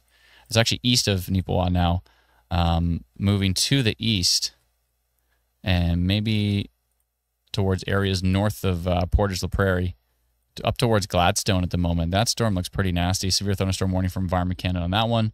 We've got more storm developments south of Dauphin. Yeah, lots of hail, lots of lightning. Lots of torrential rain. Let's take a peek around here real quick. Looks like some of... it looks like they changed the severe thunderstorm watch a bit, or maybe that's just me. I could have sworn it was a different shape Adam, before. you have the map bot thing on the screen again. I have no idea how that works. You're just going to have to tell me every time. Other than maybe like deleting OBS and starting from scratch, which I might do. I don't know how to get rid of that thing. It's driving me nuts. There's some torrential rain in Edmonton. There's lots of little pop-up storms all over Alberta, lots of lightning, especially here north of Medicine Hat. We've got storms all over Saskatchewan. I still need to get rid of this polygon, but I'm too busy to deal with it. There's a lot of polygons I need to get rid of, but I'm too busy. The strongest storm over here right now, what's this storm right here, North Dakota? Which way is it going? It's looking pretty grumpy. What's the value here? 92% severe hail risk on this thing. Wow, that's a storm. Okay, that's down here in North Dakota. That looks like it's moving pretty much due east. So I don't know if that is going to affect Manitoba or Saskatchewan, but it may. But that one northeast of Brandon right now is a pretty strong storm heading to the northeast. So we'll come back and take a peek at that as well. We're going to take a look at this tornado-warned storm down here in... We just did get a new radar frame. There we go. And yeah, it's looking grumpy towards Mount Forest right now. I mean, on King City radar, the winds in Mount Forest are 100 kilometers an hour, 104. So if even most of that is heading towards the surface, that means 90 kilometer an hour or more wind gusts. It's going to be pretty intense. Watching this storm heading east towards Angus. Could be some pretty strong wind gusts in there. It is polygon mania here. I think I need to get rid of some. I've made a few polygons. Just a few. The tornado warning continues on this storm. I have a feeling they're keeping it on the storm because of what's happening in Mount Forest. Although Mount Forest proper is actually not inside the tornado warning, even though you did receive it on your phone. You're not actually in the tornado warning. New member Terry Poole. Thank you so much, Terry, for becoming a member. Appreciate it. I'm scrolling so fast for all these comments. Is there a tornado warning with Saga Beach? No, Shannon, there's not right now. You can double check. If you're wanting to figure out if there's any alerts for your area, download our free app. You can get it at instantweatherapp.com. It is free. Download it. It's free. And then you can check your area, which is helpful. Melissa B says there's 3.9 thousand watching on YouTube. Actually, if you mix YouTube and Facebook, we're at 5,600 at the moment. But there's 4,000 watching on YouTube and under 2,000 likes. So please hit the like button, please, on YouTube. We're trying to grow our YouTube channel. So even if you're on Facebook, come on over to YouTube. Just search for Instant Weather. And the cool thing about YouTube is you can watch it up on your TV, and then that frees up your phone and frees up your iPad or your tablet, to be able to message friends and family, to be able to share our updates as well too. But if you can hit that like button on the live stream, whether you're watching on Facebook or on YouTube or on Twitch, please hit the like button. That tells the algorithm, that tells the digital algorithm that what you're watching is of quality, and they start to share it to more people, which is useful. So we would sincerely appreciate it if you could do that. Thank you so much, Melissa. Appreciate that.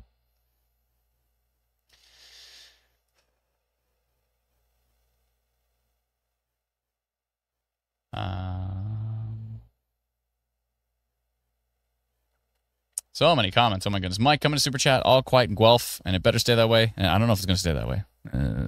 Probably not. But thanks, Mike. Appreciate it.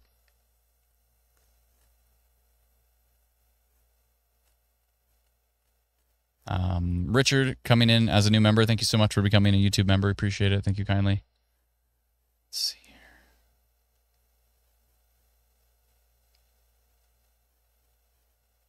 Someone said the storm was getting green. South Barrie getting super windy and dark. Thank you so much, Catherine. Thank you kindly.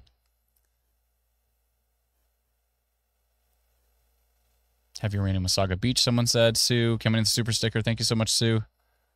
Just going through the comments here. So many. I don't know if I'm going to be able to catch up. I don't think I can catch up at this point. I don't think I can catch up. I have to just scroll as fast as I can to try to catch up.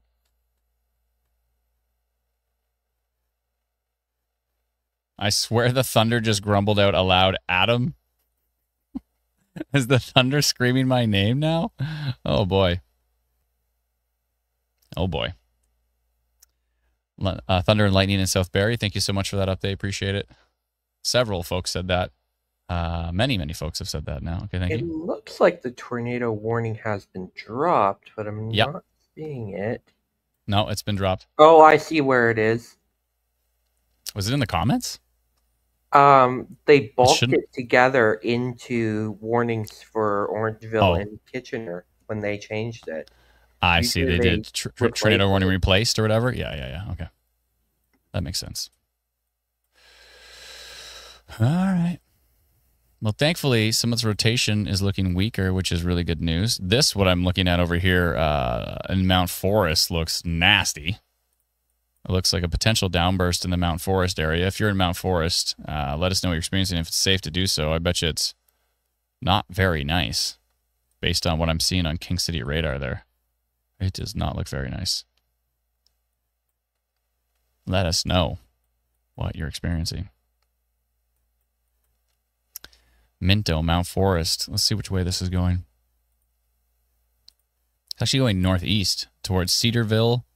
Oh, okay. We just got an update here. Through Mount Forest. Now it's heading up towards Cedarville, Jessupville, Colbeck, Monk, M-O-N-C-K, Riverview, Shelburne eventually. Maybe towards Orangeville. It's hard to say because it's kind of moving northeast. So it might be more Amaranth, Shelburne, Melancton area.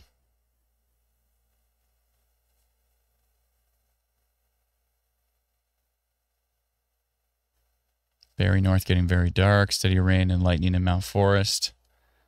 How's the wind in Mount Forest? Is it... Oh, it's mostly just heavy rain in Mount Forest? Okay, then Exeter is actually getting a better idea. So there, not much wind in Mount Forest. Good. Okay, that's good news. See, this is... I love this, like, I love ground truth. Ground truth is the best. So that means that the King City radar is looking higher up in the storm, and the Exeter radar is actually giving a better representation, where it's talking about 70-kilometer-an-hour wind gusts up high, but much less than what the King City radar is seeing. So that's good news. So that would be sweet if that actually weakened. So tornado warning has been dropped in Ontario, which is really great news. Let's go take a look at Manitoba really quick while we wait for another radar update. I'm freezing now. I got to turn my air conditioner down. Let's go to 74. Something building around North Bay, says Jeremy. Let me take a peek. Yeah, it looks boring. Lots of heavy rain there, but nothing too strong on the wind. We'll see. Overall, that storm looks pretty boring at the moment. Storm going in Algonquin Park. Some lightning, some strong wind gusts maybe, but nothing too substantial. I think these storms might be tapering off a bit, which would be good news. I haven't even eaten dinner. I did have my Chewy bar there, though. That was good. That was good. That was delicious. I'm going to go take a look at the storm in Manitoba because it is looking grumpy. Let's go take a look at Manitoba here, the Nipawa storm. 10% tornado risk, 80% total severe risk. And what did we post? We posted rotation detected on that one, yeah. And it's still getting pretty organized, heading towards Glasstone. Moving slowly. There's probably a good flooding risk on that one as well. I don't mean good flooding. I mean like strong flooding, but you know what I mean. You know what I'm saying. Know what I'm saying? Let's see here. Lots of storms still northeast of Kindersley. Oh, hello. Hold on a second here. Hold on a tick. A little bit of rotation northeast of Kindersley on this hail-producing storm here, turning into a little bit of a supercell, heading up towards Winslow, Saskatchewan at the moment. Again, we cover storms across the country, so please bear with me as I take a peek for all of our friends across Canada. It's interesting. We'll see what it does over the next couple frames. Someone remind me to take a look northeast of Kindersley because it's still broad, but it's starting to ramp up there. So I want to make sure to take a peek. What's happening for Edmonton? Just some rain in the northeast and maybe in the east as well. Red Deer's getting some rain. Rain east of Calgary. Again, there's severe thunderstorm watches all the way up to extreme northern Saskatchewan and south of Yellowknife right here in Northwest Territories. And there's even a severe thunderstorm watch and a severe thunderstorm. Oh, there's severe thunderstorm watch and a severe thunderstorm. Oh, there used to be a severe thunderstorm warning up in the Yukon, of all places. So watch, and northeastern British Columbia. And a little storm down here near Williams Lake, British Columbia. So we scroll back all the way across the country. Take a look. We just got to go throw up in our mouth a little bit when we see the frost advisory in Newfoundland, everybody. Just, and then we come back here and take a look at, and there's still, is this stuck here, Brendan, or is this still actually legit? Is there still a heat warning in Windsor, in Essex County? Yeah, it was issued this morning because it's like almost 40 with the humidex down there. Wow. Okay. All right. Looks like London is in a severe thunderstorm watch down here, but we do have a little tiny little baby pop-up storm west of London, Ontario. And if we look up here near Mitchell, some gusty winds, nothing too substantial. And let's take a look at that one. Still a 21% tornado risk on that. Surprising, but I don't know how long that's going to hold. Looks like some pretty strong winds here are possible with this storm, although Mount Forest said it was actually pretty calm as the storm went through. So these storms might become elevated as we move further into the evening, which is good. I mean, elevated is in further off the surface. So that means they might not interact with the surface as much. Although, even when storms become elevated, occasionally some of those winds can go and reach the surface. What is that? This is a pink box. Anyways. Okay, let's see here. Again, huge thank you to those who have subscribed to Instant Weather Pro. You can do so if you'd like to use Pro Radar like this, where you can swipe back and forth between rain and wind, and you can check, IW storm risk to see what the tornado risk is, the severe wind risk is, and the severe hail risk is on almost every storm in Canada. A little bit further to the south, though, like Calgary and down, south of Saskatoon. Regina is included, and then most of Manitoba is included, all of Ontario, et cetera, et cetera. If you'd like to be able to track that stuff in real time on Instant Weather Pro, which is the only Pro Radar suite publicly available that was created by Canadians, which is us, Instant Weather.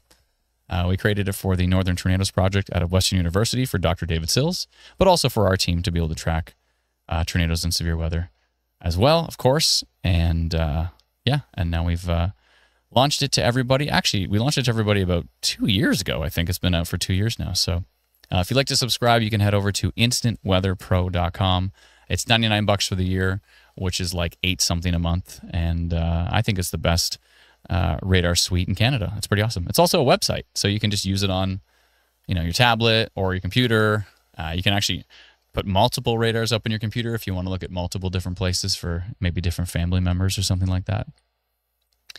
It is quite useful for that. Little storm down here by Belleville, Ontario, and it doesn't look too interesting. It looks kind of boring, which is good. By the way, if you do subscribe to Instant Weather Pro, Teresa has to send you instructions to your email. And then make sure to check your spam folder. So if you don't receive the instructions within the next half an hour, then even less than that, make sure to check your spam folder. Because sometimes when she sends the instructions out, 5, 10, 15, 20 minutes later, they might go to your spam folder. And then people message us and say, I didn't get any instructions. And we say, check your spam folder. And they say, oh, there it is. That happens fairly often. I don't know why it always goes to spam. Still, the strongest storm in Ontario at the moment is going to be this one north of Wellington, north of Arthur, heading towards Signet, Cedarville, Con area. Again, hopefully it's elevated, but if these winds are reaching the surface, they could be strong. This over here by Mount Forest is probably noise. I hope so, because it says 155 kilometers an hour. If you notice, some of the values say minus. So what that means is plus is the let me try to find something plus. There we go. Plus is the winds moving away from the radar, and minus are the winds moving back towards the radar. So that's how we can typically see rotation, is to see a bunch of plus and a bunch of minus, a bunch of red and green kind of tightly wrapped around. And that's how we can see the development of tornadoes because of seeing that. But then again, also you can swipe back and forth between rain and wind. Rain, wind, rain, wind. It's nice to be able to see both and be able to swipe back and forth. We're the only Pro Radar suite that has the swiping back and forth feature. I'm sure they're all going to rip us off at some point. But for now, it's just us. All right. Okay, I want to get rid of some of these polygons because there's so many of them. Storm heading down towards Stratford, Ontario at the moment. Eventually, maybe toward... Oh, the little baby one towards London is starting to grow. London might get some torrential rain. We'll see. We'll see. All right. That's what we're watching right now. Okay, have I done standing desk long enough? That's it. I've done it. I've stood long enough. I'm going back down. I'll see you down there.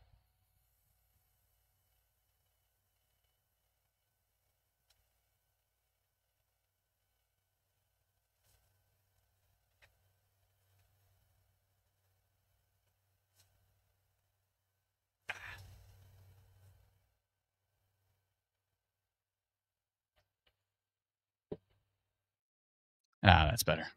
Oh, everybody stretch it out. Let's go. Stretching. We're all stretching. All 4,807 people watching the stream. Let's stretch it out. Come on. We're stretching. And if you've been sitting this whole time, I just sat down. You need to stand up. Stand up, stretch it out, walk around, do something. We have to move, people. We can't just sit in one spot. Moving is important. What do they say? Sitting is the new smoking. It's not good for your health. So move it around. That's why I got the standing desk, so I can at least stand for a while I'm doing these 8-hour live streams. How long have we been live? 5 hours and 22 minutes. Brendan, you were live for about an hour, I think. Yeah, about that. Okay, so I've been live for 4 hours and 22 minutes, but oh, I hear a report there that says it's not too windy in Mount Forest. That's good. Red says, I was sitting on a tractor all day at work.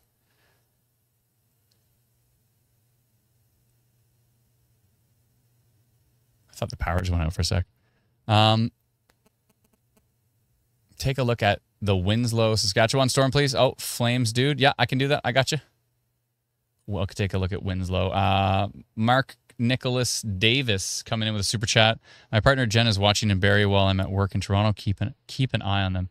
I will. I live in Barrie, so I'm on it. It's all good. Can't stand up to stretch. Cat's using me as a bed. Tell them to stretch it out too. Meow, meow, meow. Okay, let's go take a look at first at Manitoba. I want to see what's going on with the storm. Near Helston. Still looking pretty grumpy. Look at it from the woodland radar. It's a lot stronger. Oh, yeah. Yeah, rotation continues on that storm. Oh, it's got a hook, too, near Helston and Mayfeld, Manitoba there, and seems to be moving to the east. Maybe towards Portage la Prairie eventually, but it might stay to the north. Maybe it's kind of going due east right now. We'll see what it does. But that thing's looking pretty grumpy. Where? Oh, it was that. The Kindersley one. Yes. Okay. The Winslow is the one you wanted me to look at. Yeah, there's still something going on with that storm. Still something. Is that on multiple radars? Yeah, it's still cooking on multiple radars here. Right? It was there. It kind of went away on the Schuler, Alberta radar, but this one's actually closer to it. And this one's still looking pretty interesting here. A little bit of minor rotation heading up towards Winslow area. The hail core, though, oh my goodness. 75.5 dBz. This purple is probably ping pong ball size hail. And now it's gone. Okay. Let's see what the next frame looks like. Okay. The rotation's broad. It was interesting for a few frames. That's a little bit more broad. It's not as tight. It looks a little bit tighter on tilt 2. Tilt 3, it's there too. Tilt 4? Actually, it's a 4 tilt meso. Okay. All right.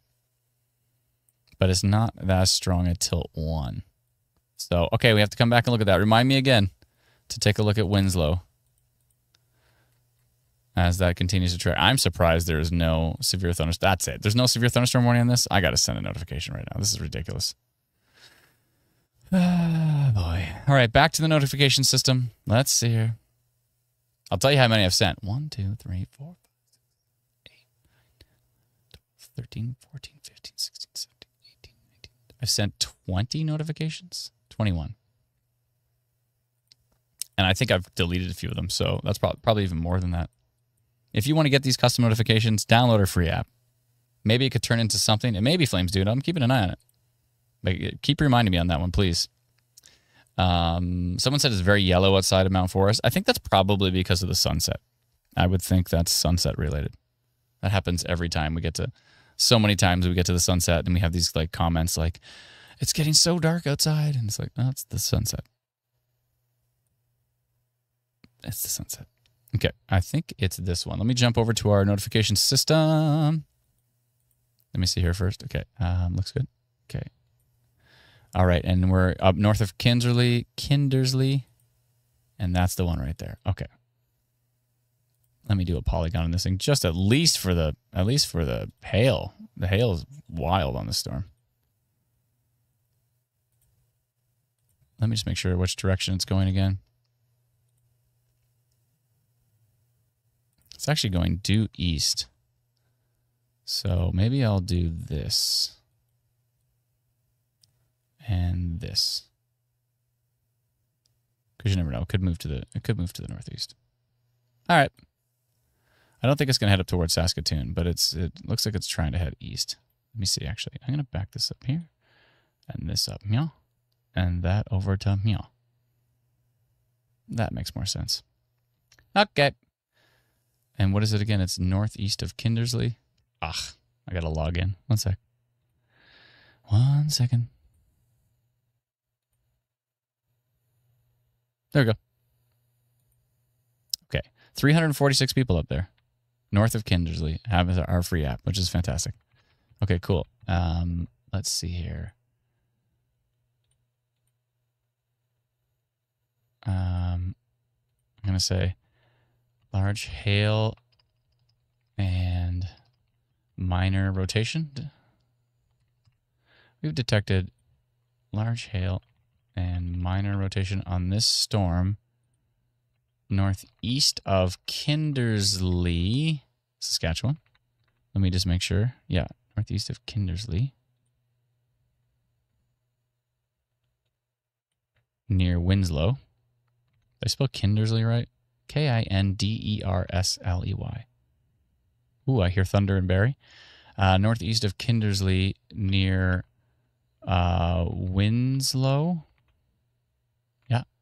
Tracking to the east. And the timing there is going to be 6:59 in Saskatchewan. 6:59. It's actually going to be 7. 7 exactly. Okay, 7. Okay. Let's send a notification to 346 people who have our free app in the path of that storm. So they know there's big hail and some minor rotation heading their way.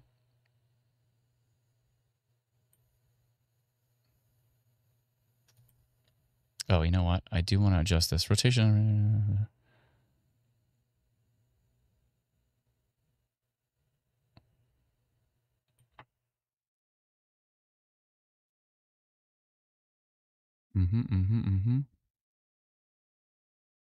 Okay. Tornado warning. I believe it's that one in Manitoba. Just double check. That makes perfect sense. No, it's actually the one in Saskatchewan. The one I'm notifying right now? Winslow. Oh, man. I was too late because I was adjusting the details. All right, well, I'm sending my notification anyways. I don't care. All right. I went minor rotation. That's what I see. But Environment Canada has tornado warned that exact storm. It's literally the storm I'm working on. Yeah, I mean, I'm seeing minor, but yeah, they're going tornado warned on that. There might be a spotter on that one because usually Jenny's on these storms. Oh, yeah, the latest frame kind of kicked it up again with rotation. All right, fine. It's literally the storm I was watching. Kudos to Environment Canada getting that out fast. I like it. All right, I'm going to jump back over to Ontario.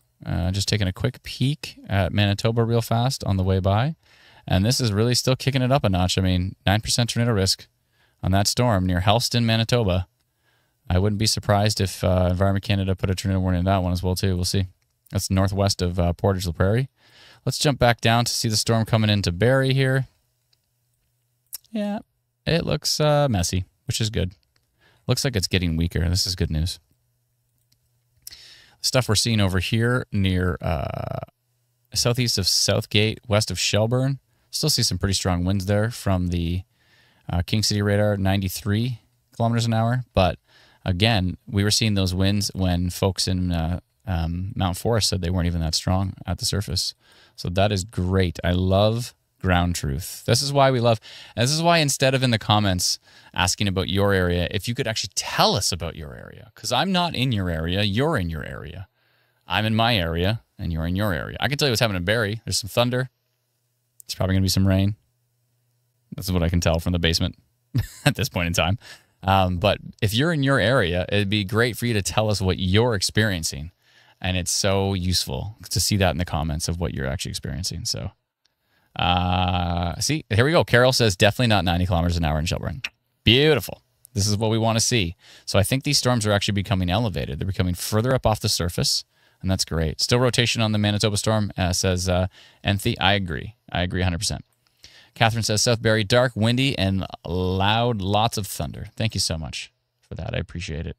So that's going to be a noisy storm, but it looks like it is weakening quite a bit as far as Ontario is concerned. We'll see what happens. And we'll see what's happening. Just trying to go through these comments. Oh my goodness, they go so fast. Okay. Beautiful sunset in London, says OSRX1. Thank you so much for the update. Appreciate it. Am I missing some of these super chats? I think I am. Let me scroll down and see what I've missed. No, I didn't miss anything. Perfect. That's great. Excellent. I've got them all. Okay. So again, we have a new tornado warning in Saskatchewan. On that storm, I was just sending. Here's my polygon. Look how close it is to the tornado warning's here, and I did my polygon that way. They did a tiny, tiny little tornado warning around that one. Oh, and on the latest frame, it has weakened considerably. I'm glad I went minor rotation because look at this. It falls apart completely. The rotation's completely gone on the latest frame. So, and this kudos to Environment Canada. They did a tiny, tiny little. The nice thing they can do in Saskatchewan is all the little areas are like these tiny little squares. So it's a lot easier to have kind of like pinpoint alerts for them in Saskatchewan. Not as easier in some of the other provinces. But in Saskatchewan, it's just like a grid of little squares. So it's quite useful. But yeah, it looks like still it's very, very minor rotation near Winslow. But I'm so glad I went minor rotation and nothing stronger. Yeah, that makes perfect sense. There you go. All right. That has weakened considerably. Let's go to tilt 2. Tilt 3. Yeah, there's some rotation up high, but at the surface it's very, very broad. Very weak. Brennan, I think you have to redo Saskatchewan because it looks like it's having a hard time. Yeah. Actually, I wouldn't even add them because I think they're going to drop that. I think they're going to drop that. Fair enough. Yeah, I think that's going to be one and done. I don't think there's going to be much more than that. So I wouldn't even add Saskatchewan right now. Of course, if you're in Saskatchewan, you can watch on our YouTube channel, but I don't think we need to go live on Facebook for that one because it's a very, very, very rural area and it's the tiniest little polygon, and I think it's going to be toast pretty soon. But it looks like whoa! I would not be surprised if Environment Canada issued a tornado warning on this one over here, north of Mayfeld. It's got a hook on it. It's got rotation. I think that storm is cooking. It's cooking all right. We'll see what it does, but it's heading towards, if you're in Woodside, if you're east of Mayfeld, if you're in northeastern Mayfeld or east of Mayfeld, yeah, heading right up towards Woodside right now on 16. Yeah, I would be taking shelter in the path of that one because it's looking pretty nasty. Even just for the hail risk, but 9% tornado risk on it. 80% severe hail risk on that storm. 51% severe wind risk. That is a pretty potent storm, for sure. For sure. Sasha is coming in. Rain has now stopped in Tiny Township, but the sky looks eerie and can hear thunder rolling still. Thank you so much. Appreciate it. Double rainbow in Listowel. Touche. Lightning starting in South Barrie. Thank you so much, Goat Landon.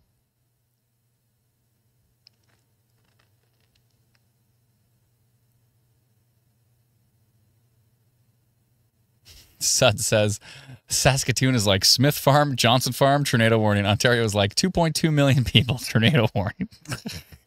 Yeah, the county-based warnings in Ontario they're not great. But again, Environment Canada is trying to replace them. We had almost had it this year. I was so excited for them to do it this year, but yeah. Yeah, that did not happen. Maybe next year. Cross your fingers and your toes and your eyes and your T's and your dots. Wait, don't cross your dots. That doesn't make sense. Don't cross the stream. You know what I'm saying? Because I don't. I have no idea. Someone says Tornado Wasaga. No.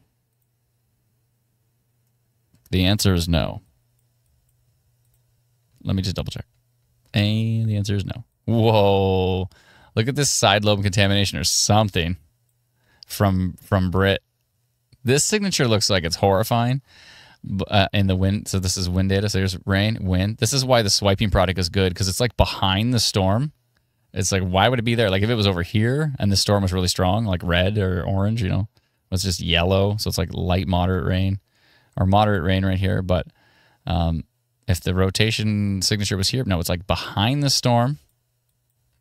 And here's a good thing to do. Check tilt 2. Gone. Check tilt 2 and it's gone, then it's probably nothing. If we go to King City, there's non-existent. It's not even there. So good to check multiple radars when you're checking out wind signatures for sure. If you can. If it's close enough. Sometimes there's only one radar that really picks something up. But all right. London storm looks like maybe a little bit of hail in there. Maybe. London's going to get something. London's not getting left out today. You always get something, even if it's this, which is like nothing. But you're going to get some torrential rain. You might get some gusty winds. That's about it. Is there going to be a tornado in Blue Mountain? No. Was there one earlier? Maybe, but I'm not sure. But there was some rotation there, and someone said they took a photo of what looks like a wall cloud, so maybe. Shelburne could get a big gusty here, I could see. Oh, someone said there's not 90-kilometer-an-hour gusts in Shelburne. Oh, the storm wasn't even there yet. Now the storm's there, but probably not 90. Let me go look at some weather stations in the background, see if I can find some wind gusts.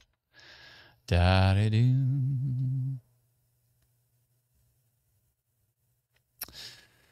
All right.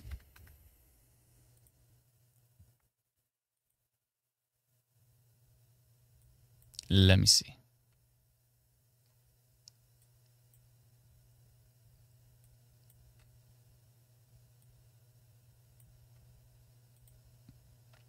Do do do do do. Yeah, and some of these 20 kilometers an hour. Yeah, I think these storms are becoming elevated in Ontario, which is really good news. That's great news because it was getting pretty intense earlier. But I think these storms are starting to weaken. All my polygons. Okay, that's it. I need to get rid of some polygons. There is too many polygons. I've gone polygon crazy here. 1 second. Okay, I'm going to do this in the background. Let's see. What do we got? What do we got? All right. Let's go through them. Let's filter them by time here. At 2:25 p.m., we were mentioned a storm in Saskatchewan. That's going to go away now. At 6:02 p.m., the Minnedosa one. Yeah, that's going away.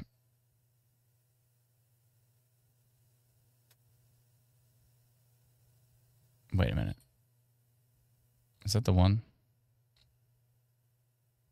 I thought there was two near Minnedosa. Oh, no, that's Minnedosa. Okay. I'm thinking of the Neepawa one. Okay. Yeah, Minnedosa one can probably go away, I think. Yeah. All right. Let's see here. Tornado potential, Paisley. Yeah, that one can go away. Lake Huron can go away. Goderich can go.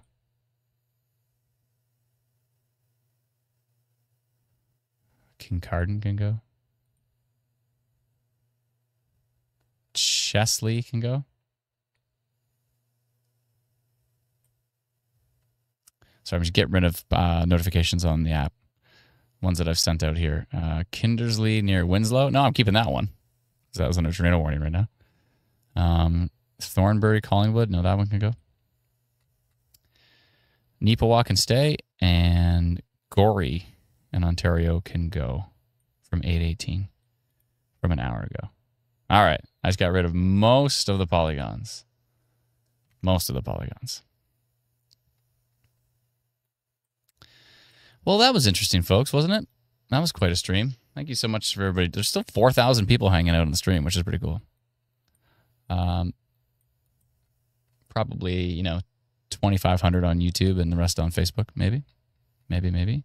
These polygons should all disappear once this refreshes. Actually, I'll just hit refresh because it's literally a website. So let's see. Some of them might stay. It takes a little bit for the caching to go. I think it takes 30 seconds. We'll see. Ah. Aha. Wait, what the heck is this? Oh, Brennan, you only told this area that we went live? That's funny. No, I did 2 separate ones. I did a Oh. full area of the region, and then when the storms were approaching, I did a second Oh, I to see. give them a heads up that we were Did you live. notify we were going live when you first went live? No, once you came Oh. on the stream. Ah, okay. I wondered. Oh, yeah, you said that, right? Because you were like, Brendan was surprised because there was like 400 people watching YouTube just with, he just launched it with just radar and didn't tell anybody we were going live. And there was like 400 people watching, which is pretty cool. Pretty cool. Thanks so much for your support, everybody. We appreciate it. I think that might be it for the stream. Let me go take a look. There's still that strong storm in Manitoba. This one is still looking quite interesting. I'm going to keep an eye on this one for sure. Heading up towards, which lake is this again? Lake Manitoba? I think so. Yeah, I think so. I think that's Lake Manitoba, and that is, what is it again? I should know this by now. I'll check in the background. It's laughing at me.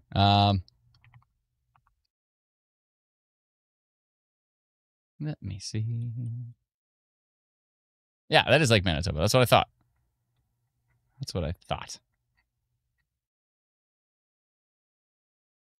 Yeah, heading up towards Lake Manitoba at the moment. It's got quite the hook on it. I mean, but the rotation has weakened a bit. A boatload of lightning on it, too. Yeah, this is looking quite organized. It's actually moving more to the southeast, really. Heading towards Westbourne, McDonald. It's got quite the hook. I'm surprised. 12% tornado risk on it. With that hook, that's kind of... It's kind of heading towards Winnipeg. Might be good to go back into hybrid mode, maybe, Brennan, just in case that really kicks it up a notch. I mean, it's gone to 86% total severe risk.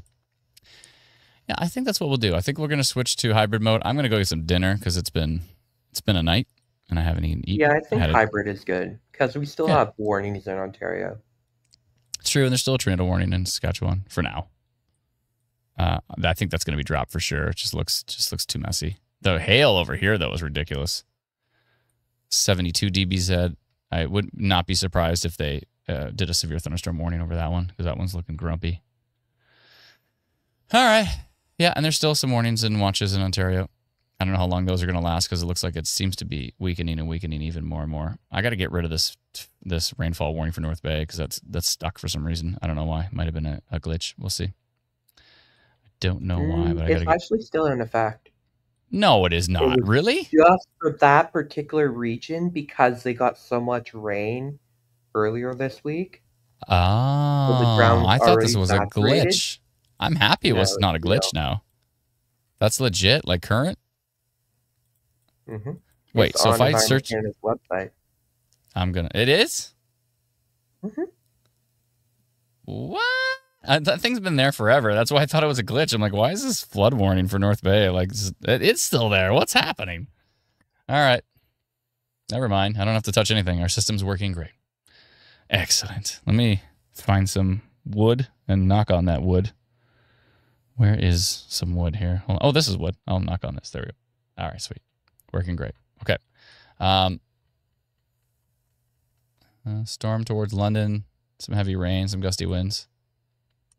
That's about it. There's a little bit of broad rotation here, but it's pretty boring. What's the environment like? Let me go take a peek. There's still VTP in the area. I don't know how long that's going to last. The supercell down by London's an 8. Okay. All right. That's something. Good. Let me take a look at a few different things here. Excuse me. Yeah, I desperately need some food. Okay, I think we're going to hybrid mode. I'm going to keep an eye on that London storm because it looks interesting.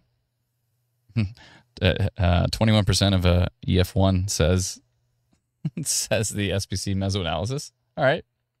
All right. Maybe the environment isn't as weak as I think it is. Let me take a look at tilt 2 here. Tilt 3, tilt 4. Okay. I think I might go minor rotation on this one just because the environment's so strong down here. It's kind of got a tail on it. All right. Okay. Polygon time. It's a polygon time.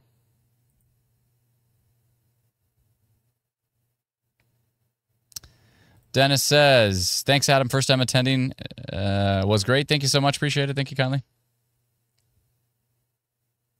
Karen says, I'm glad I saw that rotation right. I feel so validated. It's polygon time. Let's see here.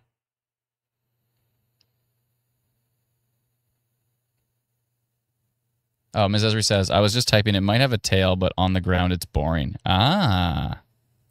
Ms. Esri coming in with some excellent ground truth. All right. I know what. I'll draw the polygon. I'll draw the polygon, and we'll wait for the next update. Based on Ms. Esri. She's in North London. Okay, well, this is North London, basically. I mean, this is kind of north of North London. This is like up here near Fanshawe, like northeast of Fanshawe. Oh, new update, and it looks boring. Okay, I'm going to wait on that one. We'll see what it does. I got my iPad here, so I'll just keep an eye on that. I'll keep an eye on that. I'm going to keep an eye on Manitoba. I'm going to keep an eye on Saskatchewan as well. And I think Alberta's pretty much done from what I can tell, but I'll take a peek over there if I can. And yeah, that's it for now, folks. We're going to go into hybrid mode, which means Brendan's just going to leave the radar playing with some brutal elevator music. And then eventually we may or may not come back depending on if things really pick it up or not. But if things do kick it up a notch, then we will be back. But if not, then we'll probably just let that stream fizzle out and eventually cut it off. So we'll see. But thank you so much to everybody. I hope everybody's staying safe. And yeah, we'll pop in if needed. Thank you so much, Brendan. Appreciate it. You're welcome. Talk to you all in a bit. Bye-bye.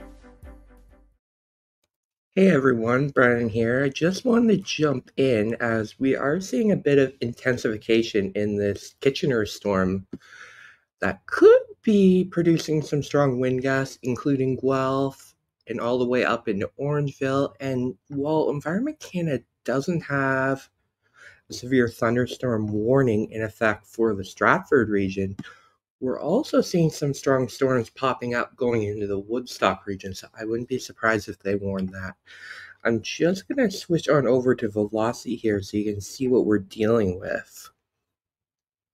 This one isn't that good. Let me switch over to Exeter radar, and you can really see the storm going into Woodstock right now. It's producing some strong wind gusts. These may be elevated as we've seen with this line as it continues to slowly weaken, but we are seeing some strengthening pockets. So we're getting up to about 80 kilometers an hour heading into Gillespie, Huntingford, Woodstock. So we'll continue to watch that as it tracks to the east into Hamilton, may eventually get it, Brantford.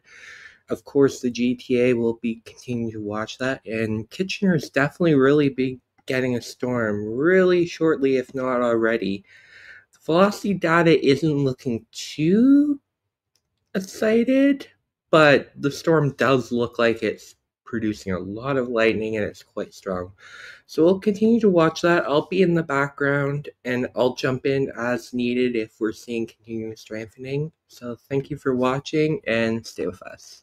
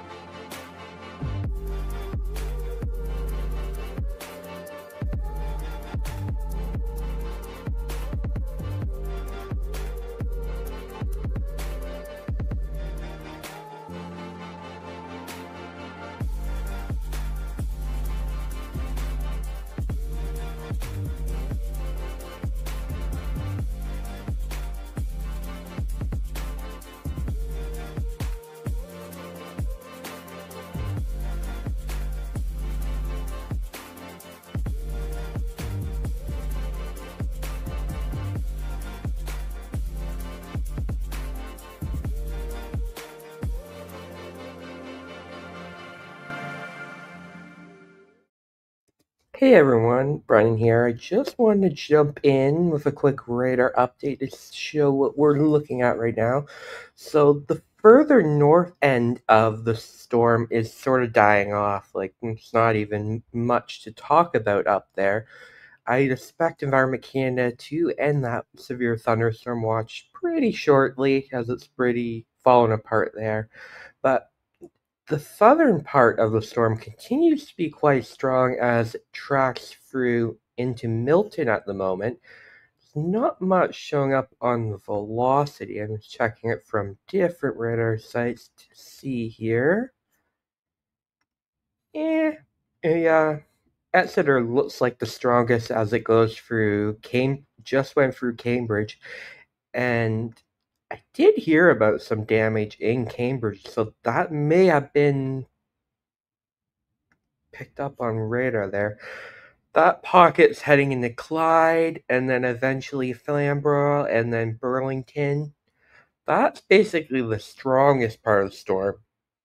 There is some stronger pockets heading into Milton, maybe Brampton, Mississauga eventually, and Oakville, but that's basically the extent of the storm that's left, and that will continue eastward into the GTA, and then eventually it'll go into over Lake Ontario, and then it'll be no longer a concern for us. But we could still see some storms in the Niagara region, depending on how far south the portion tracking the Hamilton goes. It's kind of taking more of a southern turn, so we will see some pop-up storms in deep southwestern Ontario, just northeast of Chatham through Thamesville, Petrolia, and then London. But nothing of concern there. Environment Canada did drop the severe thunderstorm watch in deep southwestern Ontario. It continues in London. I am surprised they haven't issued a severe thunderstorm warning on the southern portion. Still looking pretty strong there. It's just about as strong as the one heading into Milton, so I'm surprised it's not warned. So yeah, that will continue into Hamilton, and then that will probably be the end of the show for Southern Ontario. I'm just gonna hop on over into Manitoba, Saskatchewan to see what's up in there. Yeah, that storm continues north of Port Gilles Prairie. I think that might be getting close to being over the water, almost maybe just to the south. Some hail there. Oh, that's some strong winds. Interesting. Take a closer look at that later, and I may do an update there. And that storm in western Manitoba is slowly dying out. Maybe some small hail there still. Let me check the velocity. No, nothing of note. And let's check Saskatchewan. Still some storms just southwest of Saskatoon. There is a severe thunderstorm warning issued just south of Big R, north of Rosetown, and that's for nickel-sized hail and heavy rain and strong wind gusts. And I'm just going to check. I don't think there's much going on in Alberta. No, just some pop-up storms around the Edmonton area, but nothing of note. Switch back over to Ontario here. Yeah, so we continue to watch that storm as it tracks in the GTA. I'll be here in the background and I'll continue to pop in with updates. I'll probably come in with another update as the storm approaches the GTA, and then that will probably be near the end of the stream. So we'll talk soon. Thank you for continuing to watch.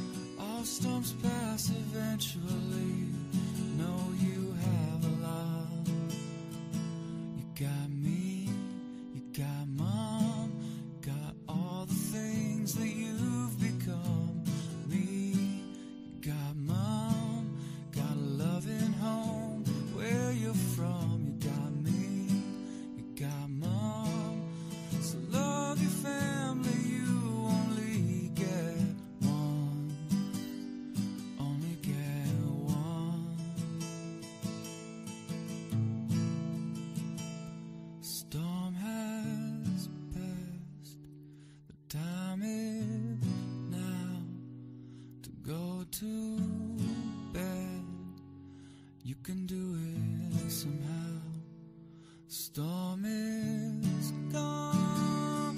Maybe it's not too long until you rest your head and get some sleep. Try to dream of something sweet.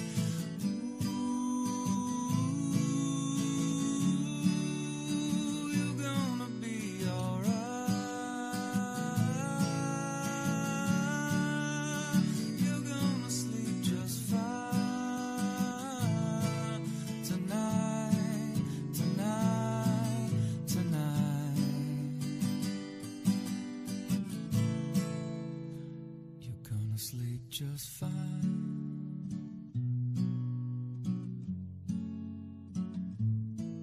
Tonight,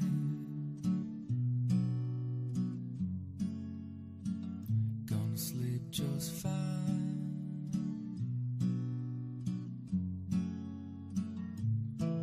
Tonight,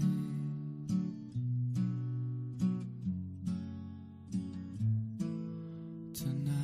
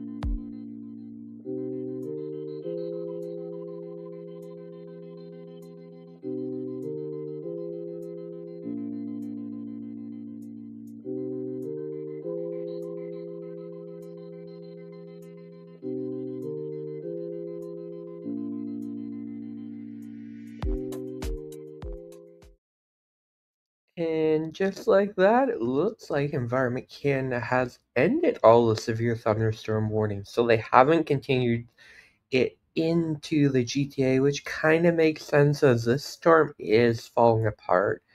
Doesn't even look that strong from King City, and not really seeing much. So it probably is fairly elevated at this point as it tracks in the GTA. The one thing I would mention is there's going to be a lot of lightning associated with this, and we've already seen that as it went through Kitchener, Cambridge, now as it tracks in Hamilton, Mississauga, Oakville, Toronto. There could also be some heavy rain associated with it. It does seem to be moving fairly slow, and if it comes stationary over the GTA, we could see some minor flooding with it. We'll continue to watch it as it tracks over Lake Ontario. We'll stay here for a bit to see what it does. Some rain going through the Muskoka region at the moment. Nothing severe, and we did see some pop-up storms in southwestern Ontario. Still some pop-up storms around London, east of Petrolia. Continue watching those.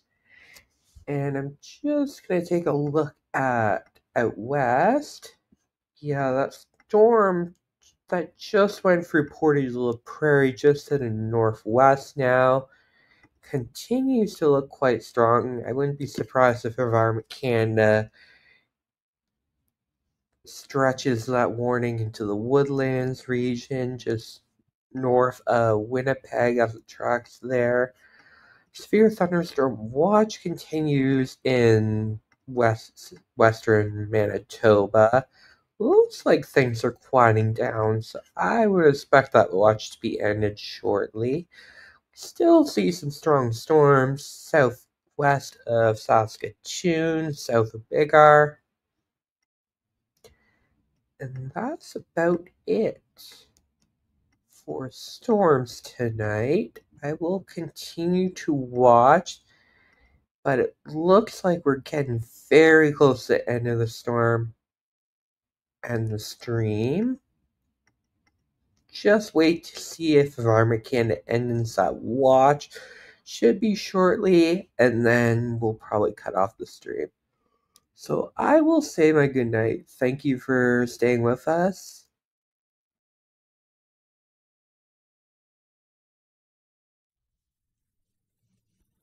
Storm has passed, the time is now to go to bed.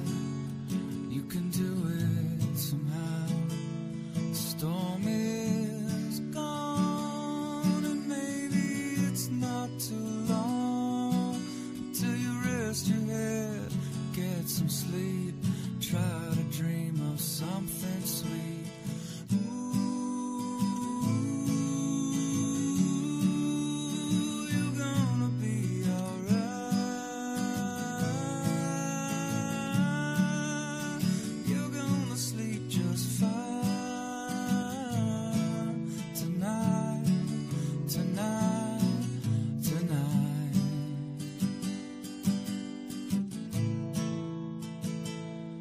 Thunder's gone, rain is coming down.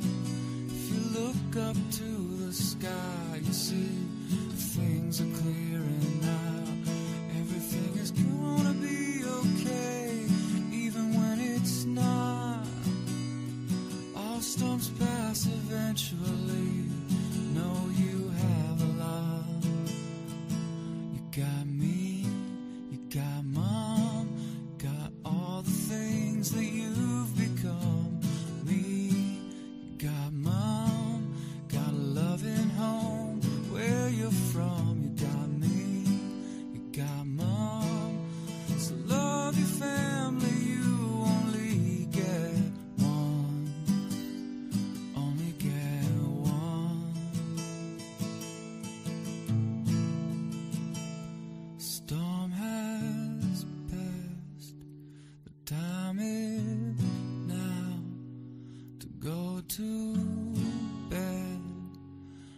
can do it somehow.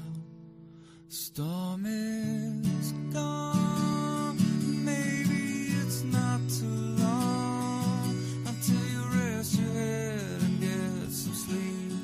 Try to dream of something sweet. Ooh, you're gonna be alright.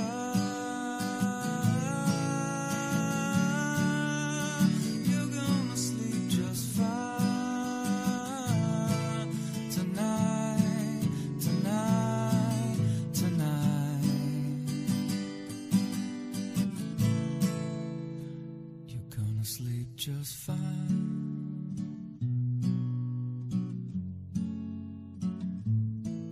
Tonight,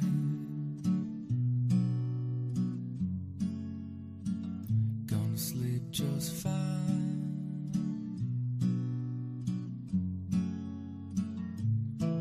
Tonight,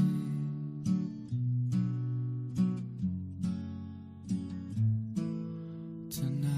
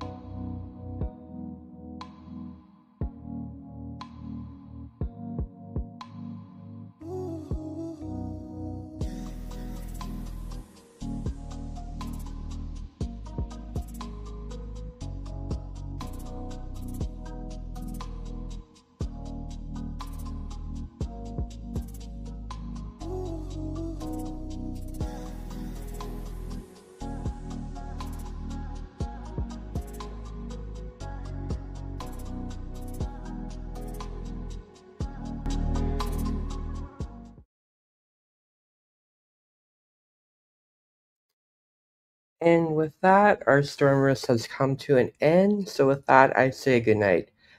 Thank you for staying with us. I still see around 500 of you right to the end. It means so much to the team that you trust us with your storm coverage. A huge shout out to the team. You know who you are.